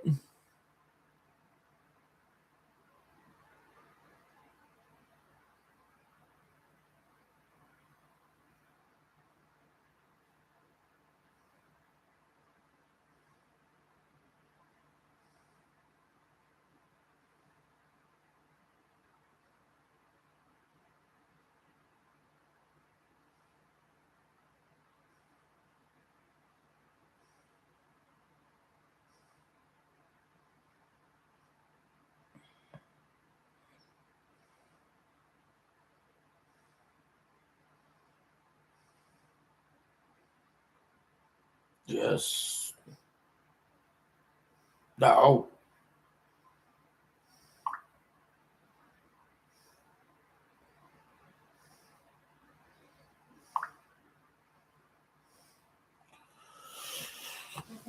Oh, just Germany got to do to even this up. Just checking in on golf or checking in on soccer. We'll be back at golf in a minute. Who's winning? Ivory Coast is up 1-0 on Germany. The winner of this game will advance to the round of 62 or round of 32. Mexico and the USA have already advanced to the round of 32. USA does play Turkey on Thursday. I'm not even streaming that game. That game is meaningless. It's late night, and I'm ready for the main tournament for USA. Let me go to the golf. We'll go back to golf now. We'll get off soccer. Wyndham Clark still in the lead at -6. There you go. You got your badge, Eli. Xander Schauffele and Sam Stevens are at -3 in second place. Burns is in fourth at -2. We got McIlroy, Kim, and Mitchell at -1. We only have 8 players under par in the entire tournament. Stevens just made a birdie, puts him at -4, 2 shots behind the leader. So, again, as things are tightening up a little bit, you know, Wyndham Clark started the day with a 4-shot lead. He only has a 2-shot lead now. Little man's laying, there's a pile of blankets and stuff right around the corner out of view, and he likes to lay there sometimes. So that's where he's laying right now. It's like a makeshift doggy bed area in case the dogs like to go there sometimes.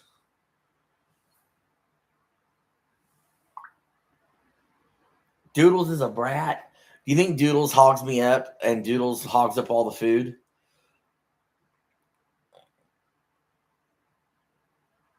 Wyndham Clark, 230 yards to the hole.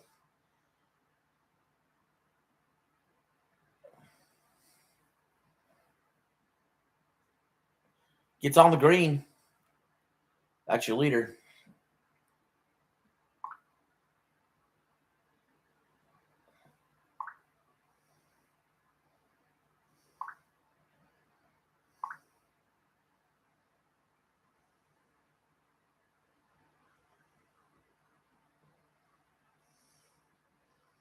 No, that's Kitty and Little Man's job.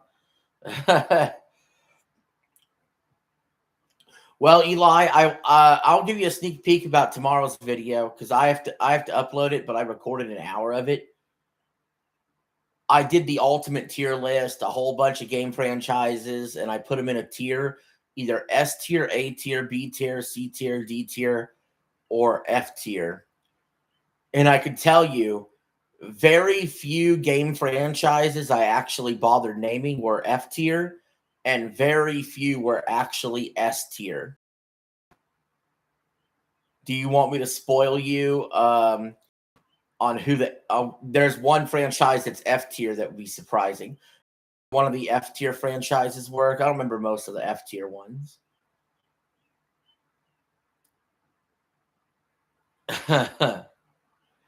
You F tier is like fucking horrible, like the worst tier. And so a game that I put in F tier, I put the Hellblade series there. Oh man, I'm dead serious.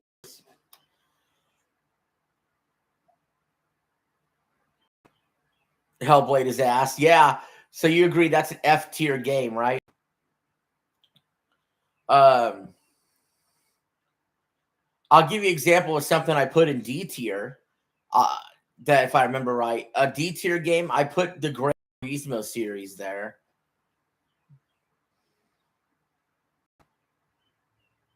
I stuck that over in D tier.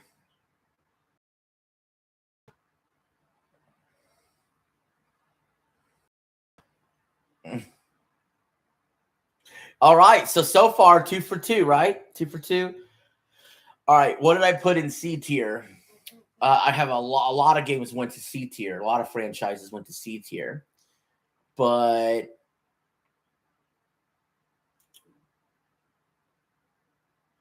an example of a C tier franchise, I put the Yoshi games.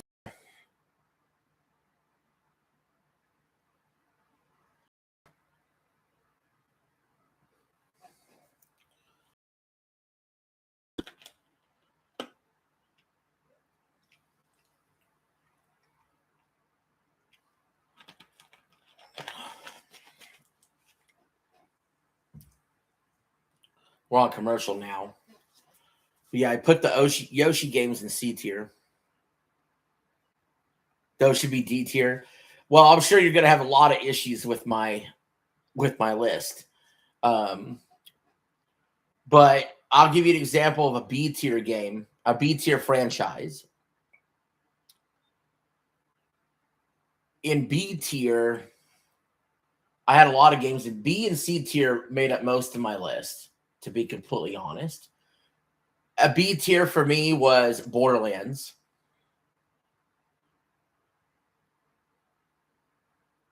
Borderlands franchise.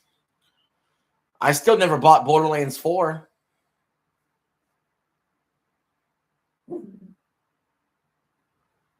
That's a C tier. Yeah, but I really like Borderlands 1 and 2. Like, yeah, and honestly, the two story-based Telltale Borderlands games weren't bad. And then Borderlands 3 and pre-sequel are okay, and I just never got it. I just never bought Borderlands 4. I don't know why, I just never did. Oh, Assassin's Creed wasn't even on. I didn't.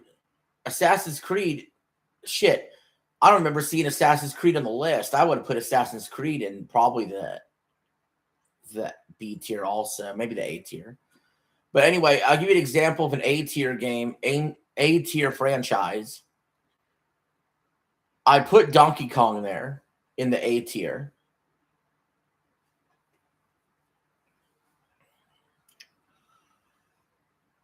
So I put Donkey Kong in A tier.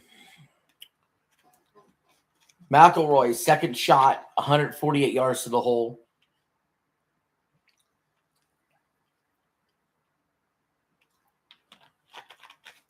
That's fair.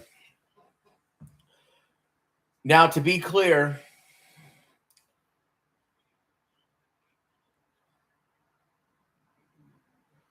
I put 6 gaming franchises in my S tier. Only 6 were the cream of the crop.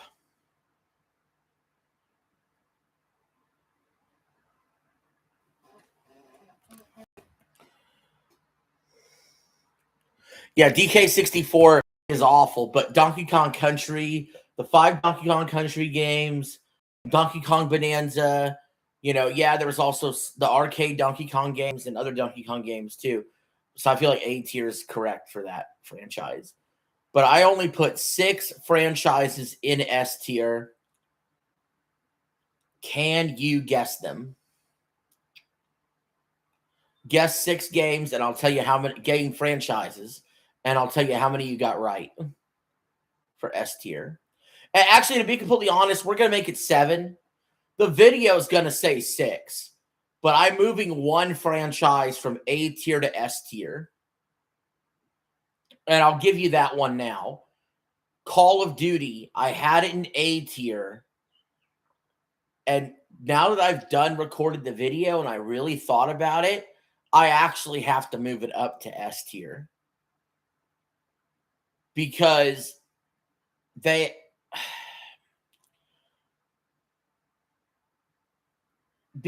have, I already listed them as having 2 of my favorite trilogies in gaming. Wyndham Clark just made a birdie. He's back up 3 shots.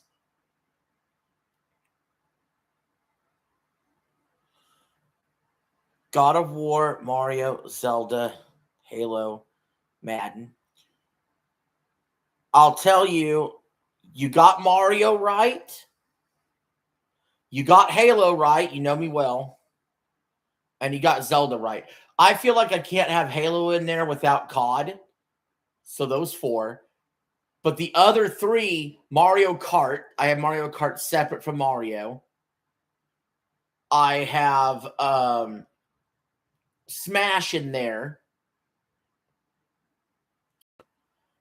And then, controversially, I put Xenoblade in the S tier. Part of what I can tell by what's an S tier franchise and what's not is how excited am I by a release. Right? Madden's in the A tier. I believe I have God of War in the A tier, Madden in the A tier.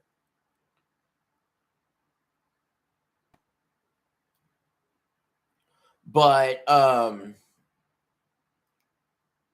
you know, I love the original Halo trilogy, 1, 2, and 3. And I'm not as down on 4, 5, and Infinite as other people are. I loved it. So even 5, which is the weakest in the series, I still think it's a pretty good game.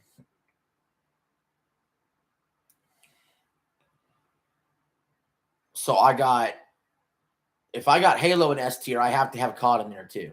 COD just has a lot of other bad releases, but that still doesn't change all the good releases it had. And its good releases are just as good, if not better, than the Halo releases. So if I have to have Halo in S tier, I have to put COD in S tier also. So you got a platformer, 2 shooters, a JRPG, a fighting game, an action-adventure game, and a kart racer.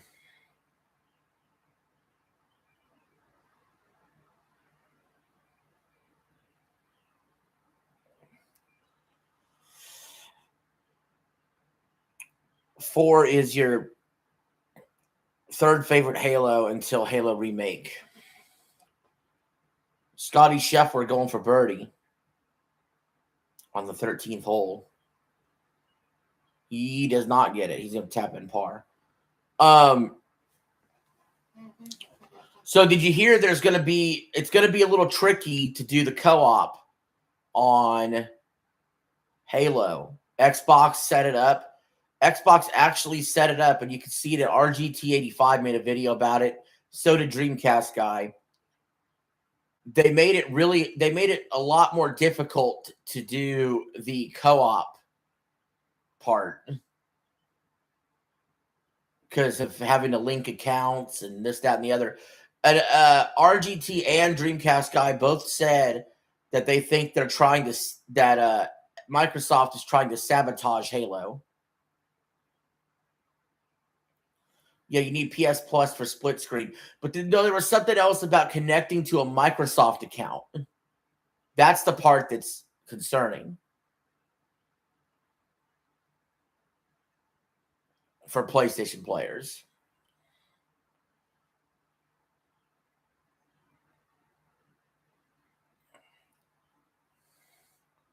Rory misses his putt.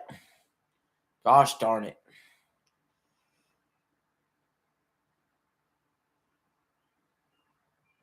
Yeah, the part that concerned the PS Plus part is fine.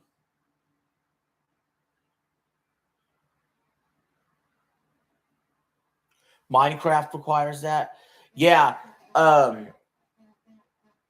Yeah, we'll definitely have to see how that plays out and see if we can connect with the co-op still and we don't have any issues. I just do anything stupid.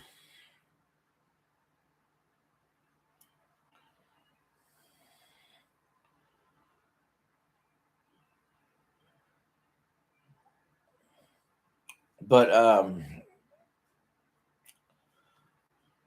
yeah, anyway.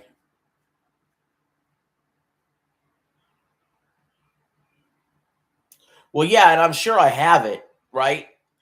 My issue is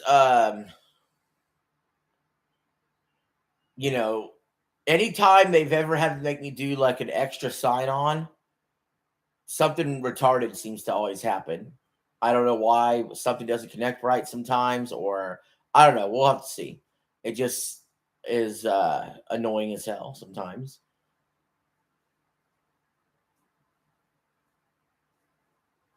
Because I still have my Microsoft account from Xbox and stuff.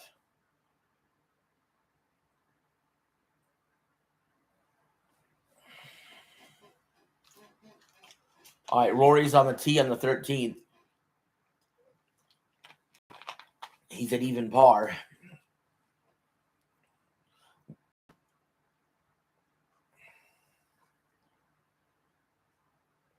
That's good news, man. I'm glad you got your GPU and power supply.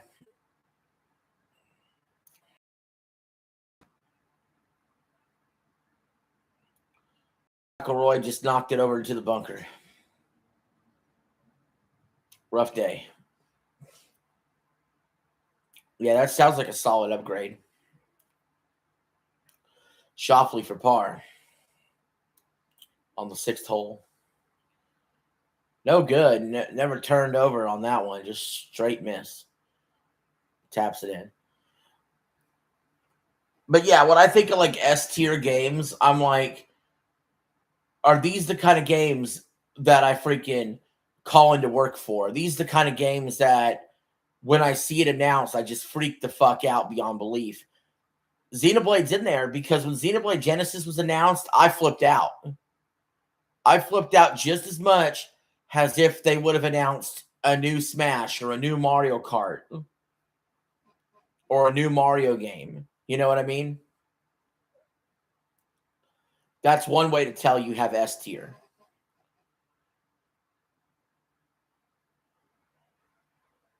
Another way to get S tier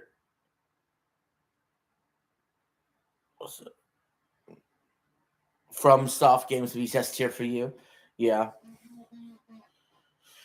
Another way to tell you have S tier also, it could be a quality over quantity thing. This is obviously not the Call of Duty route, but like for instance, there's not a new Mario Kart that comes out all the time, but Mario Kart's never had a bad game. Like Mario Kart's worst game is Super Circuit. If you're not counting the mobile version, I'm talking about console versions, right? And handheld versions. Mario Kart's never had a bad game. That's another way to do it. That'll get you there. You know, Smash, they've never had a bad game. See, Fire Emblem's A tier for me, but it's borderline S'ing. You know, Spider-Man, that's A tier for me. That's borderline S'ing. You know, if it could have another good release.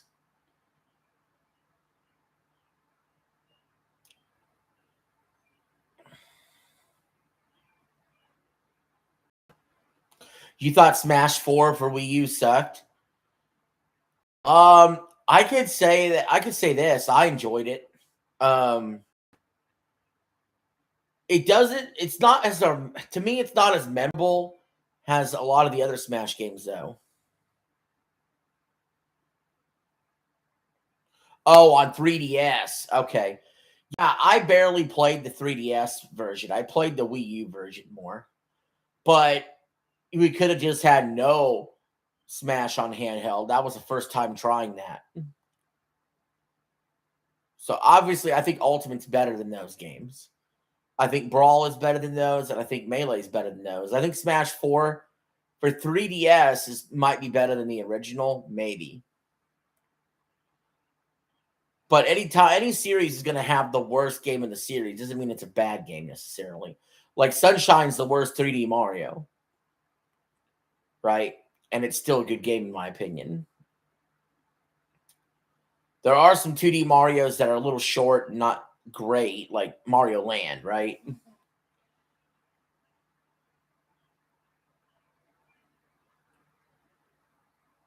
Obviously, Mario is my favorite series, so that's like S plus for me. McIlroy out of the bunker.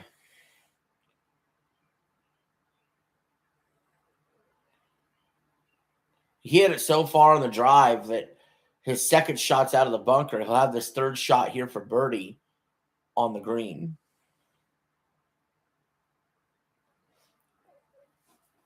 But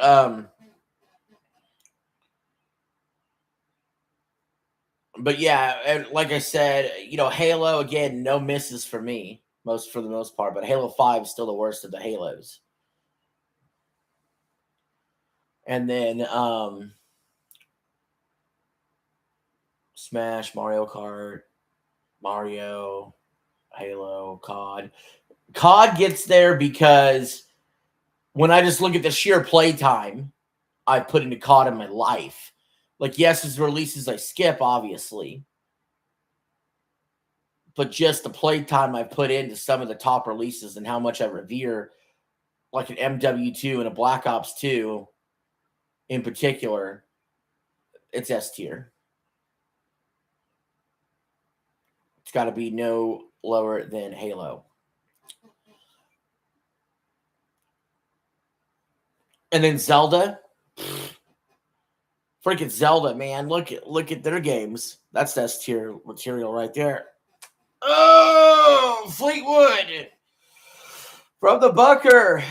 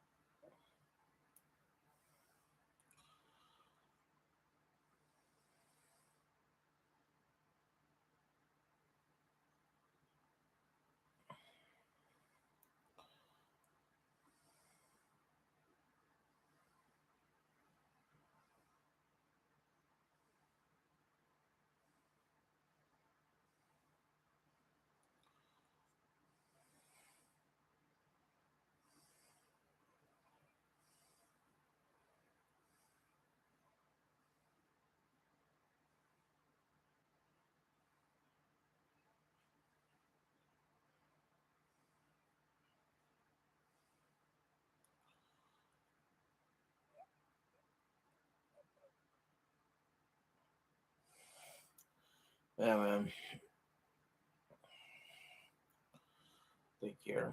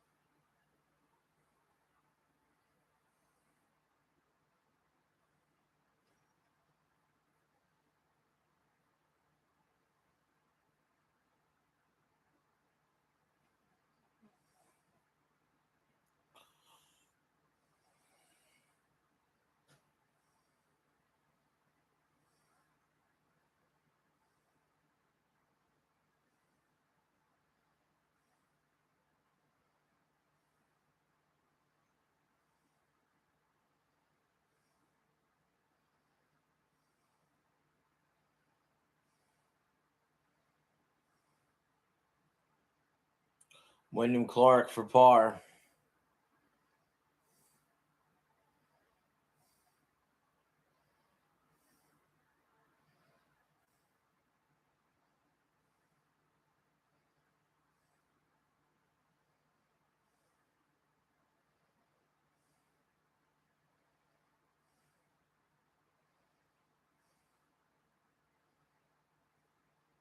It's good.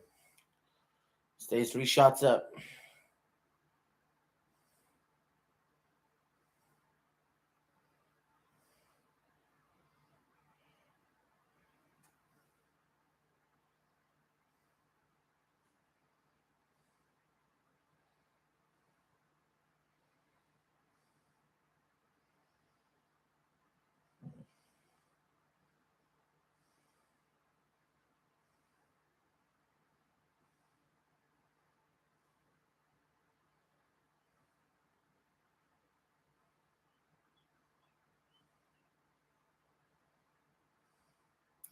Here's Rory for birdie. Come on, Rory. No.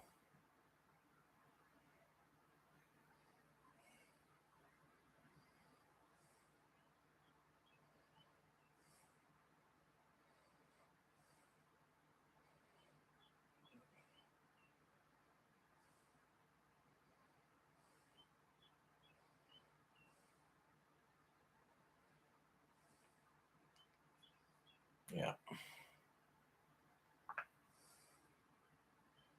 Part 3. Part 3.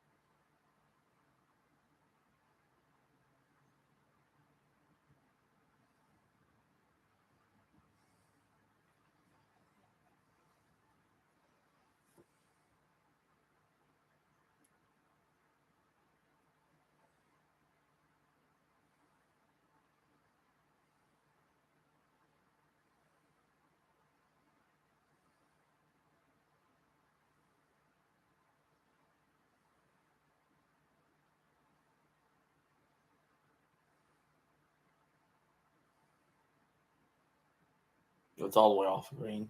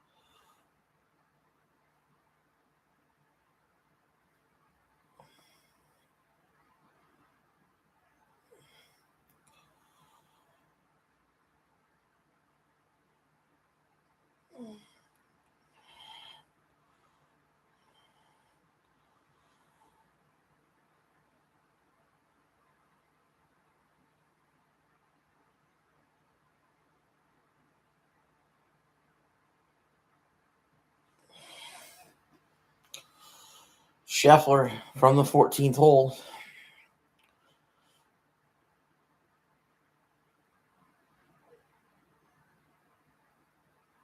Holds it in.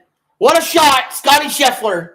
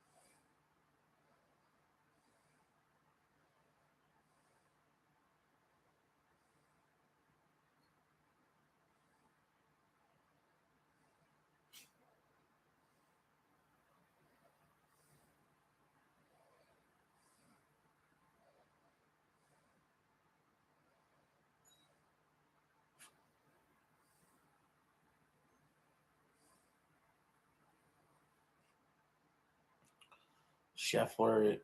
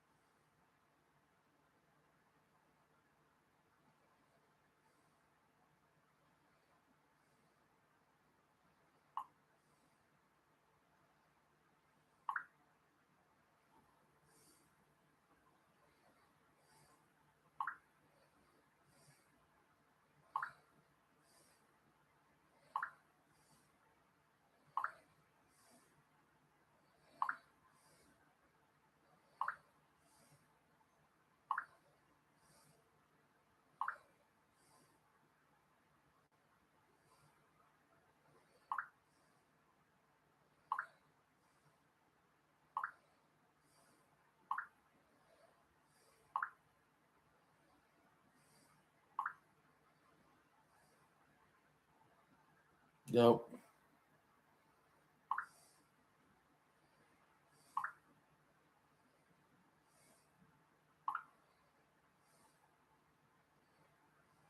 Nope.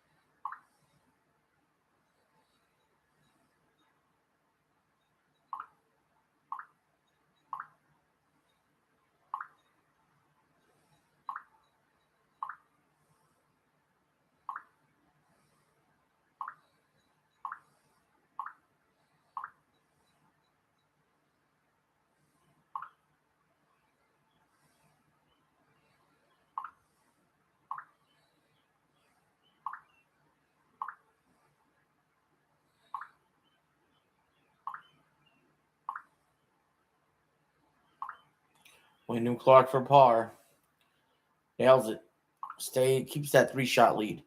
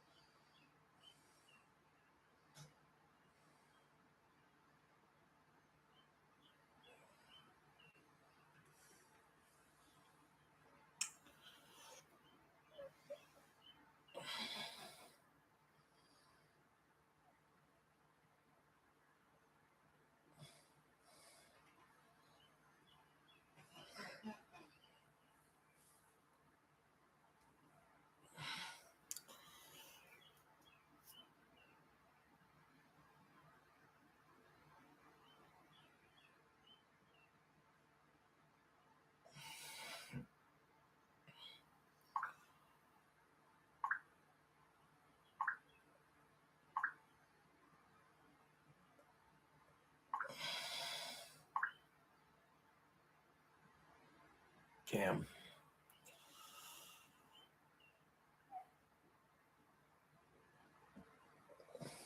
Damn, man. Scheffler back to even par today after a bad start.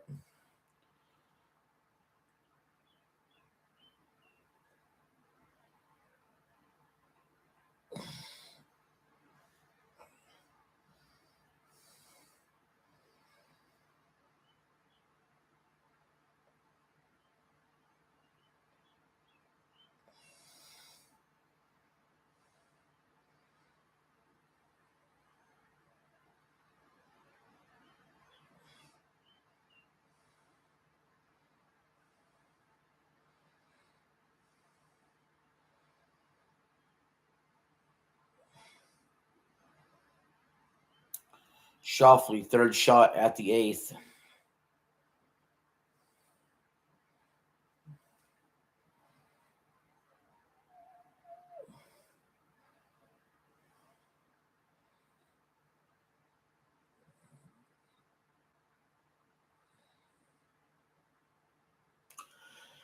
McIlroy, long birdie putt. Up and over, up and down. Needs more oomph. Didn't have it.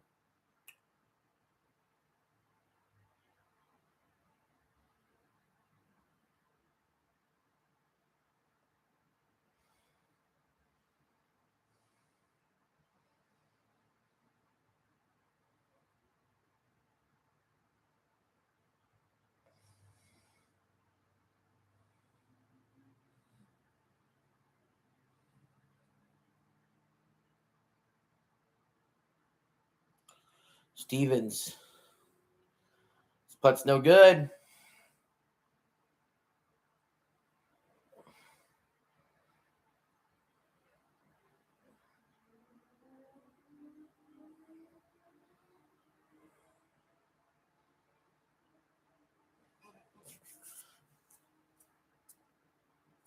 Burns for par. He won't make it.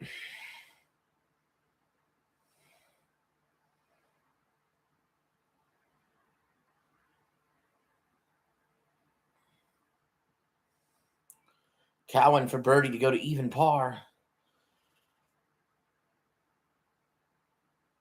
No good.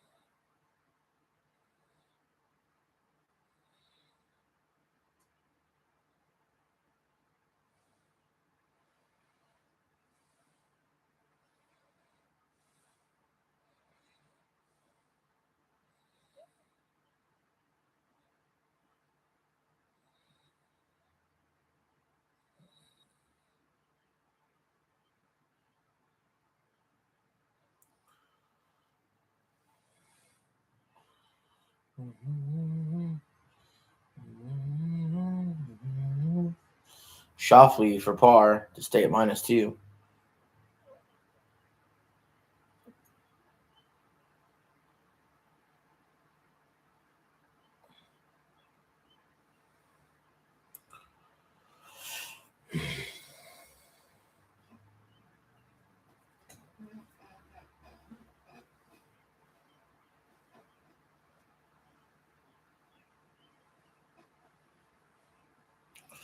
Okay.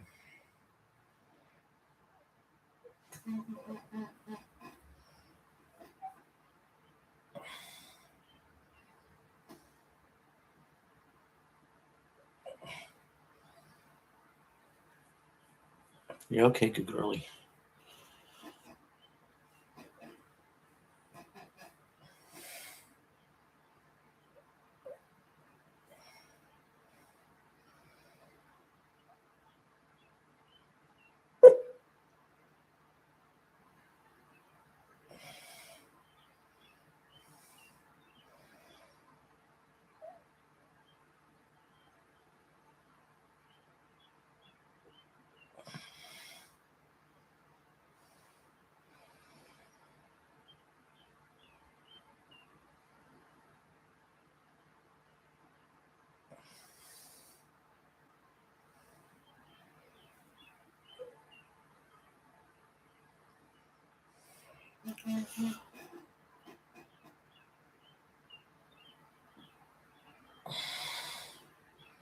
Scheffler for birdie. Be remarkable to see him under par after the way he started.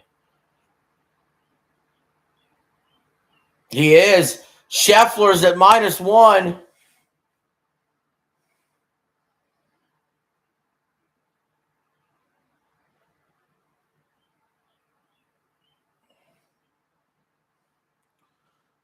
Look out.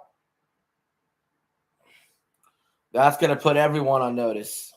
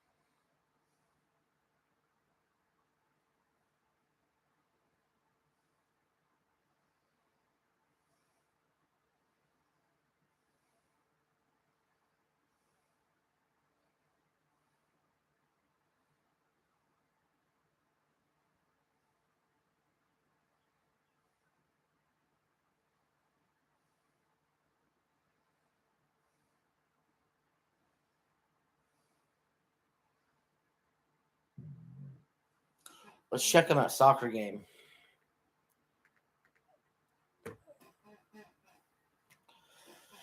We're going to keep it here for the rest of the soccer game.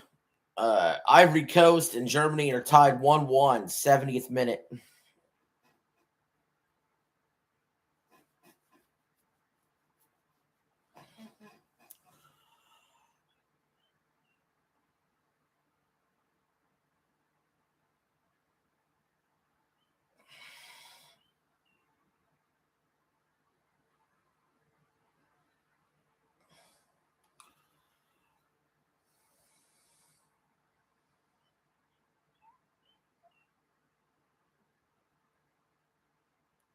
Germany inching closer, trying to take the lead.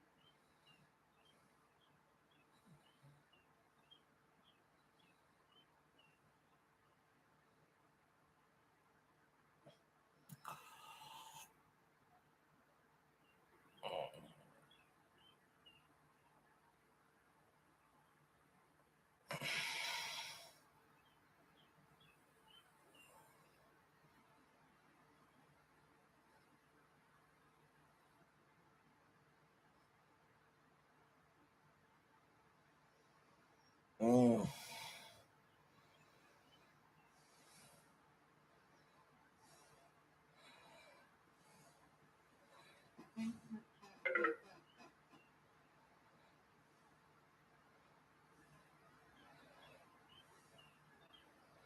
Good Lord.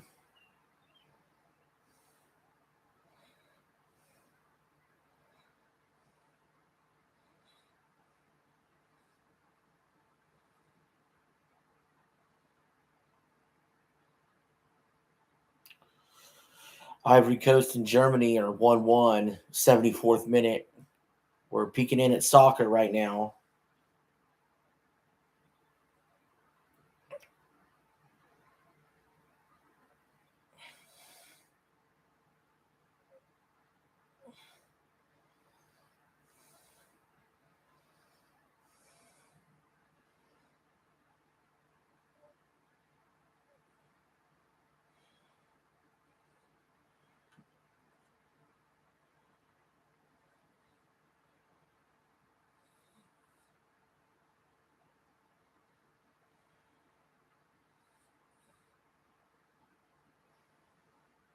God damn.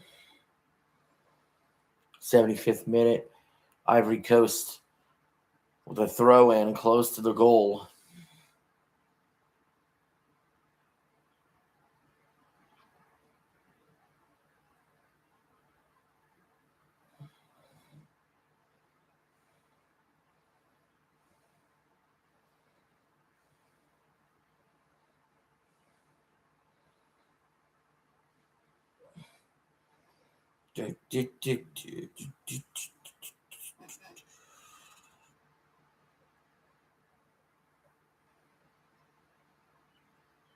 Ivory Coast to throw in around midfield.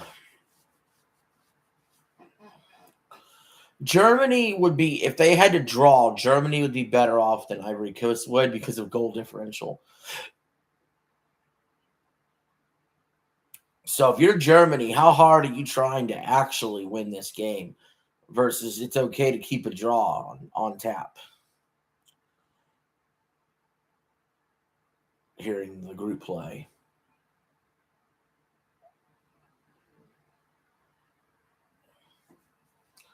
Because a loss is devastating. A loss means you could be in danger with another loss of not making the round of 32. But certainly with a draw, both you and Ivory Coast are going to be in.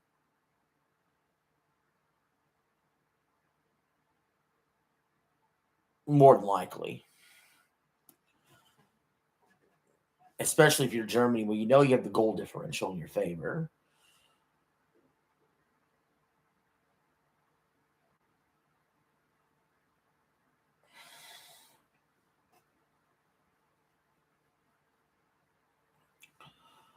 Holy.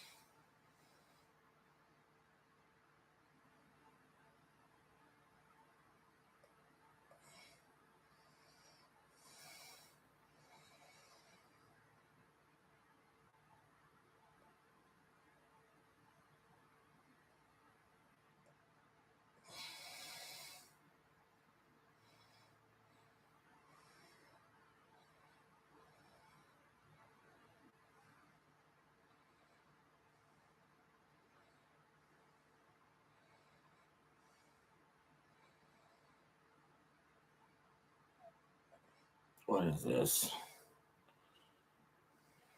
Okay. So some stuff has happened, and I'm going to talk about it. And it's probably dumb and stupid and going to be taken in a not great way by everybody and clowned on, and that's deserved, really, because I'm not great at talking, and this is kind of whatever. But I at least want to put something out there for people to take it the wrong way, because I haven't said anything or done, faced it or put my, I don't know. I just run from everything because that's easier. And that's not very fair, because I caused a lot of situations, and I know that. And I know this is going to come across as like BPD, like attention-seeking person. I'm not trying to launch into a streaming or video career. I hate this. Trust me. It's just it's going to come across that way because of my actions and because of how I kind of am as I give off that vibe. I understand. I'm pretty aware of that. So I have made some bad decisions that I am completely accountable for. I want to emphasize that I deserve everything that's coming. You wingman me, and even when we started dating, Marsh would always shit on me for that, and he'd be like, because I said I was vetted by Nick Regatta, and he's like, you literally couldn't have said a worse thing. Like, why would you think that would work? And I was like, I don't know. Also, vetting was a horrible word that will haunt me forever. I just asked Nick to be my wingman, and I worded it very badly when I was mentioning that in the DMs with Marsh. And I get kind of caught up in them, and that's a horrible thing.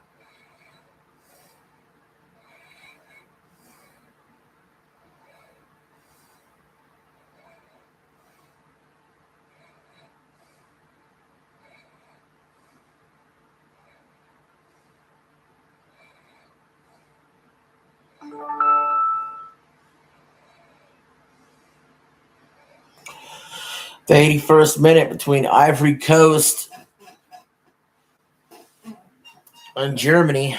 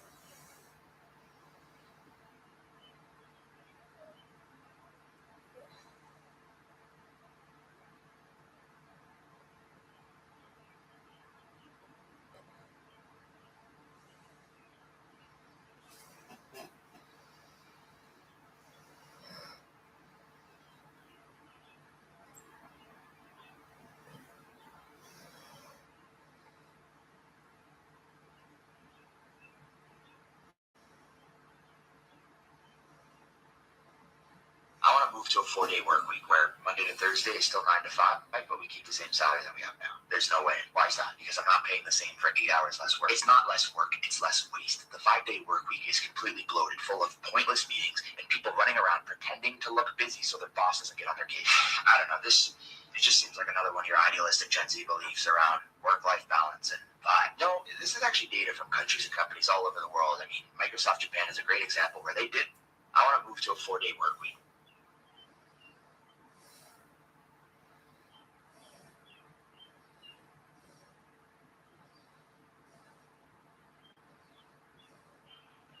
I think If I'm Telling You is the best song for me.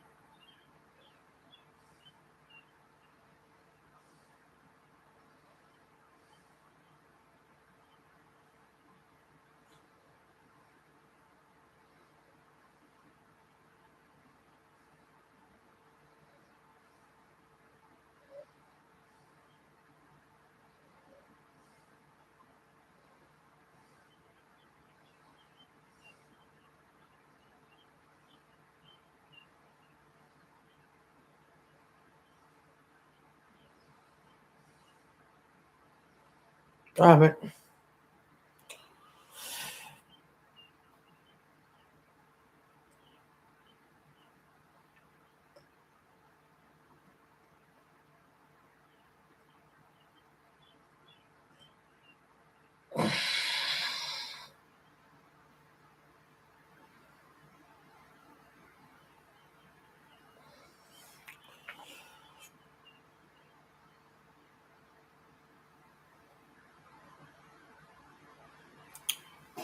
Germany shoots. It's blocked by the goalie.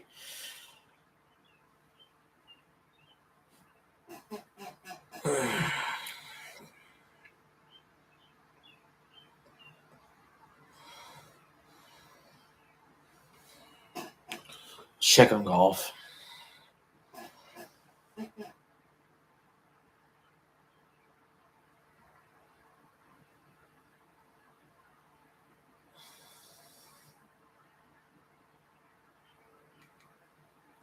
Okay.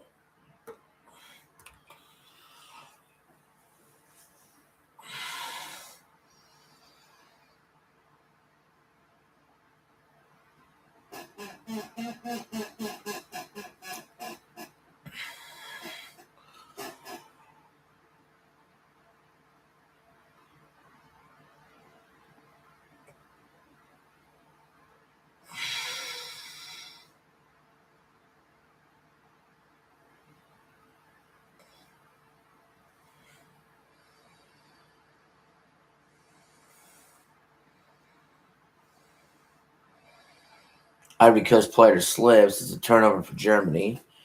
Foul there by Ivory Coast.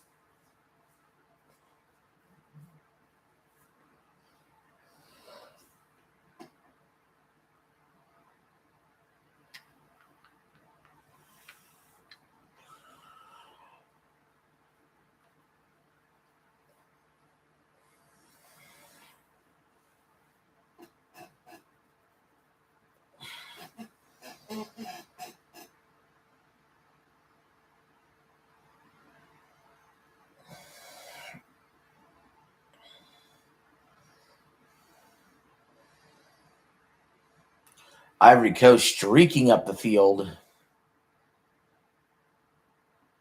Oh, why'd he hesitate? Oh, why'd he hesitate? Oh, man, they had a perfect opportunity. Instead, Germany has it now. Oh, man. Just got to kick that shit.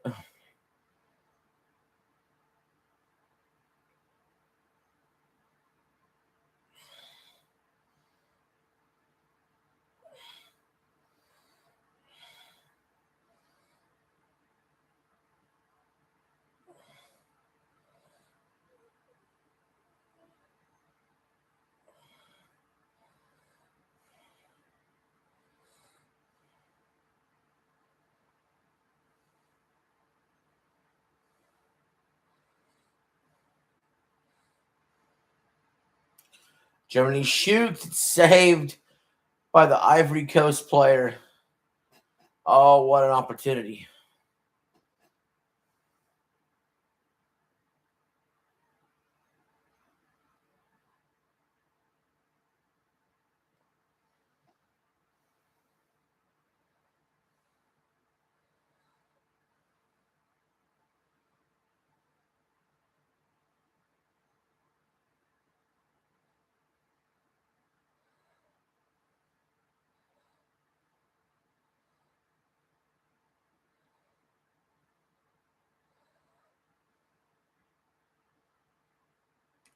A high throw in leads to nothing.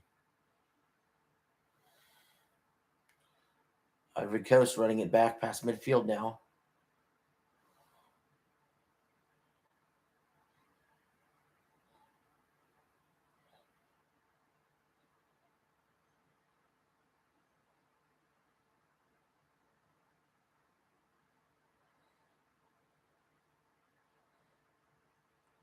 Shot saved by the Ivory Coast goalie.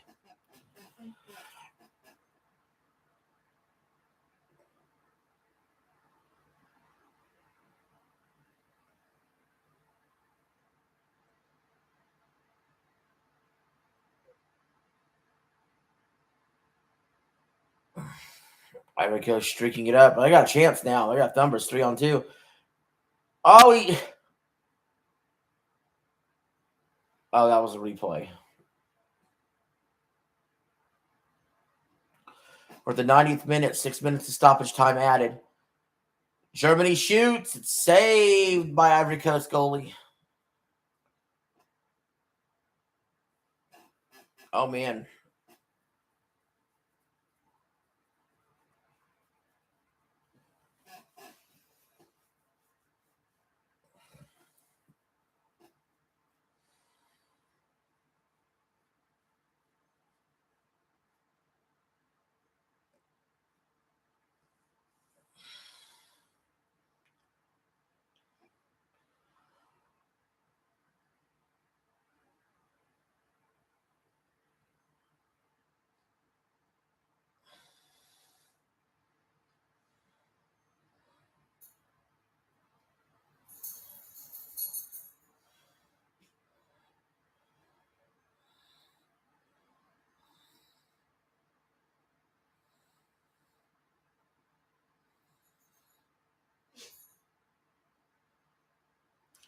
Germany shoots again and again. Ivory Coast on the save.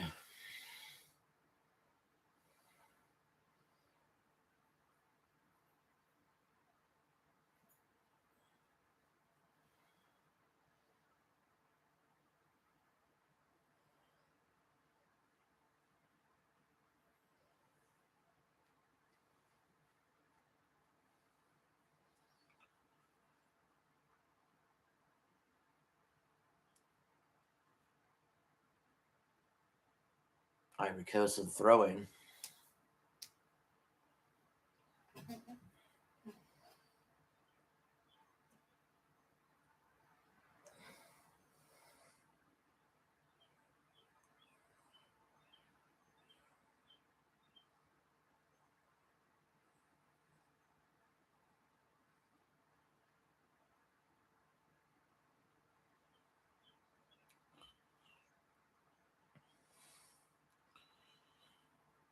Germany working it through midfield.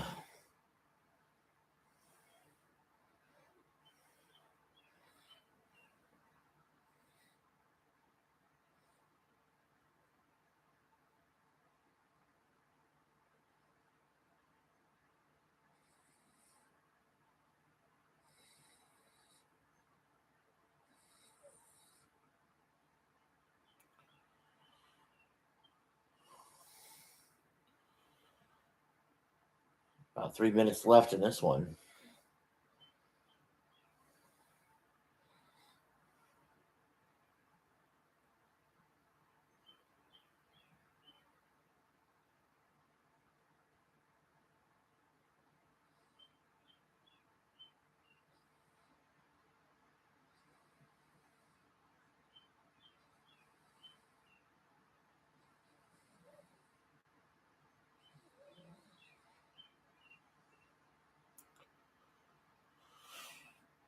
Germany shoots. They score!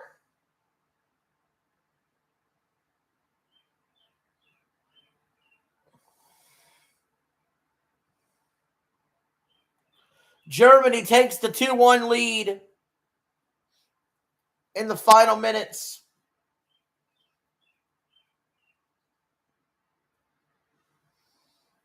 My gosh.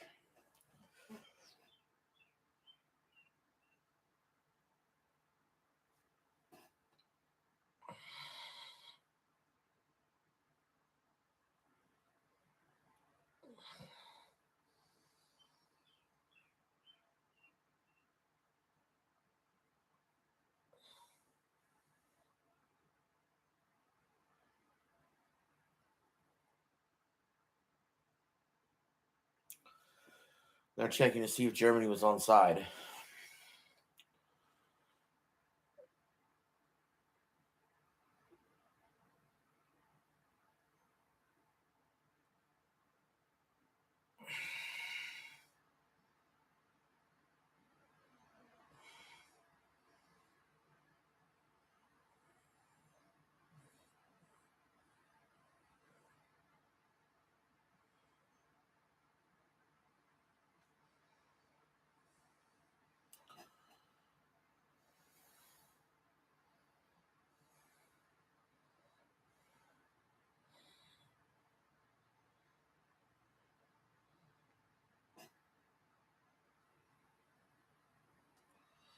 Is he onside or not?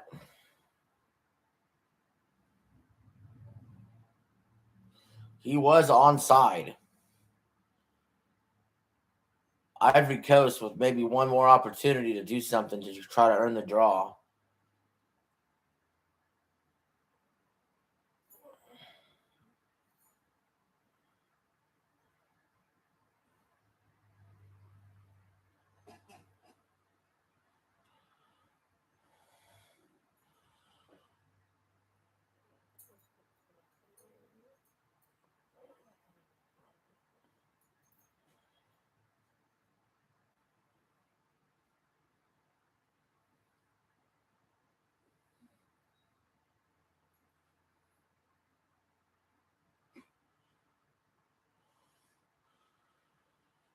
Time is waning down.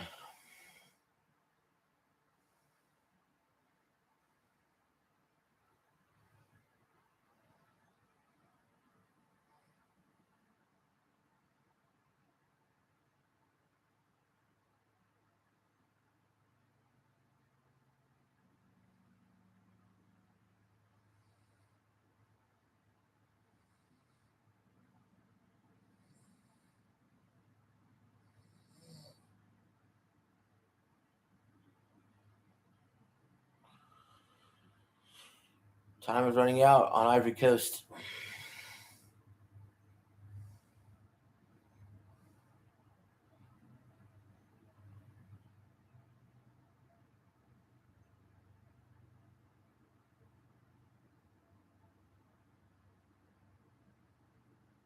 That's it. That's the final. Germany wins 2-1. Let's check on baseball, and then we will get back to golf.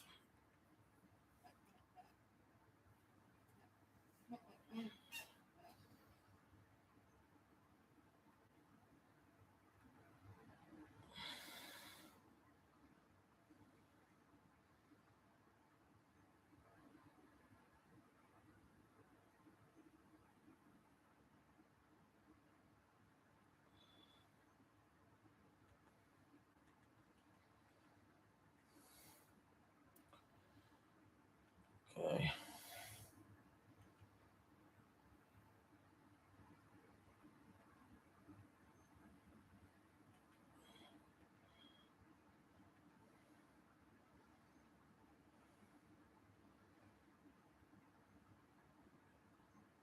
Currently in baseball, Oklahoma's up 8-3, mid-8th. All right. Now we're going to go back to golf.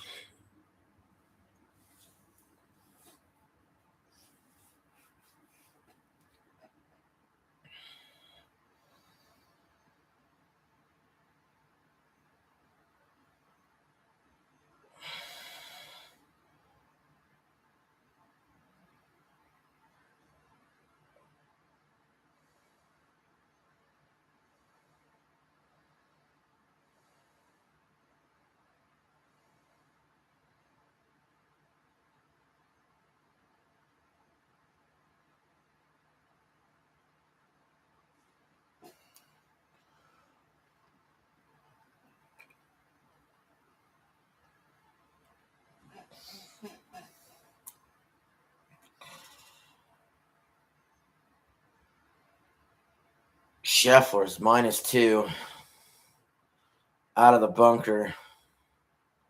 Almost damn near holes it.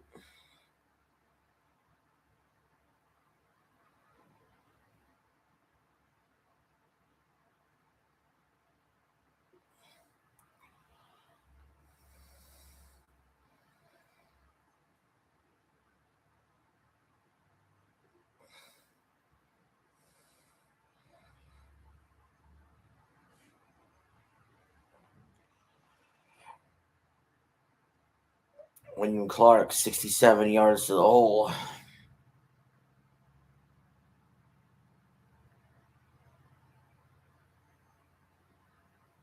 Overshoots it. Goes back down the other ridge.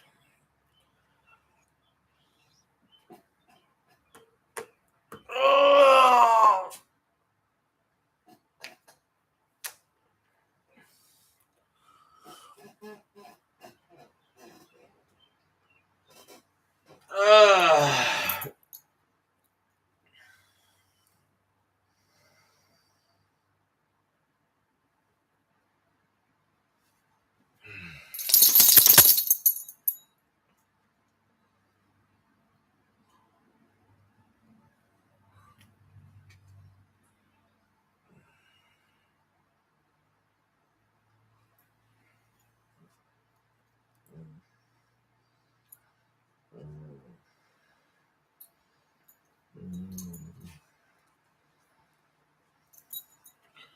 Duty. Hey. Doodles.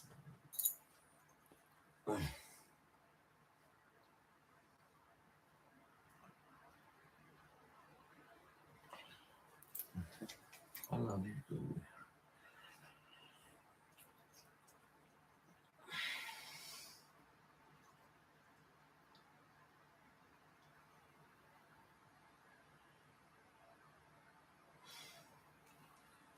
Yeah.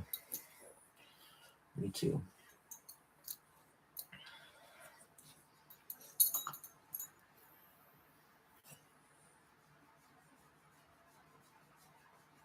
Good girl.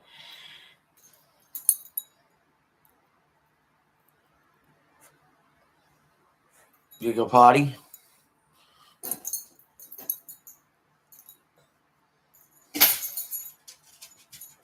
Scheffler for par.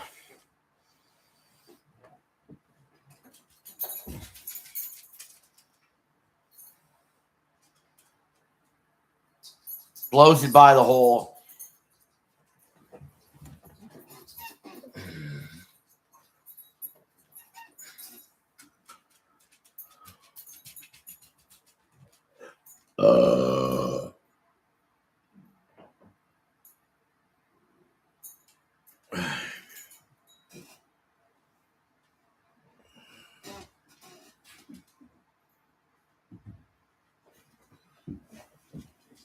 You guys gotta go potty?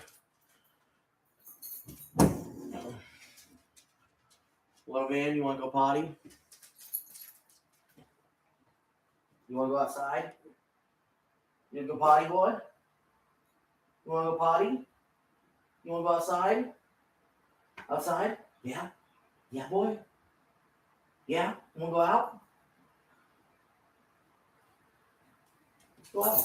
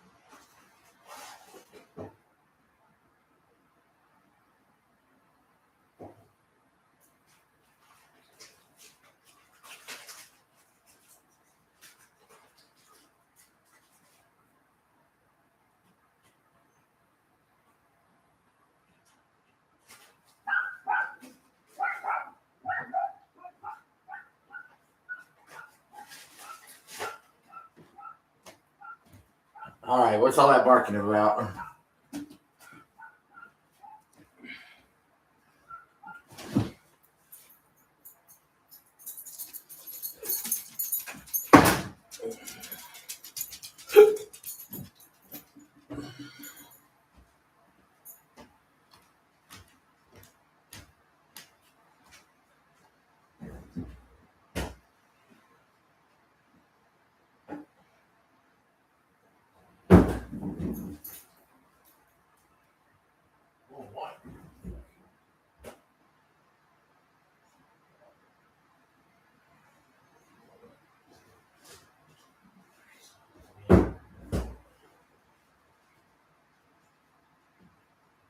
That's gonna be more shit.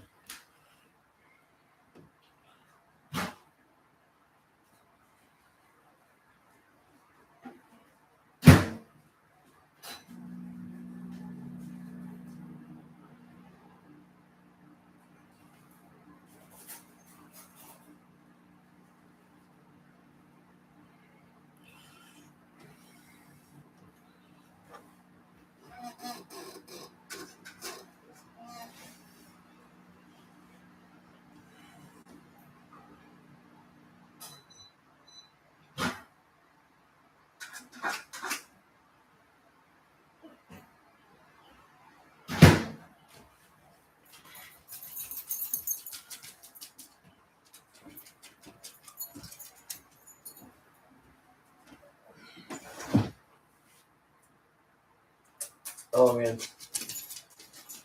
Oh boy. Probably the last bathroom break of this stream. Let's see, we're over 6 hours into this.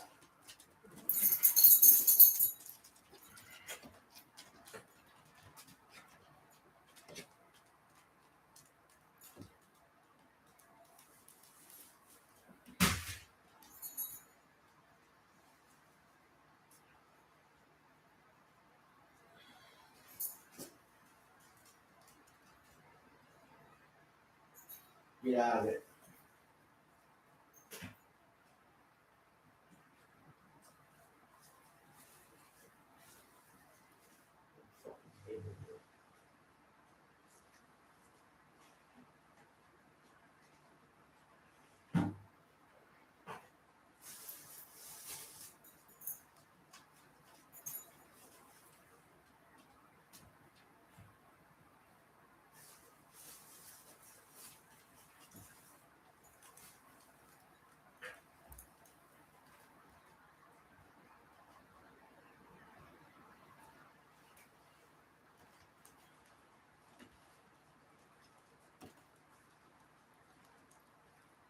Little man, get out of stuff that don't belong to you. Jules. Get out of stuff that don't belong to you. Keep the nail on. Wyndham Clark shot at the bunker. Quiet.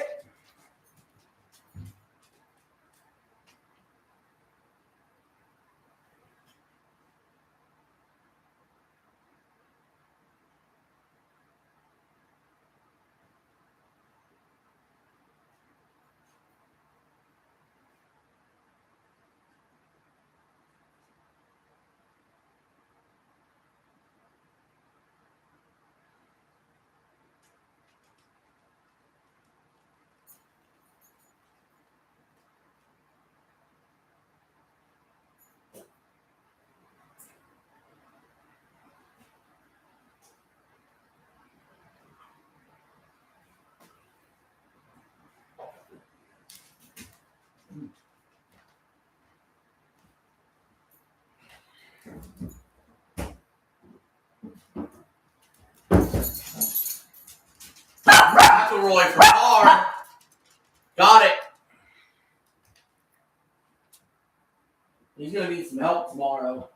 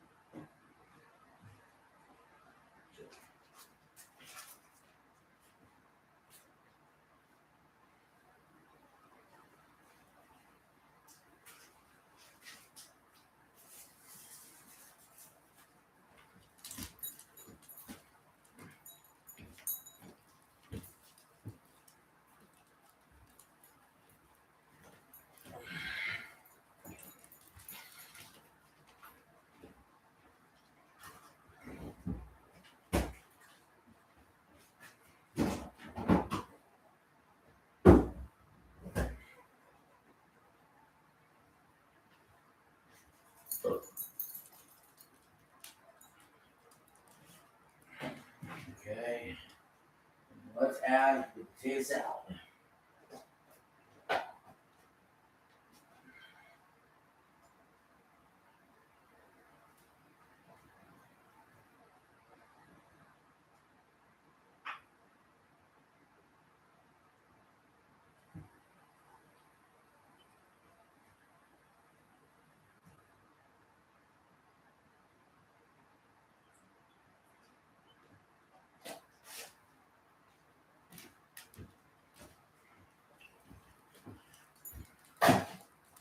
Oh, shit.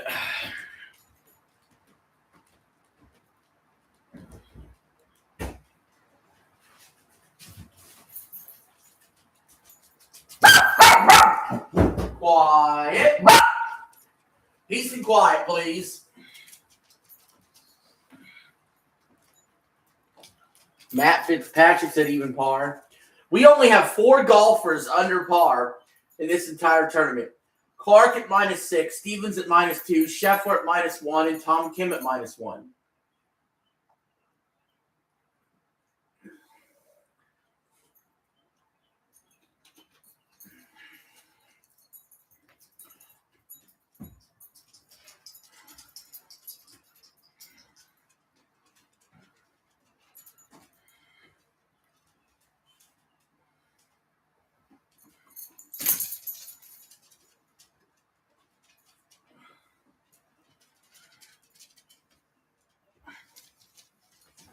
To Wyndham Clark's credit, he came in with a 4-shot lead. He currently has a 4-shot lead. Come here. I'll be honest, I'm rooting against him, though, because I want to see a closer tournament. Ugh. Calm down. I'll give you a tiny piece of bread. That's it, just a little bit.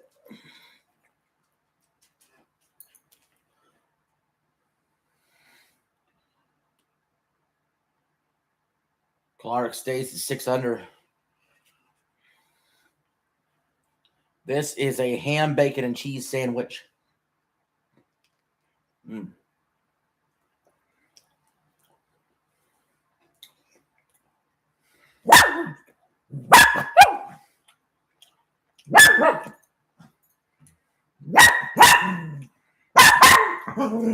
Okay.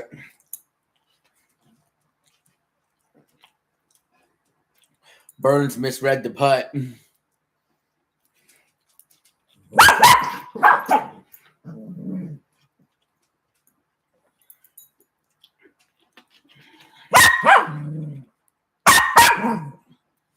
Stop it.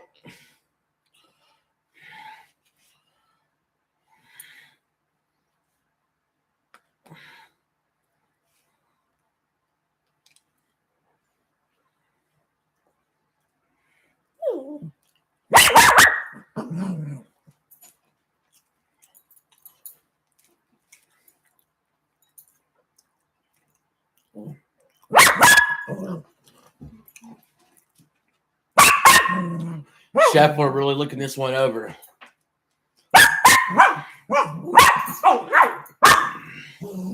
Oh! Oh! Oh, he blew it!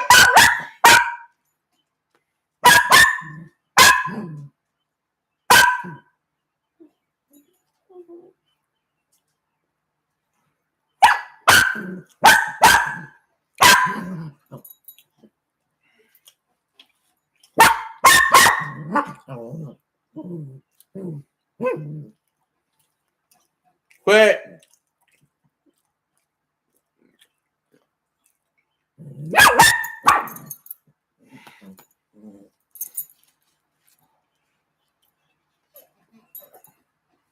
Stop.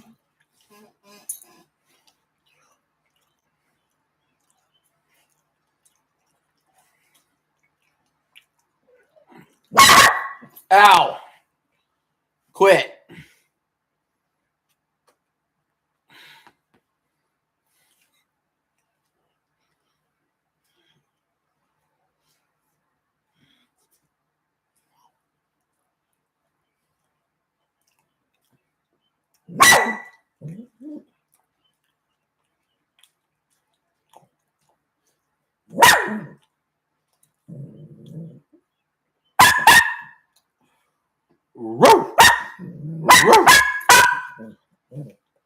Bad.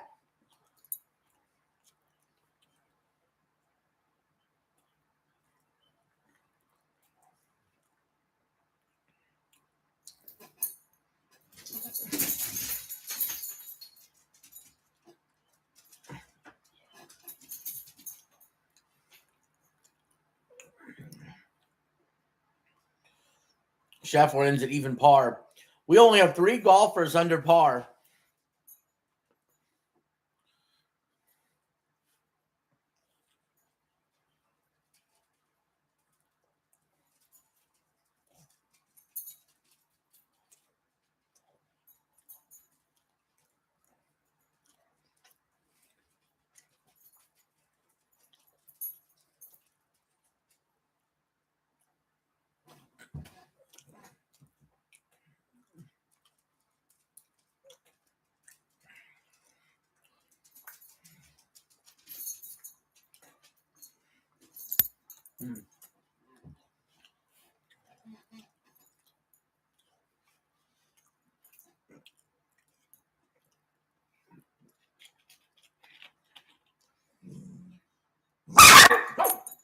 Ow!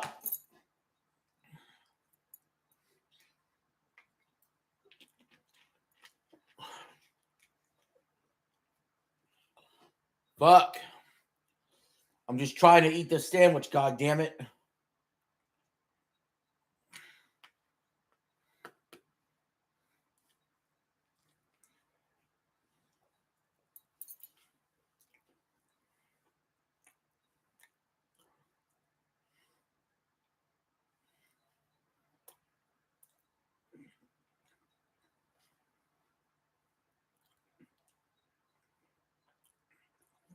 Doodles, you knock it off right now.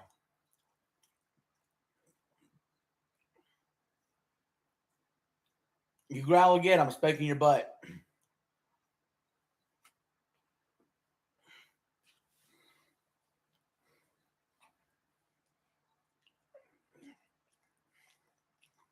No.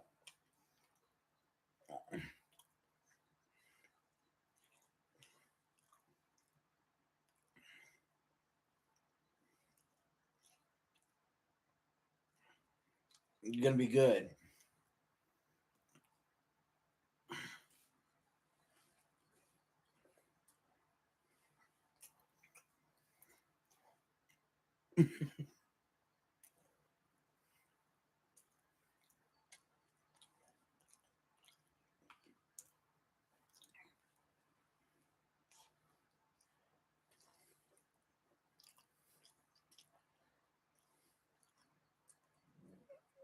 No.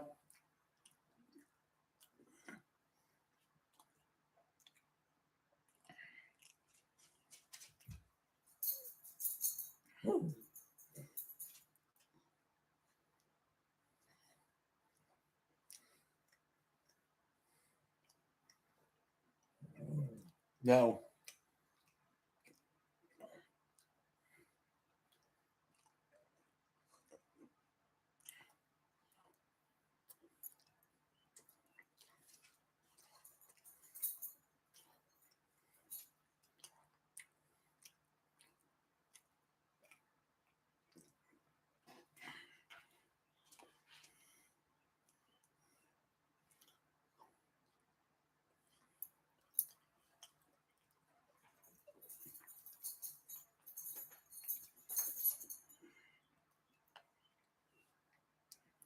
Wyndham Clark is still up.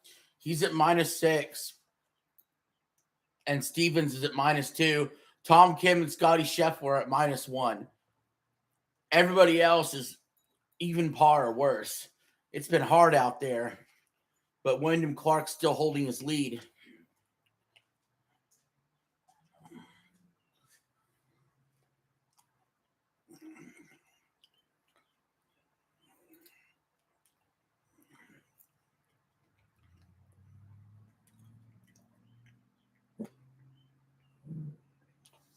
Earlier in the World Cup, Germany beat Ivory Coast. They scored a late goal to win 2-1. And also, Let me just check on the. Let me real quick check the score on the college baseball World Series.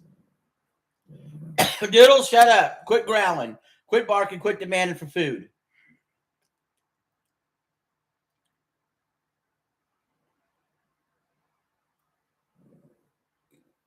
Yeah, Oklahoma's beating North Carolina and almost a rainstorm in the College World Series. Quit.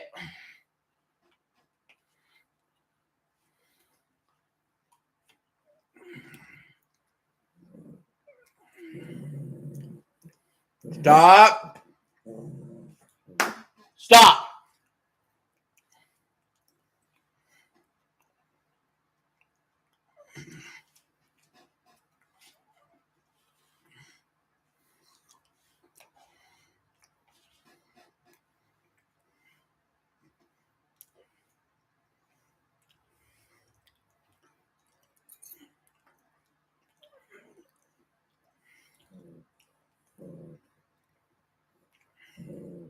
Stop.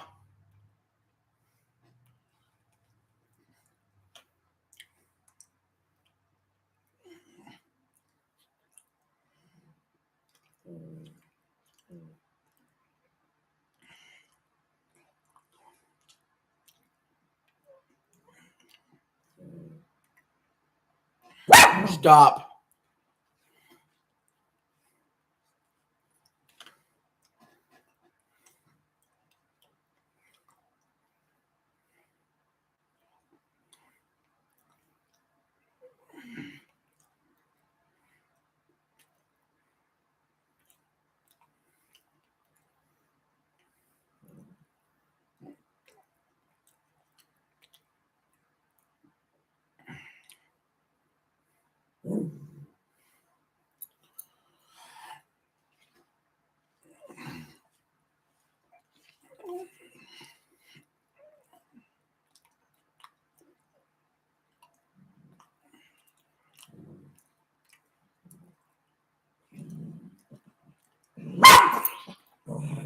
Stop.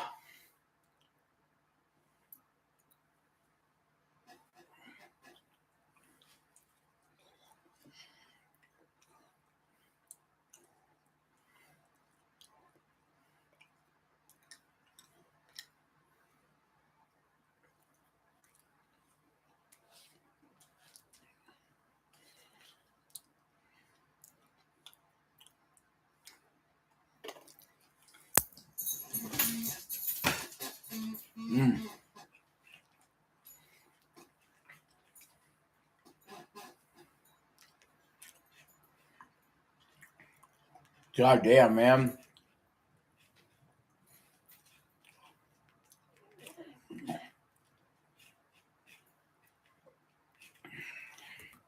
Everybody catch a break around here? Jesus Christ.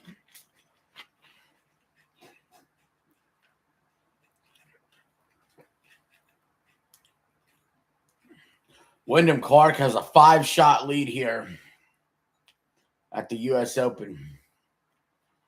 McIlroy on his final hole is +2.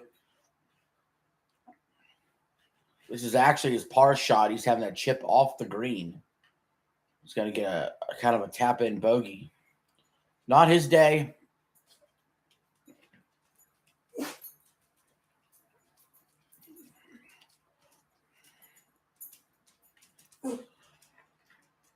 Tom Kim for birdie. Yes. Tom Kim in second place all alone. 4 shots behind the leader.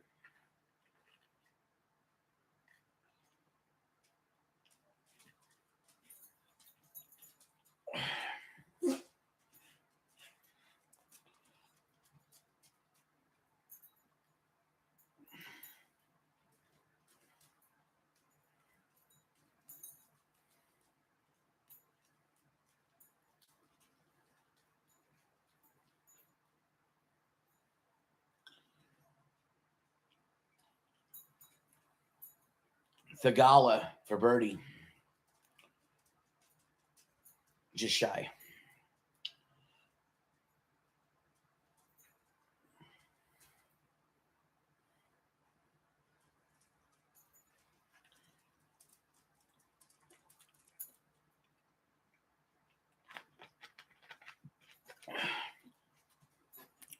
McElroy shot a 73 today. That's not what he was looking for. Not at all.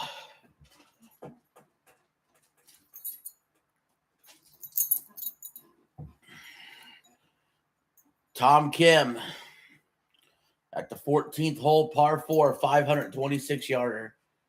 Brutal par 4. Let's rip.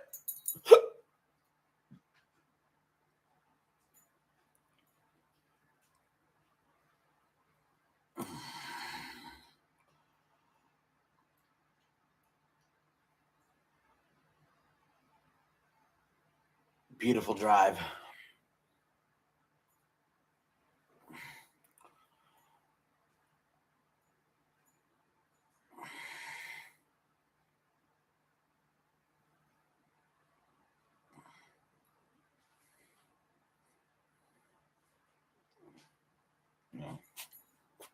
No. I know. You get all worked up when there's food out. You know what? You got to learn to share. You got to learn to be patient. You got to learn to wait your turn. Okay? You got to wait your turn. That's okay. You got to be nicer to everybody. Okay?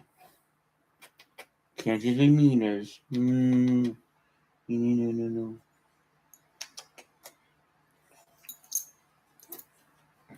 You can't just be a meanie weenie.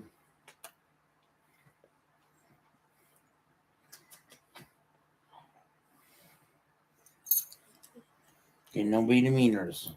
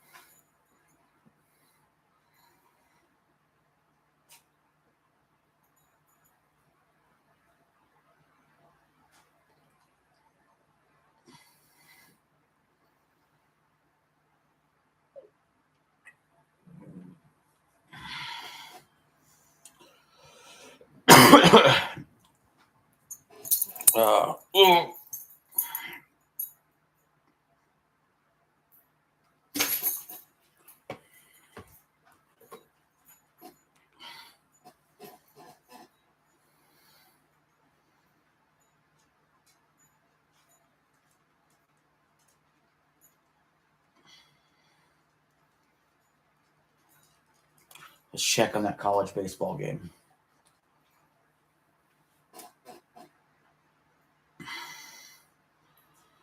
Damn, it's pouring rain out there.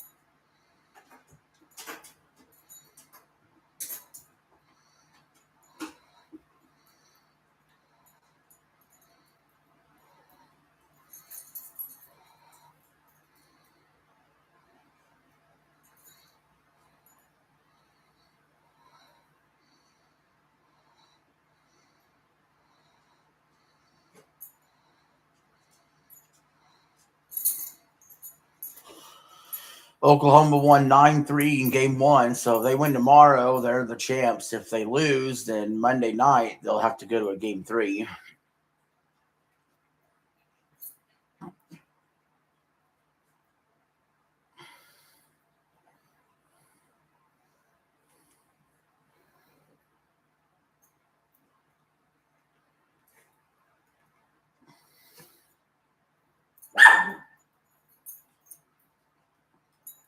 Xander Schauffele for birdie.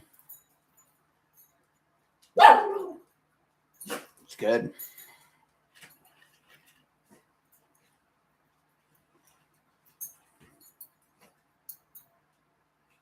Goes up +1.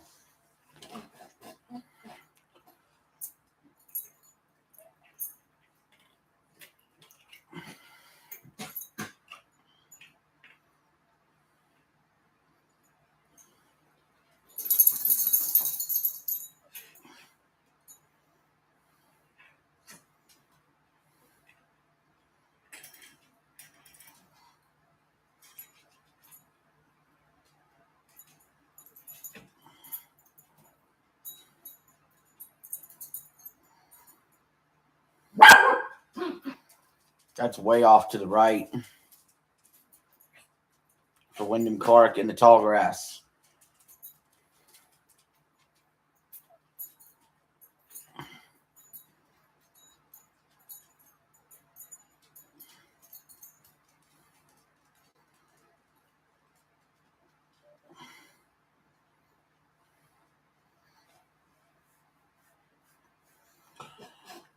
Tomorrow.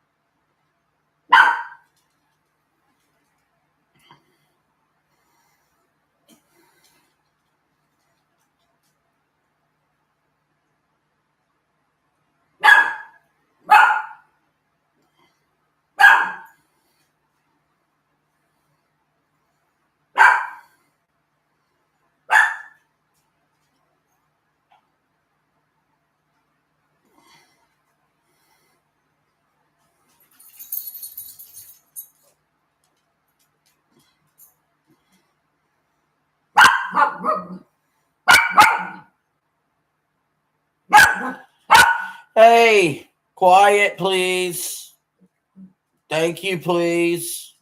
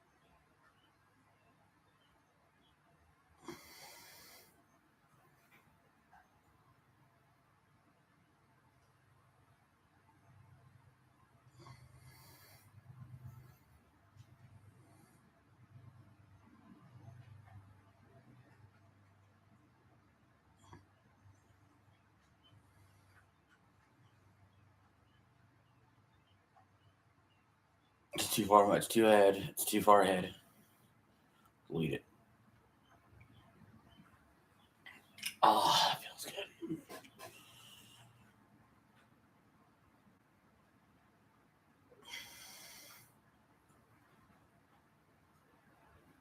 Delete that.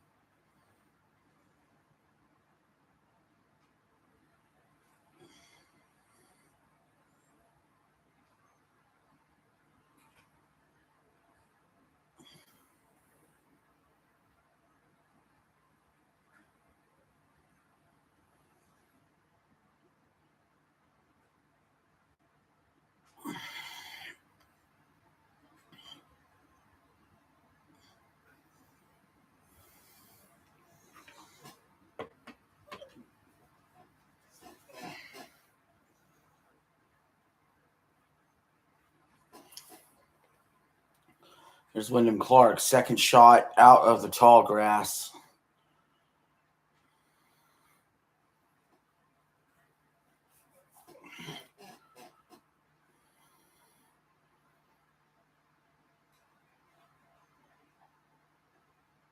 Head right into a bunker. All right, it's getting interesting there for Wyndham.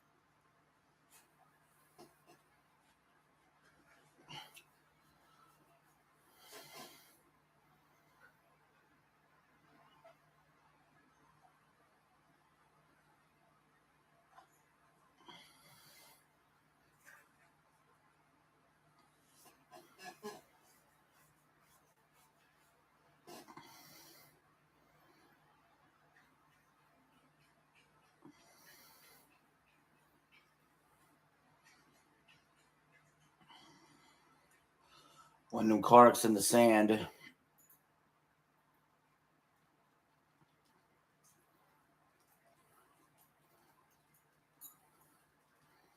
If he's able to par this, my God, this man might be unbeatable this weekend.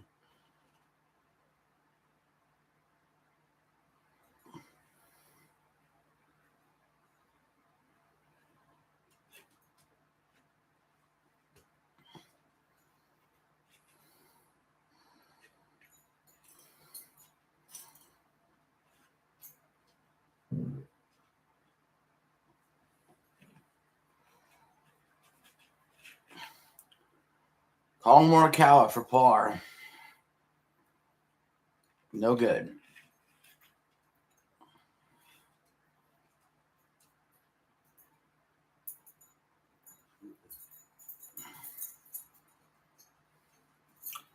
The Gala from the bunker. Not a bad shot.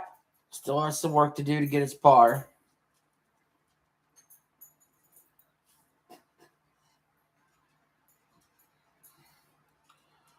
I got Matt Fitzpatrick.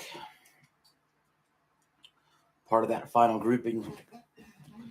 Only a 10% make percentage chance on this 25-footer for birdie. No good. Be a tap-in par.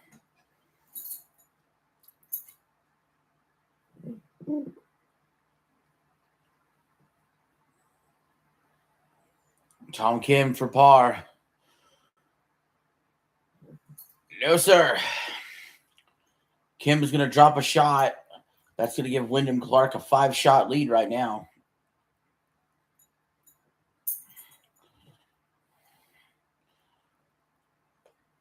Here is Mitchell for birdie in the 18th hole. Misread that putt. No good.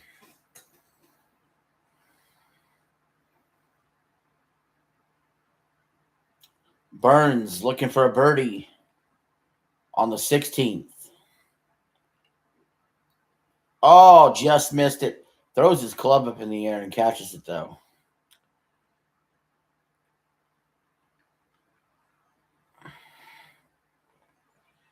We got Wyndham Clark here staring down an important par. 14-footer. The make percentage is 26%. Would be a hell of a par save.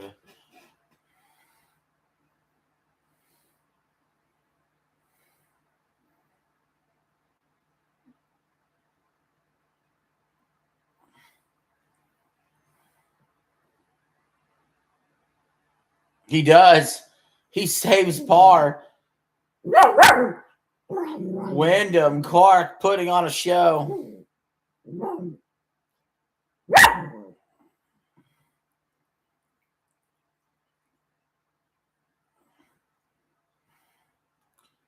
Sometimes you just got it if you got it. And Wyndham Clark's had it.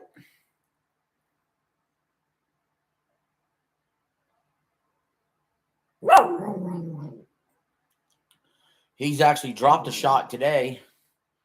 He started the day at -7, but you know what?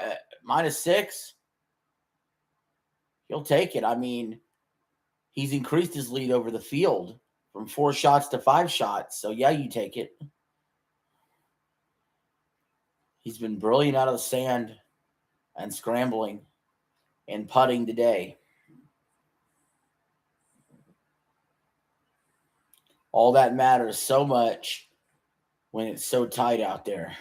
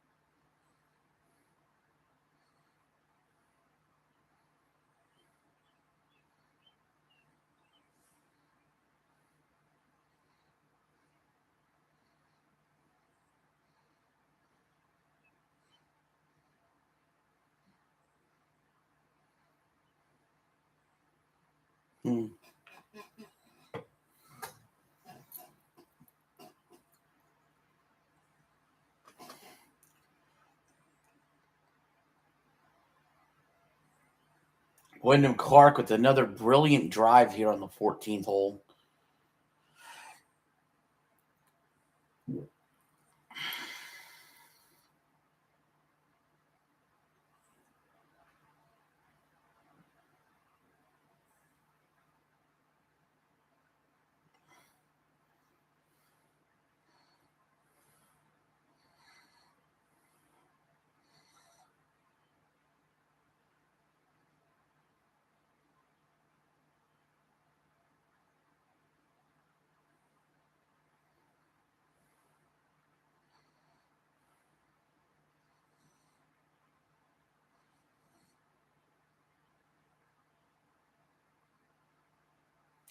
Wyndham Clark is killing it out there.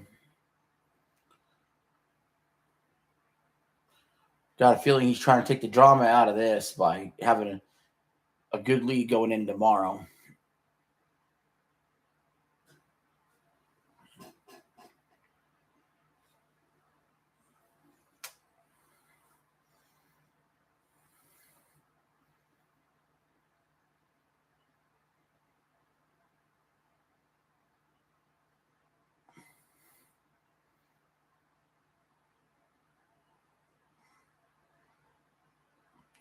Stevens at -1.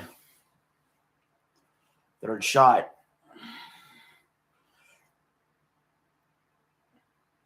Nice.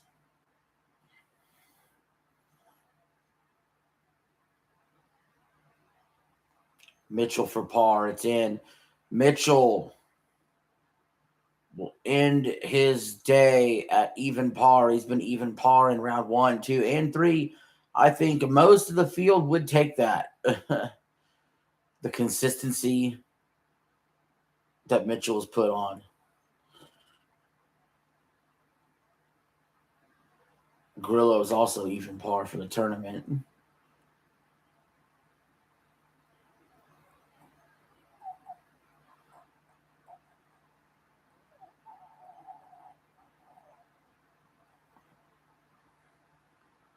It's good.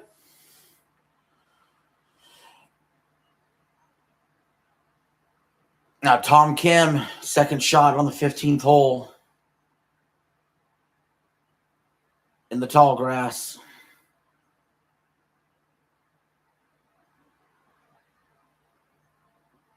Got it up out of there. Ends up in the bunker, though.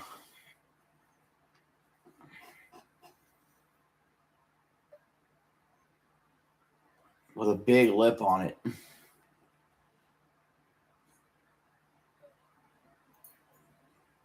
Xander Schauffele for par at +1.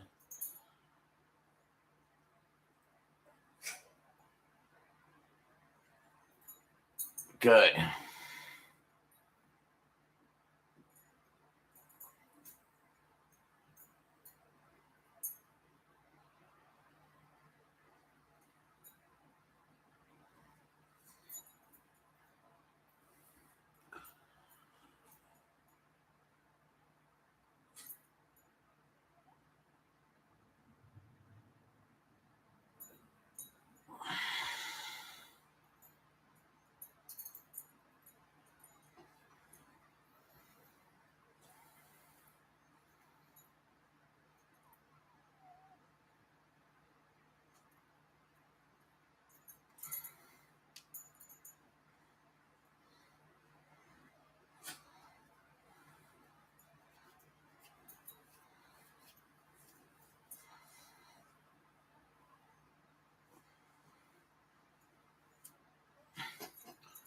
Mm.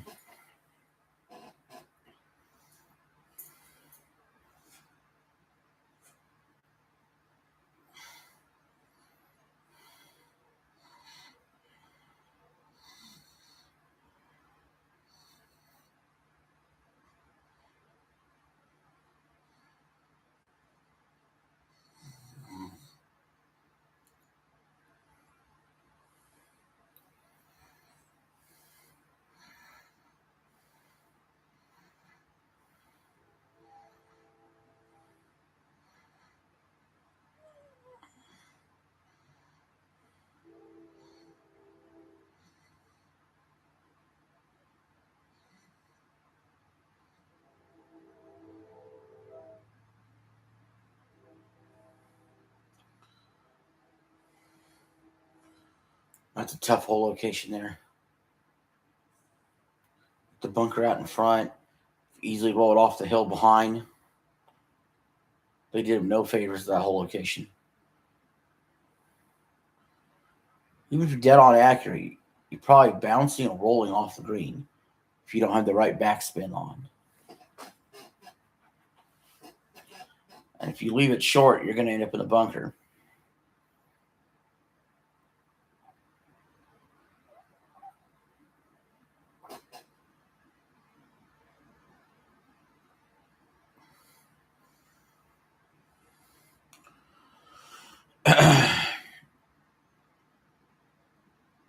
181 yards to the hole.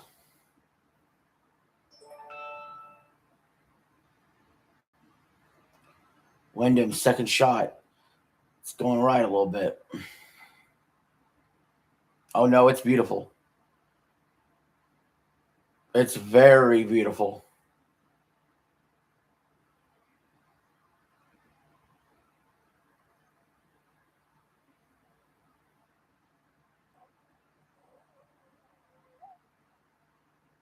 Tom Kim from the bunker, high lip. Gets it up and over. Pretty good bunker shot. He still has work to do, though.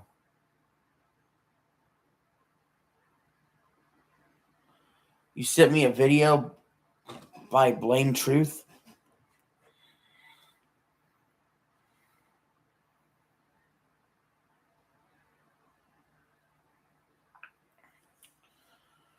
Let's see.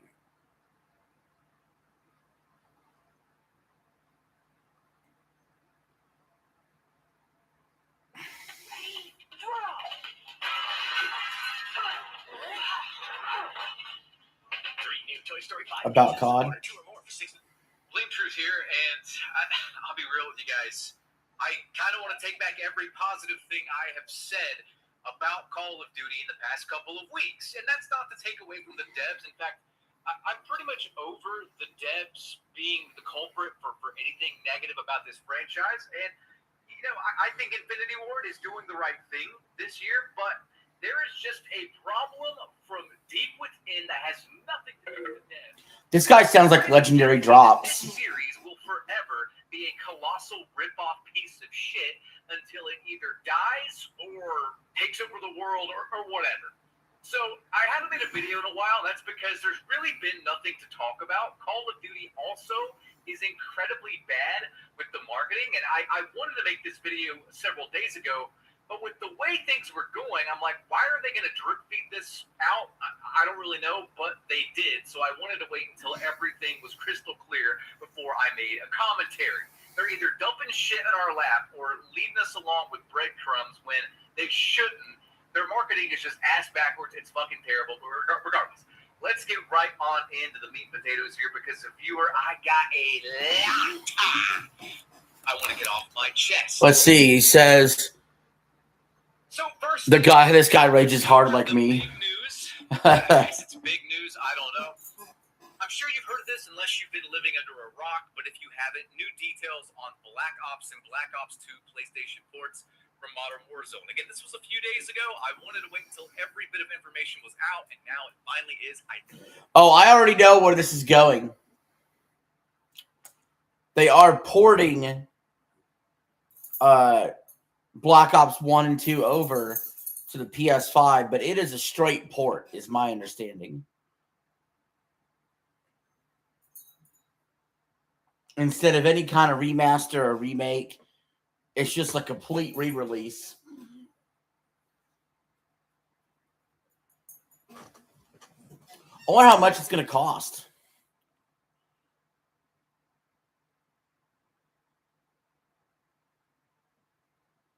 I don't think so. You know, let me double check this. How much are the Call of Duty Black Ops 1 and 2 ports for PS5?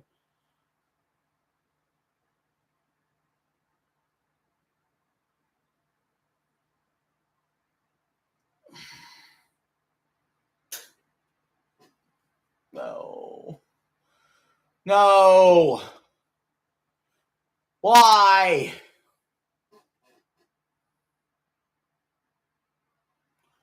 $40 a piece, and the DLC packs are sold separately.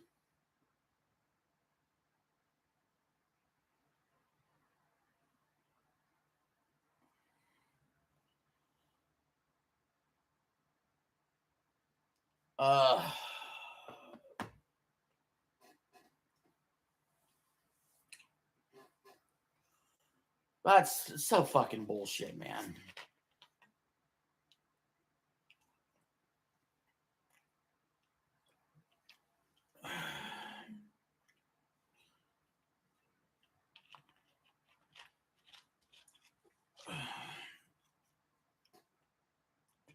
That's a scam, man.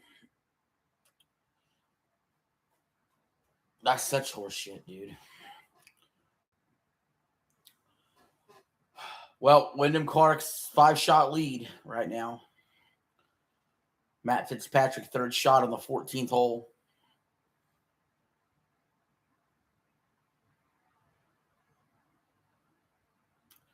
I need to make a gaming news video again soon. I have a lot of gaming news I can go over.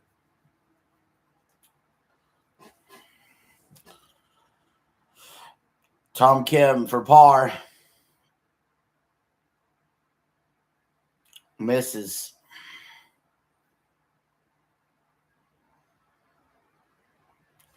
Wow, we're only going to have 3 players that are under par now.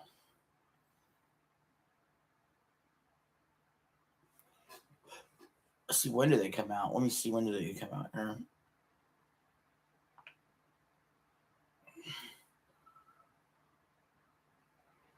When do the Black Ops 1 and 2 ports for PS5 come out?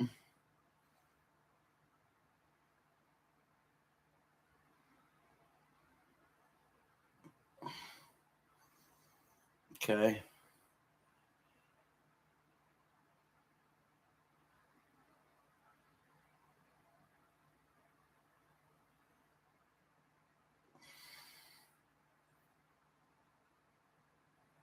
I don't know, man.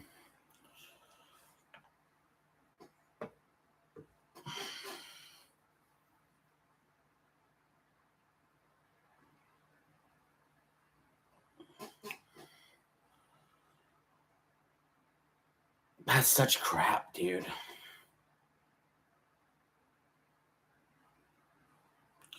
Well, hell, I'm still waiting for... Oh, wow, Wyndham Clark's going for a birdie. Hold on.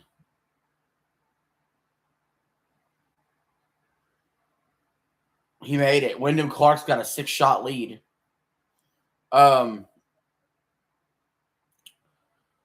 yeah, here's the thing. I want Black Ops Trilogy released. Black Ops Trilogy would be 1, 2, 3, all map packs remastered. I want Modern Warfare Trilogy. That's 1, 2, 3, all map packs remastered.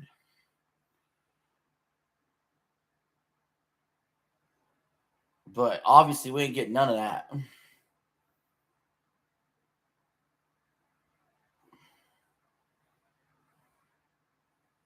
Am I going to see the Odyssey? No. I don't think so.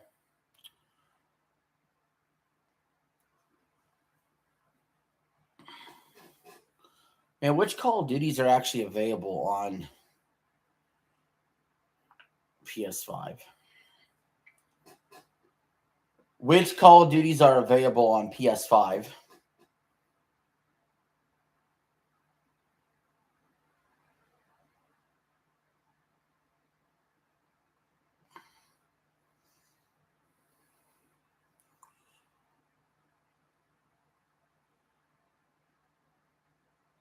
Damn.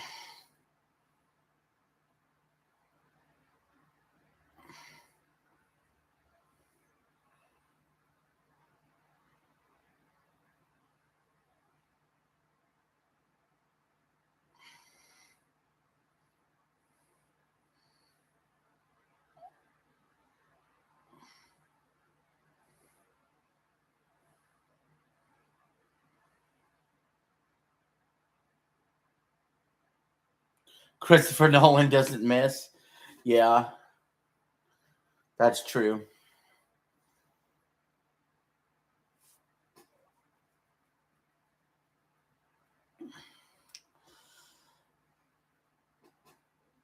I need to find out what these prices are.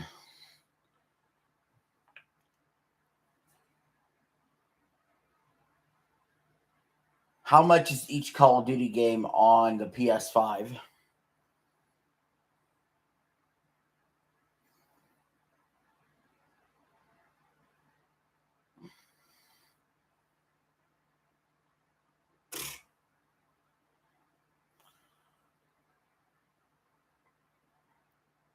The Call of Duty Black Ops 7 $70, but the on sale price is $53.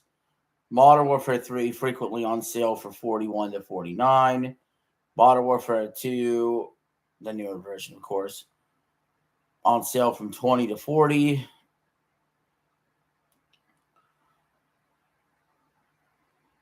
Ugh.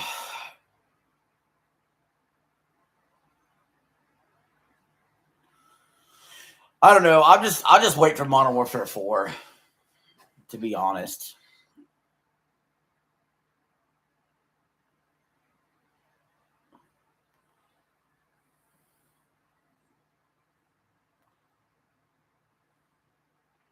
Like, there's part of me that wants to go grab the Black Ops 1 and 2 ports just to play the campaigns.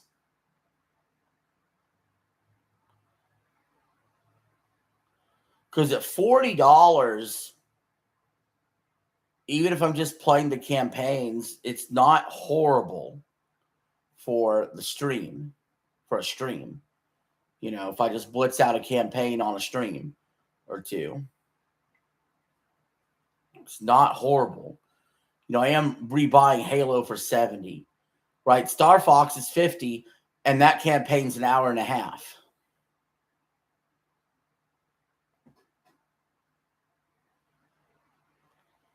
Shoffley for Birdie.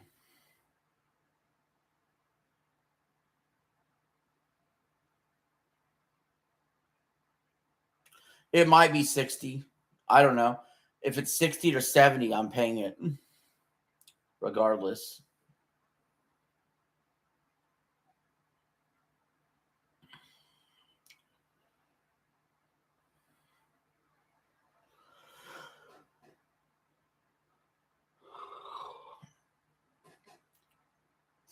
But yeah.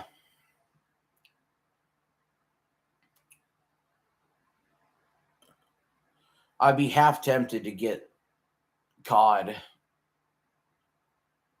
Black Ops 1 and 2, $40 a piece. It would literally be just to play the campaign on stream. But to be completely honest, I kind of don't really need to.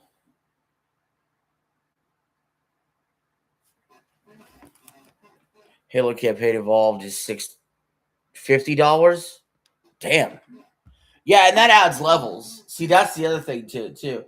This isn't like, and it's remastered, right? Or remade or whatever. This isn't like freaking, this is a port, dude. This is a straight port. Like, at least with Ocarina of Time, it's a remake. With Halo, it's a remake with extra levels. With Rayman, it's a remaster, but it has extra levels and new levels. With freaking Assassin's Creed, it's a remake with improvements and differences, right? And with what's the other one? Oh, with Star Fox, of course, it looks completely different. So, like, this isn't even classified as a remaster or remake in any way. This is just porting the game, literally porting the game. No, it's not. That's absurdity. Eli, Rayman Legends is a 10 out of 10 platformer. I don't even give Astrobot a 10. Remember, I think I gave that a 9.5.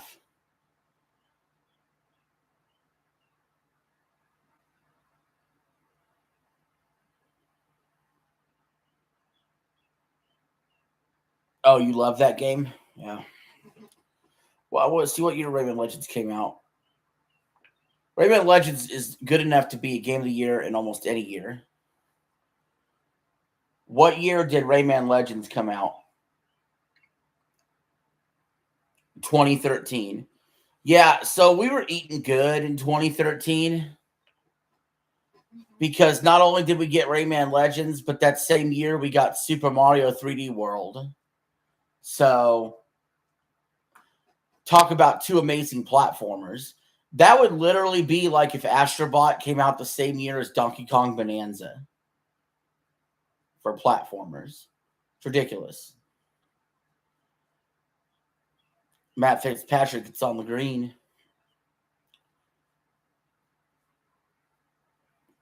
We're 1 hour away from beating the stream record.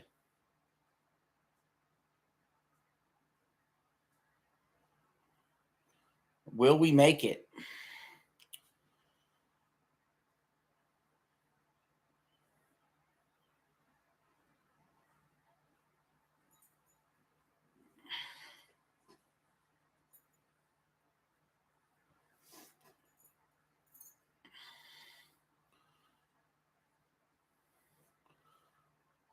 Wyndham Clark, 126 yards to the hole, the leader.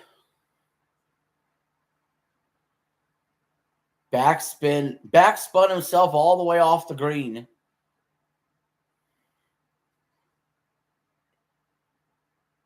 Rayman Legends is a rage game. Well, you know why? Okay, so Rayman Legends is very difficult. But the reason why I was able to beat it and the reason why I love the game, it does a better job than any other platformer at getting you quick into a game. Like a lot of checkpoints. So like, yes, it could be very hard to get through certain sections of that game, but you're able to restart quickly and retry quickly.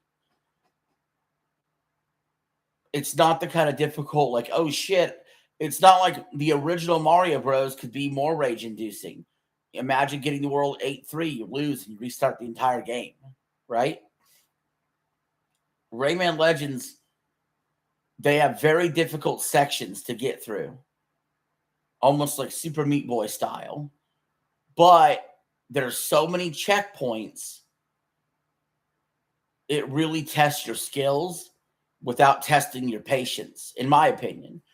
I could see how someone might rage quit Rayman Legends altogether, but that's not my experience. Also, you could play that co-op with multiple players, and we did that. Me and my friends did that as well. And it works better than like New Super Mario Brothers Wii, where you're bumping into each other hardcore and stuff like that. This just worked better than that. So I think very highly of Rayman Legends. I still would have preferred a new game totally in the series. Just like I would have preferred a new Halo. Just like I would have preferred a new COD. Or not a new COD. Yeah, a new COD versus the Black Ops 1 and 2 stuff. I would have preferred a new Assassin's Creed. I prefer new over remastering old shit. I do.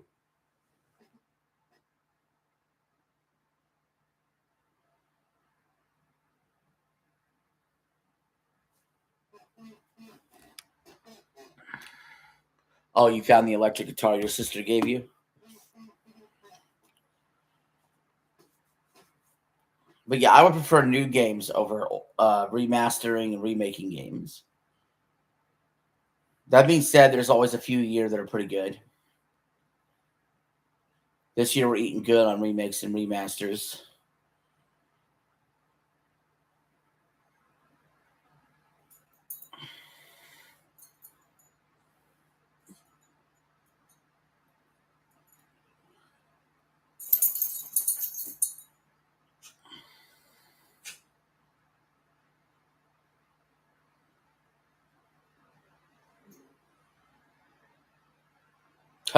The first Witcher game is terrible. Yeah, there are, like I said, it's not all equal. There's some that are better than others, too, that are needed for remaking and remastering, for sure. And I'm guilty of asking for certain remakes, too. I want Super Mario 64 remade. Ocarina of Time's a dream one, but Super Mario 64 is also. A lot of those earlier 3D games would benefit a lot from being remade in the modern era.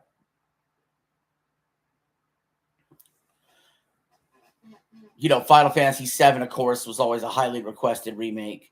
I'm upset that they split it in 3 games. I was never a fan of that. But anyway, Justin Thomas from out of the bunker almost holds it in.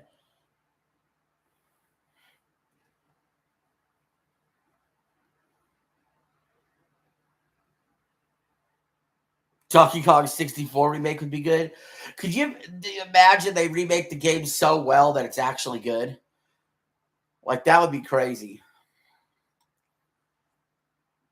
Matt Fitzpatrick for birdie. Just misses. Just misses. And Wyndham Clark still has a 6-shot lead. Tom Kim for eagle.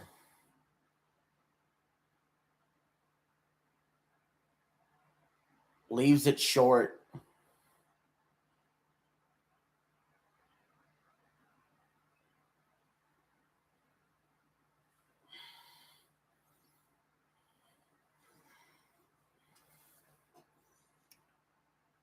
Oh, man. Yeah, Donkey Kong 64 and Super Mario 64 remade.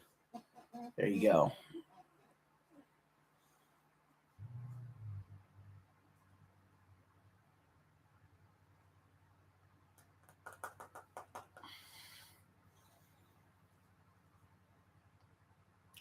Yeah, I fear that if I actually got the Black Ops 2 remake, we'd probably have a problem. If I started playing the multiplayer of that, I probably would never quit. And then I probably would never go get Call of Duty Modern Warfare 4. That's no bullshit.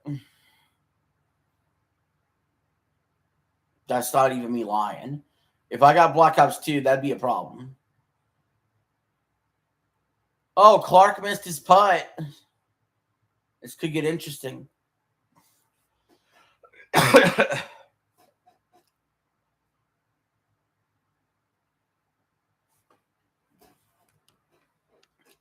My problem with Donkey Kong 64 was it was made to only work for the N64 controller. Yep. That's a problem with a lot of games. Like GoldenEye 007 is not fun to play at all on the Switch 2 controller. That game fucking blows on the Switch 2 controller.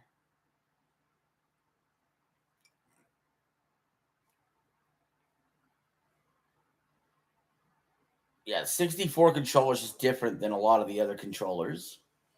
So you run into that issue sometimes with certain games, especially. I'm still, one of my biggest disappointments with Nintendo right now is the NSO for GameCube games.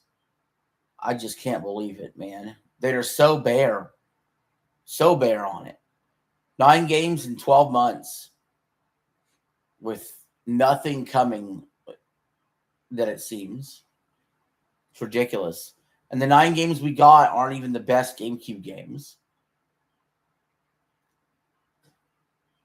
Like, even if you go down the board of highest rated GameCube games, almost none of the 9 are on there.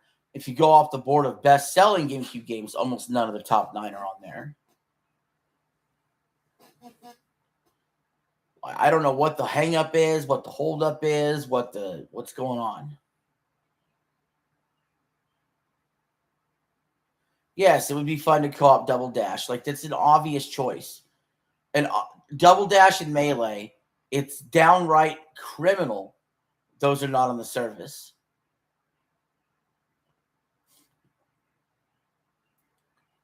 You could argue Double Dash, they didn't put Double Dash on there because they don't want it to compete with Mario Kart World. But now it should be on there. It's been a year, and they're not putting any DLC on Mario Kart World either. And then when it comes to Smash, what competition? Smash isn't out. Smash won't be out for years. Why is Smash not on the N64 or the GameCube?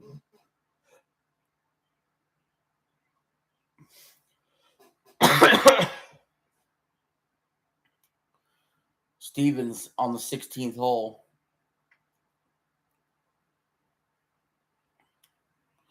Oh, why is it Mario Sunshine on there? There's no 3D Mario this year.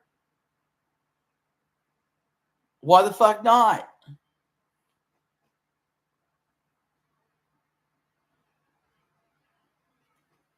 Yeah. Honestly, that would be my next go-to for the next Mario Kart game. They don't have to necessarily call it Double Dash 2, but effectively, I want Double Dash 2. I think that's next for me. I don't think they need to do the world mechanic again. I think they tried it. I think, for the most part, it's fine. But I think we'll go back to the bread and butter of circuits to circuits. Make it Double Dash 2 and give us characters besides Mario characters. Like, that was one idea I always had, was you make it basically like Smash, but with carts. You know, have like Samus in there and Link and Captain Falcon and a whole bunch of Nintendo characters in there. And their worlds you could drive on too.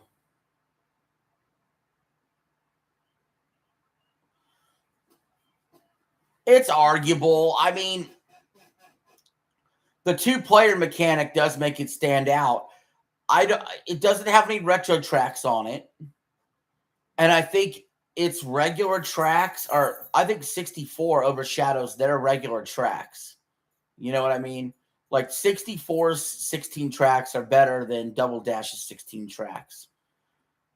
In my opinion. It's got Baby Park, that's true. But the 64 tracks are really legendary. And now, anytime you're talking about any Mario Kart after that, it has retro tracks and current tracks. So you're outnumbered at that point. If you're going off of just tracks alone, Mario Kart 8 Deluxe is the supreme Mario Kart. Yeah, N64 Rainbow Road's awesome. But yeah, the supreme Mario Kart on tracks is Mario Kart 8 Deluxe. There's no question about that. Including the DLC 96 tracks. It's pretty much got all the N64 tracks on it. So we're on commercial now, but so yeah. Now again, Mario Kart World is a really great kart racer in its own right. It's different, and I appreciate it wanting to be different than Deluxe.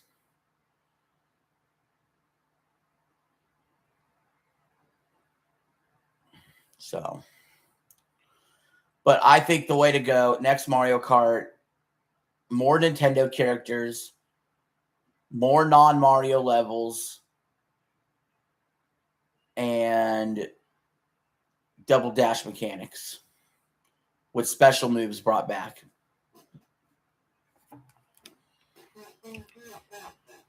In my first semester of high school, everybody was playing Mario Kart Tour. Yeah, Mario Kart Tour, I don't really think about that game or even consider it. Same with the home circuit game. Nintendo does treat it as an entry, though, because they really do list like Mario Kart World as the 10th game, you know? And they list Mario Kart Tour as the 9th game. So they really, really include that.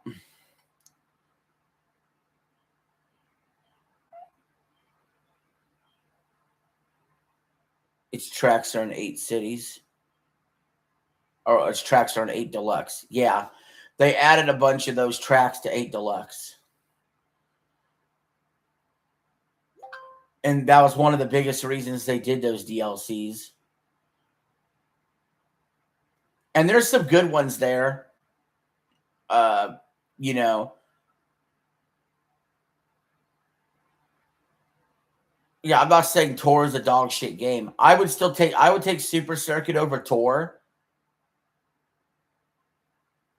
But Tour is still decent.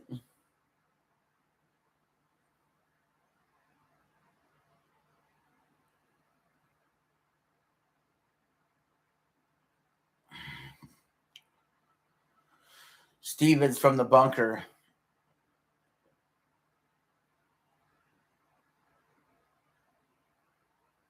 Pretty good. Runs it up towards the hole.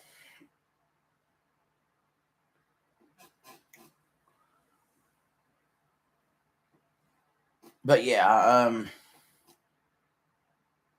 so yeah, I have ways to do something different with Mario Kart to make it better. But with Smash, I don't know how you make Smash better. How can you add any more characters? Can you add any more stages? Like, I don't even know how.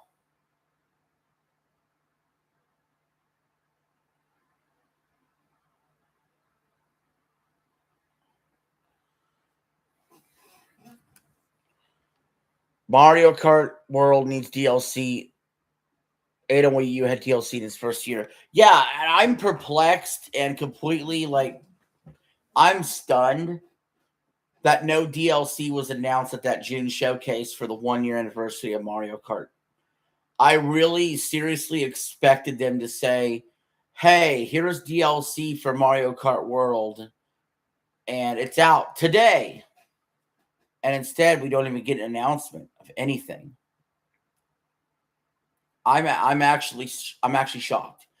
See, when I got Mario Kart World, part of what I thought was going to be baked in more than anything, not that it was a live service game, but that we would have a roadmap of DLC.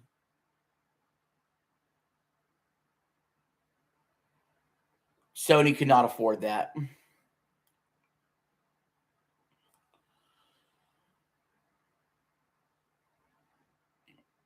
Tom Kim's at -1 to end his day.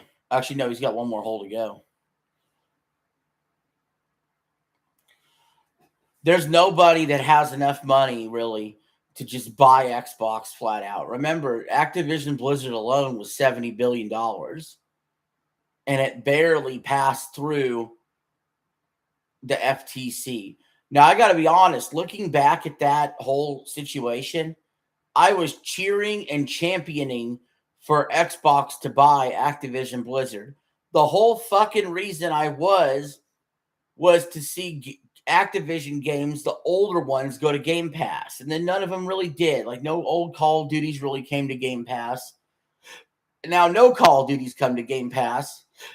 And now Xbox is struggling. And a lot of the reason why Microsoft has them under the gun and under fire is because they did that $70 billion purchase. It put a microscope on them. So looking back on it, I wish the FTC ruled no, you couldn't get it. I was wrong the whole time about wanting Xbox to buy Activision. That turned out to be horrible.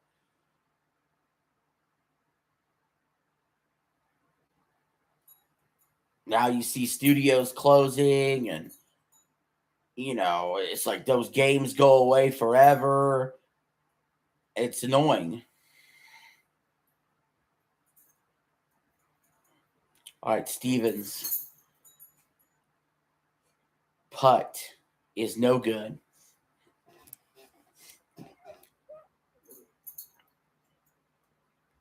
Bungie needs to be shut down if I'm not going to make anything good again. Yeah, Sony's upset that they acquired Bungie as well. They're really upset that they have to deal with Bungie. The game industry is not in a healthy place, to be quite frank. The reason why we're getting so many good games in 2026 is you have to remember a lot of the games that are greenlit are coming out this year were greenlit after COVID. So after COVID, and there were people at home gaming a lot, and the game industry exploded, and next gen was starting, and the money was there, they greenlit a whole bunch of projects. These projects are coming out now, years later, obviously. What happens in a few years when you see that companies have destroyed studios, they've restrained themselves, they've peeled back? Does that mean 2028, 2029 looks a lot more bare? Maybe.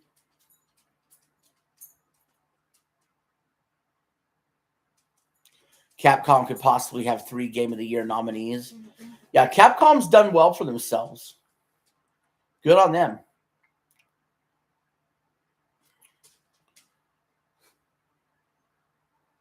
If I were to go off the Game Awards, 6 Game of the Year nominees, my prediction by the end of the year still stands. GTA 6, Wolverine. I think they're going to have Mina the Hollower in there. That's your indie game. Wolverine's your PlayStation game.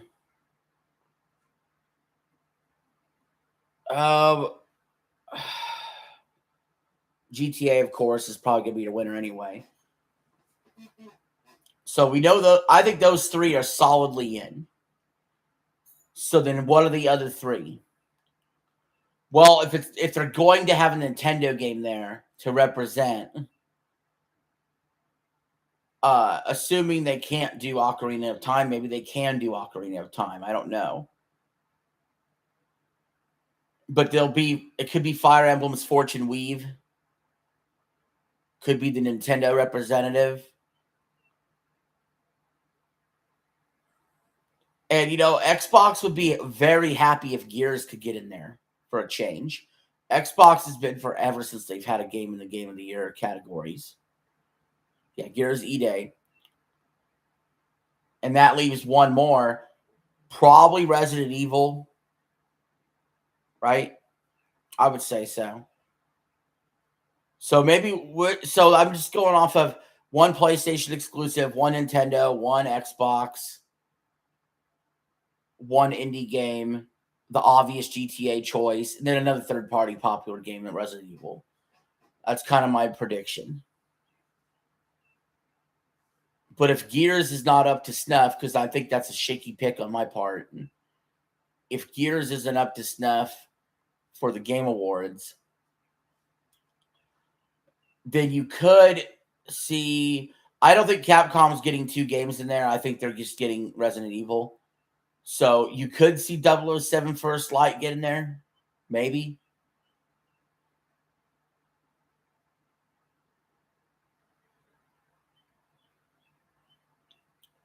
Well, 2027...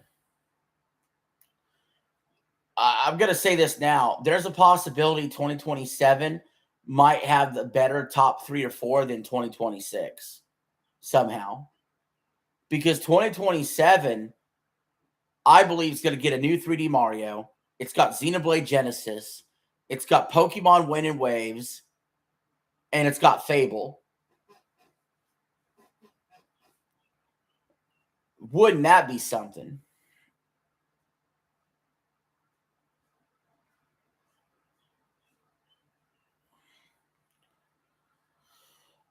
That would be quite a foursome right there. And let me tell you, Fable being moved to February has me actually excited to go get that game. Getting it out of this year, getting it on its own.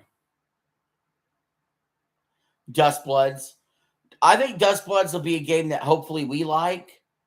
I don't think it's going to end up being some sort of game of the year or anything. But I think probably a good thing to get... I would be okay if Dustbloods came out in December. I would be okay with some sort of December release.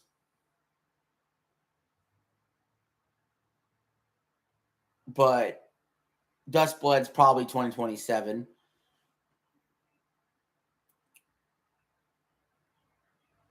Just make sure that Dustbloods is not in the same month as Fable, Mario, Pokemon, or Xenoblade. That's all Dustbloods has to do. No, I don't think so.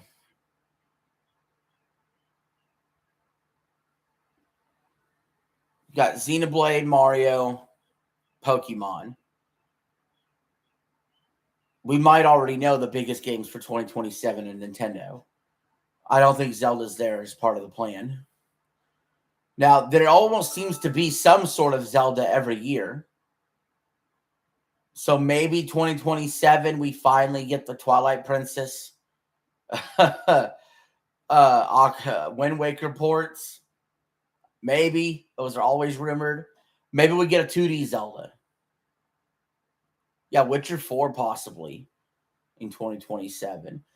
What about Galactic the Heretic Project, or if God of War LaFay comes out in 27? God of War LaFay may be 28 because they did not say coming 2027 for some reason.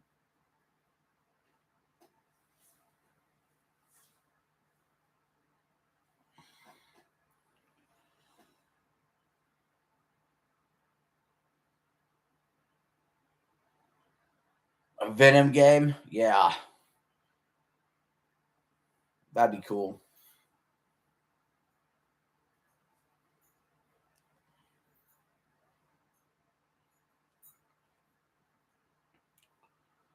All right, we're on the 17th hole. Xander Schauffele with his putt. No good.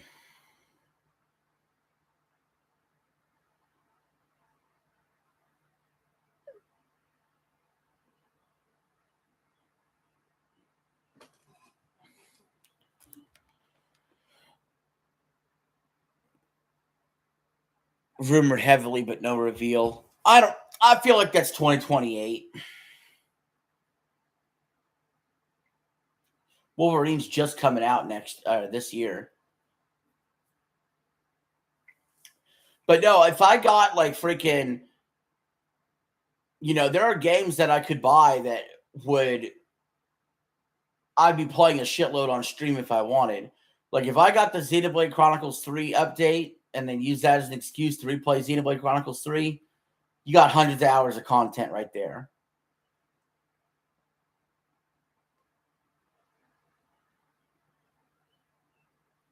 I may give Xenoblade 2 another shot. Because it's coming out like late July, early August, it may actually get a shot.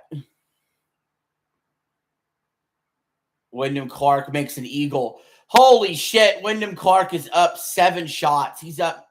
Oh, man.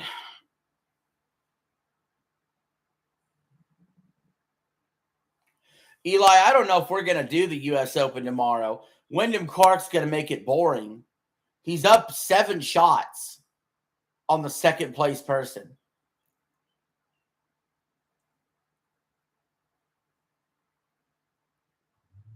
Good Lord. I don't know if I even want to stream the U.S. Open tomorrow. It's going to be so freaking boring.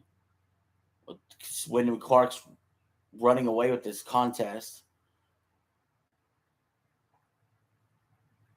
Yeah, Xenoblade Genesis will be streamed. So, like I said, I could play Black Ops 2 multiplayer again. I could do Xenoblade 2. I could do Xenoblade 3, right? Switch 2 editions and stuff. But it's like, man, I already have all my thoughts, my feelings, my emotions, my opinions on those games fully formed. And I just don't have to revisit them. I could close my eyes and remember Black Ops 2, just how it felt to run around, to shoot. I could close my eyes and remember how Xenoblade Chronicles 3 is still so freshly, even though it came out in 2022. To me, they're not worthy of replay. Not because they're not great games, not because they're not willing to spend the money. They're just a lot of time, and I really should focus on new games and new experiences. Yeah, Final Fantasy 16 is still sitting there. Yeah, I plan on playing Star Fox the day it comes out. So it'll be like a late afternoon, early evening stream of Star Fox. I'll beat the whole campaign and then do the multiplayer in the same day. Trust me, the campaign's not long.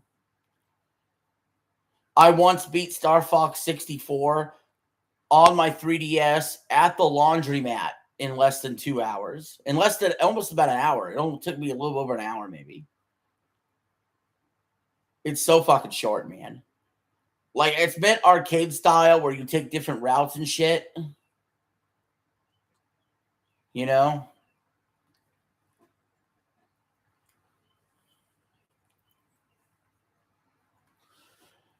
Like, there's a part of me that's actually upset a little bit that it's just Star Fox 64 remade. Because I kind of just want a new Star Fox that's longer. I think Wolf is.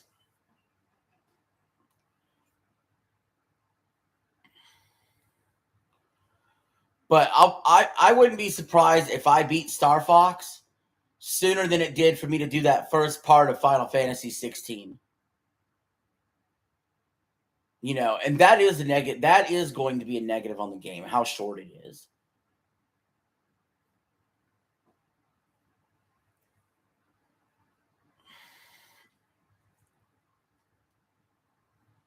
When Clark just drove it in the tall grass.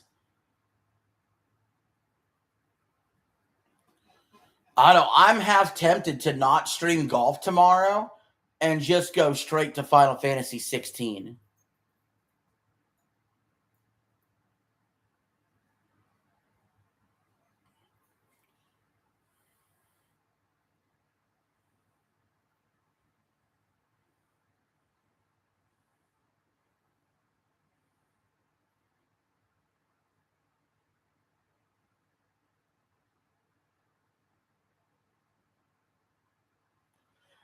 That's what's funny.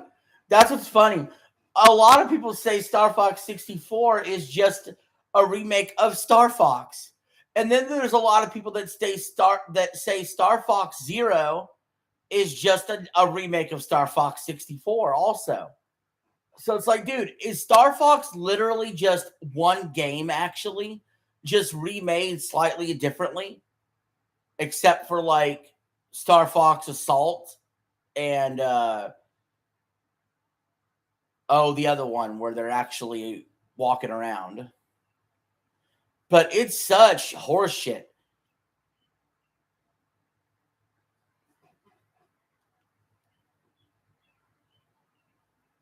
I know. So there's part of me that's upset about it, honestly. But I also want to play this game. I do want to play this game.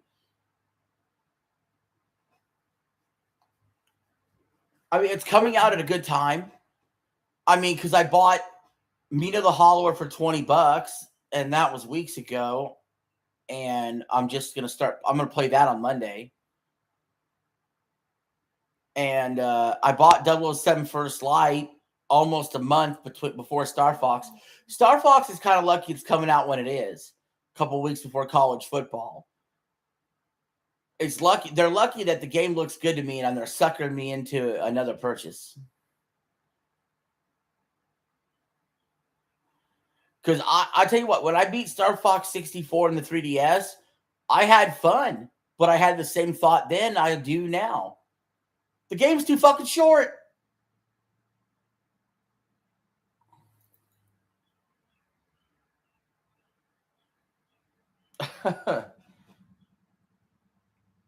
Now it's going to be padded out a little bit with the cutscenes, and they have that prologue mission and the tutorial. So maybe you get 2 hours out of it. You know, and then of course you do have the multiplayer mode. We can't completely discount that. If it's got to be really good and super addictive though for me to be playing it longer than a day. You know. But yeah, I think if you've spent $50 on a game that you beat in a couple hours, Eli, you'd probably be pissed. This might be one you want to watch me play first.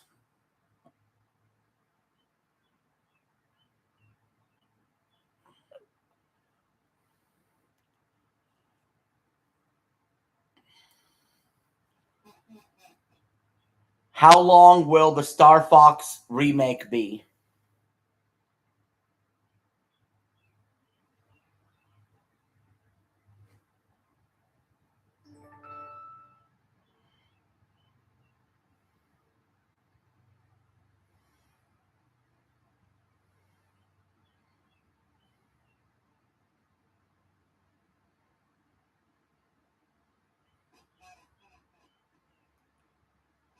How long will it take to beat the Star Fox remake?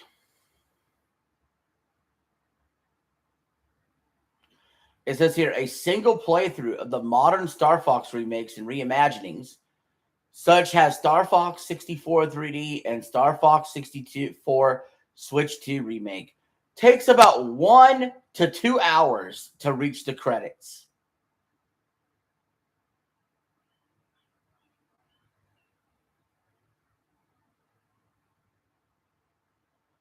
Main story, 1 to 2 hours per playthrough. Because the game relies on branching pathways, seeing the credits just once only completes a fraction of the game.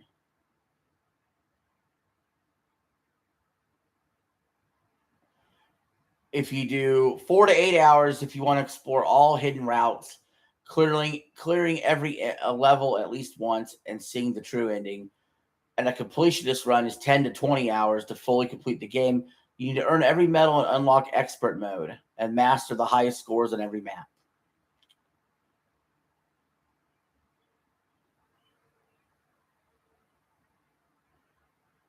But $1 a minute. Whew, boy, there's some phone sex lines that are cheaper.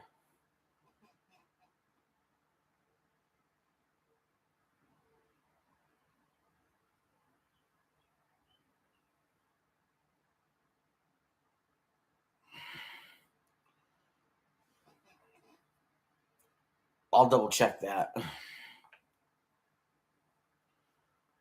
What's the price per minute on a cheap phone sex hotline?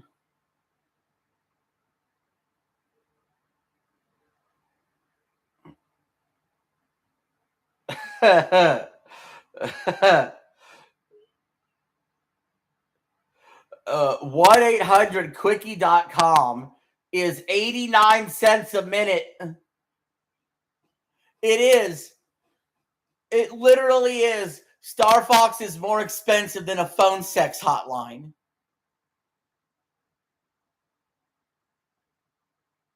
Quickie.com. Or no, 1-800-Quickie.com. No, yeah, 1-800-Quickie. It's 89 cents per minute.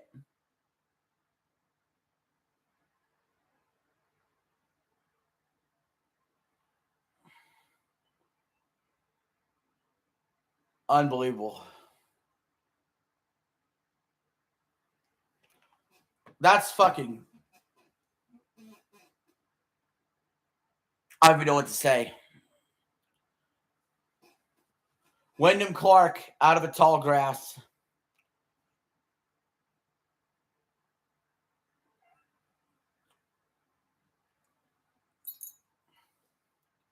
Oh, what brilliance. It's just Wyndham's day, man.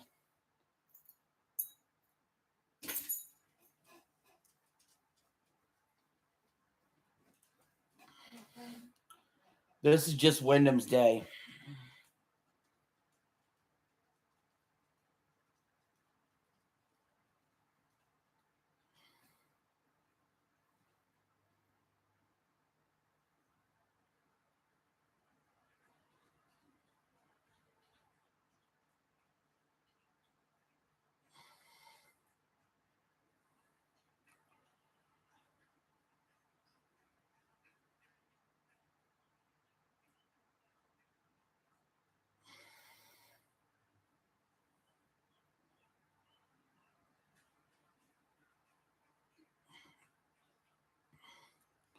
Xander Schauffele shot.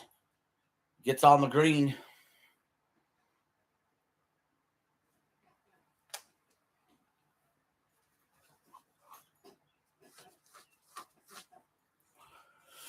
Oh, my God.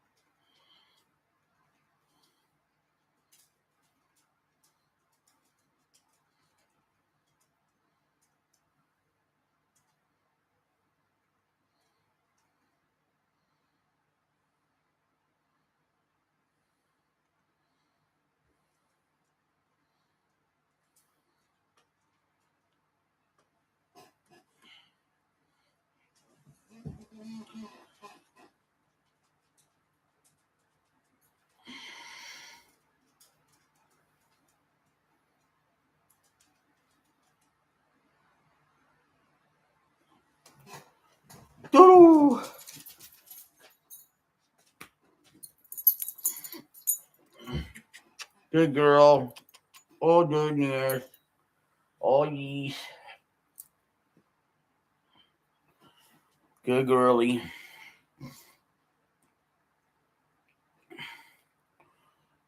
Wyndham Clark for par on the 17th hole. What a day he's had.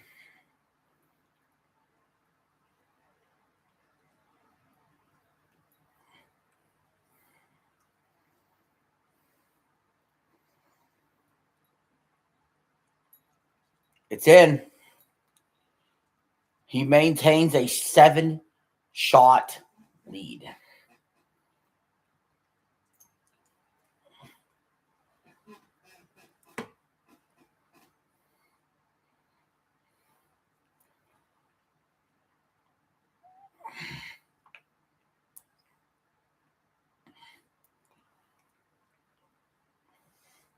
What's the largest lead ever blown at a major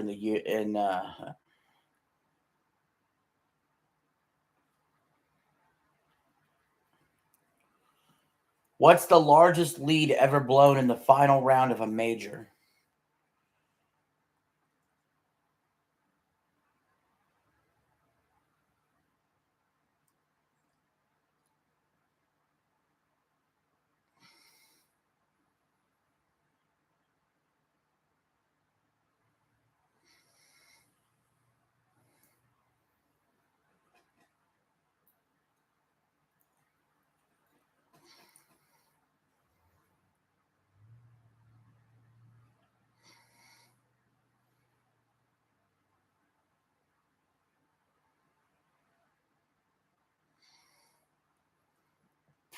Wow.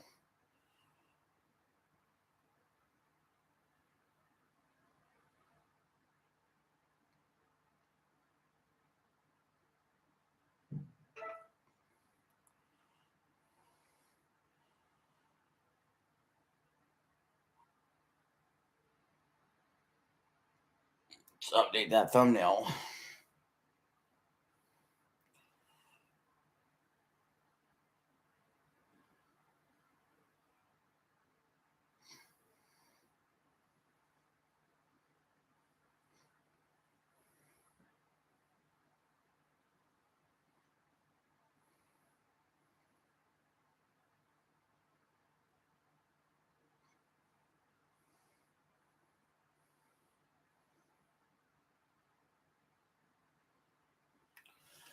Talk about anticlimactic.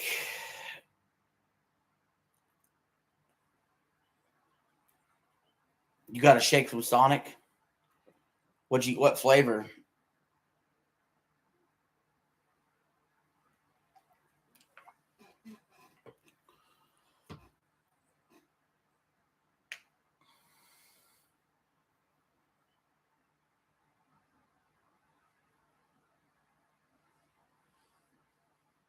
Oh man. Oh shit, we're 17 minutes away from the all-time record for a stream.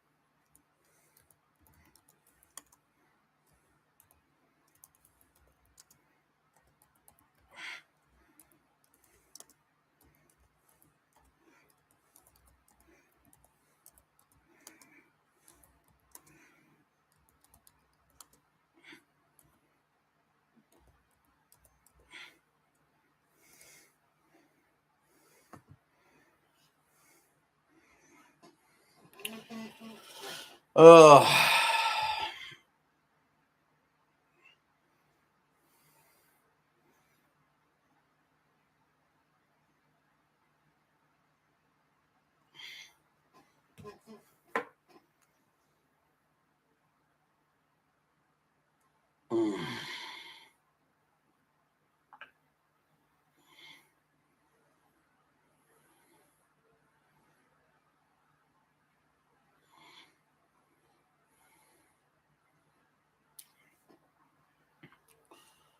Well, I put the question out in chat. Should we do the college baseball championship game or should we do golf tomorrow? Because right now, Wyndham Clark has a 7-shot lead, the largest lead ever blown in a major is 5, and that was 1999 British Open. So chances are it's going to be very anticlimactic tomorrow. Wyndham Clark's going to walk away with the championship.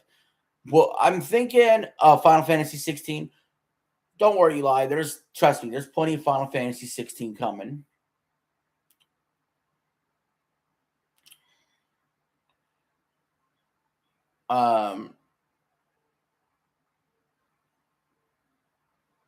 Yeah, I think tomorrow we're going to do baseball.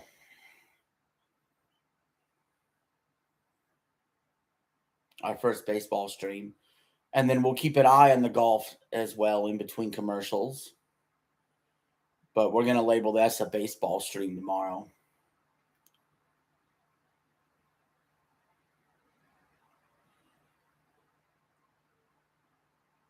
I do not see Wyndham Clark just completely collapsing with a 7-shot lead.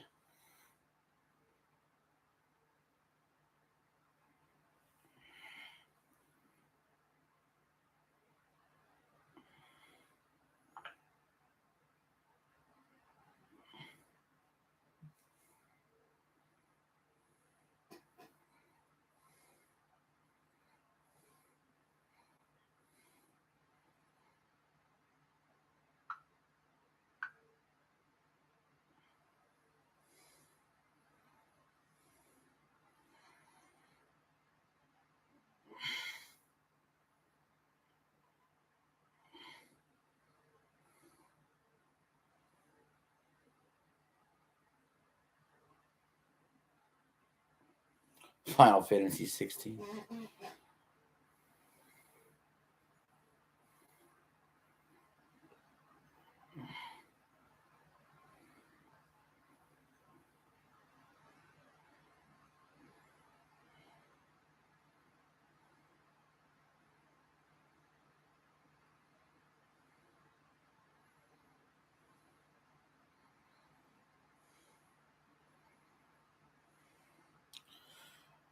Well, we're about, 12 minutes away from the all-time record?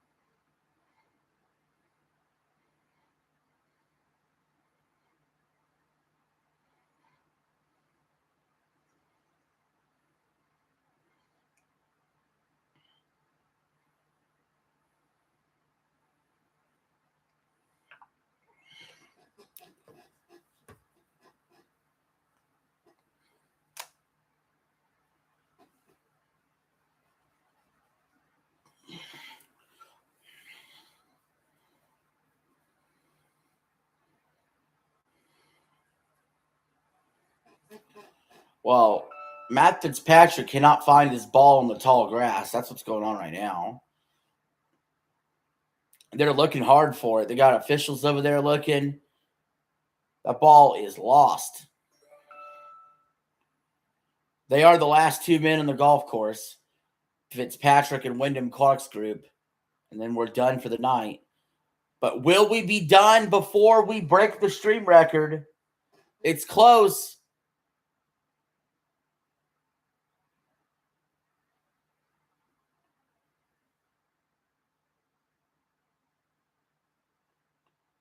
But Matt Fitzpatrick stuck in the grass. We got Wyndham Clark here in first at -8. 7 shots ahead of Scotty Scheffler, Tom Kim, Thakala, and Stevens, who are at -1. Everybody else is even par or worse. This has been quite a show by Wyndham Clark. On a day where everybody else was shooting over par, Wyndham Clark is -1 today and actually extended his lead. He started the day 4 shots up. Now he's 7 shots up. No man has ever blown a lead bigger than 5 in the final round of a major. So it's safe to say that there is a lack of drama tomorrow for Wyndham Clark to win his second U.S. Open in the last 4 years.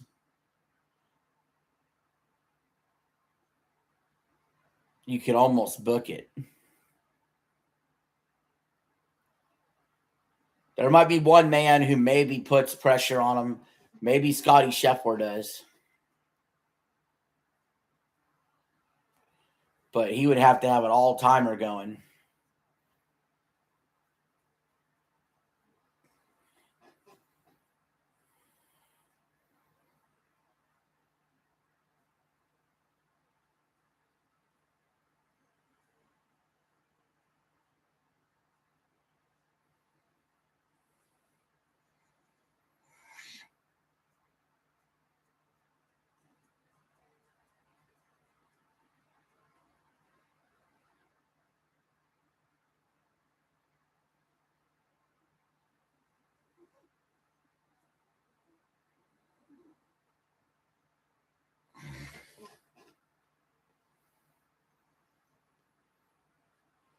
Oh, man.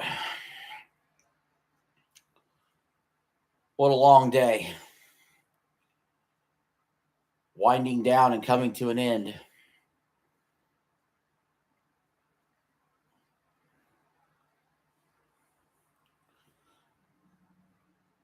But are we going to beat the stream record, or will this event end before we get there?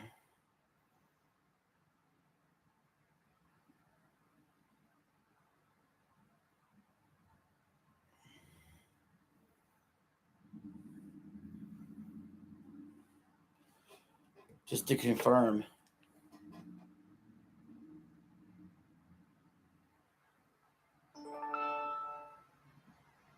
Just to confirm.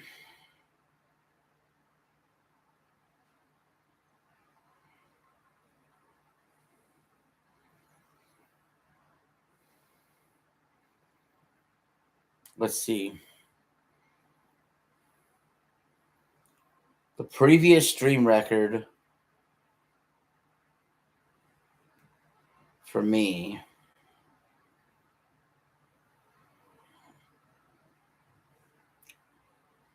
was 8 hours, 19 minutes, and 5 seconds.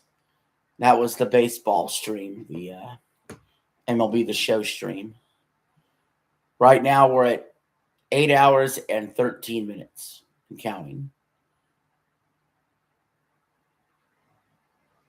And the way these players are taking their time, we might hit that record.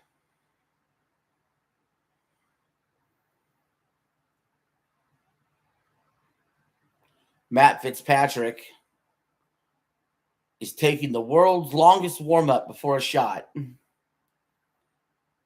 He's decided he wants to see the sunset tonight.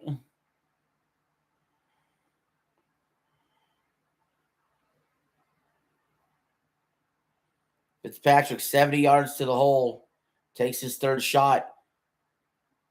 He's able to stick it on the green. He'll have a long par putt awaiting.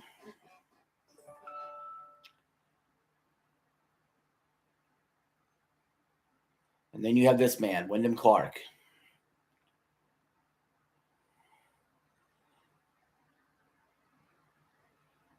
Who has done everything asked of him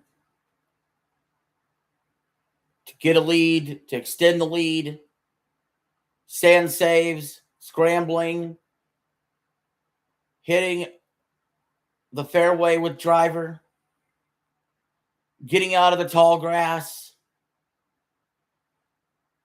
putting and making the difficult putts. He's done everything required of him.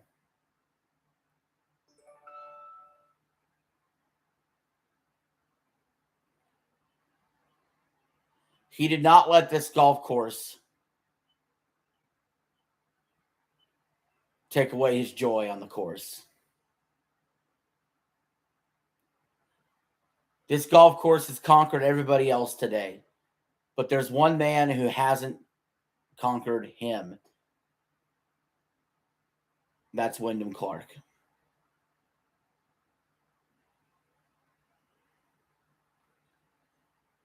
And boy, I know it's a Saturday, but boy, does it feel like a Sunday here at the U.S. Open.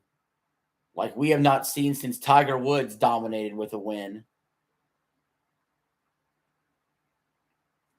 You just know going into the final round, he's got it with how further ahead he is. No one's ever blown more than a 5-shot lead. Birdie attempt here from Wyndham.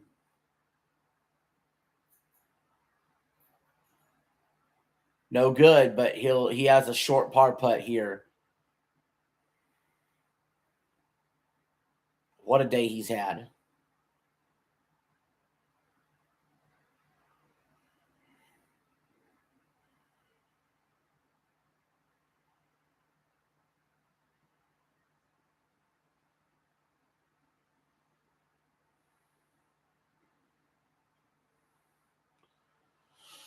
The sun is setting here at Shinnecock Hills.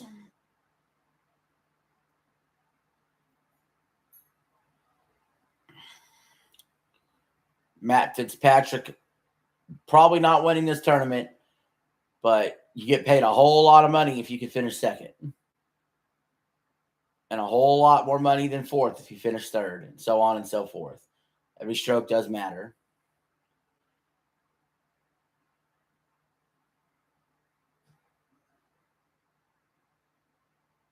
Fitzpatrick for par. Going to end up just shy. It's going to be a tap-in bogey, sending him down to +1. I wonder if the golf officials will stick Scotty Scheffler with Wyndham Clark tomorrow in the final pairing. That's what I would do.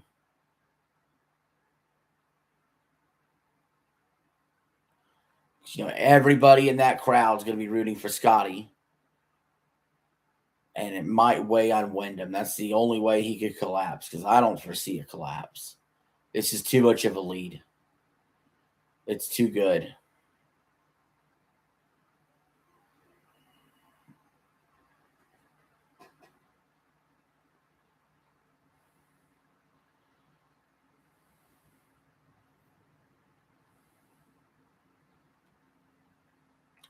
And here we go. Wyndham Clark for par. 18th hole. Third round U.S. Open.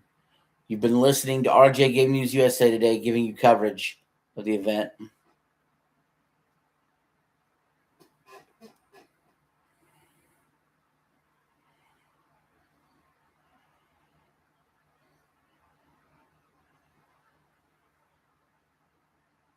He missed. Oh, my.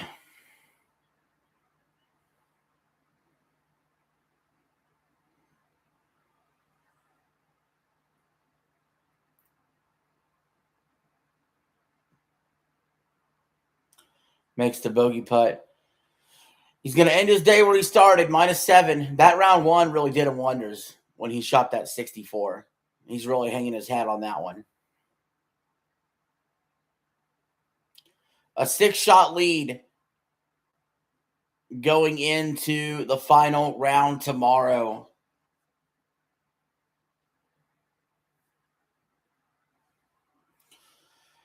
Guys, that's going to be it. That's it. We're done with the U.S. Open. We just had the longest stream in the channel's history. Brand new record. We'll round it up to 820, and then we're going to end it.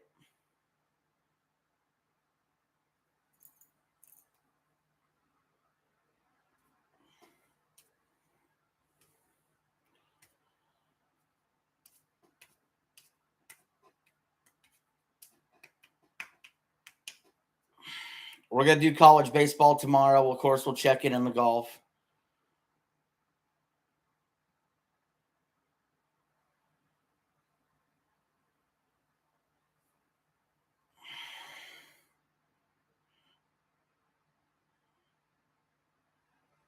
There it is, 820. See ya.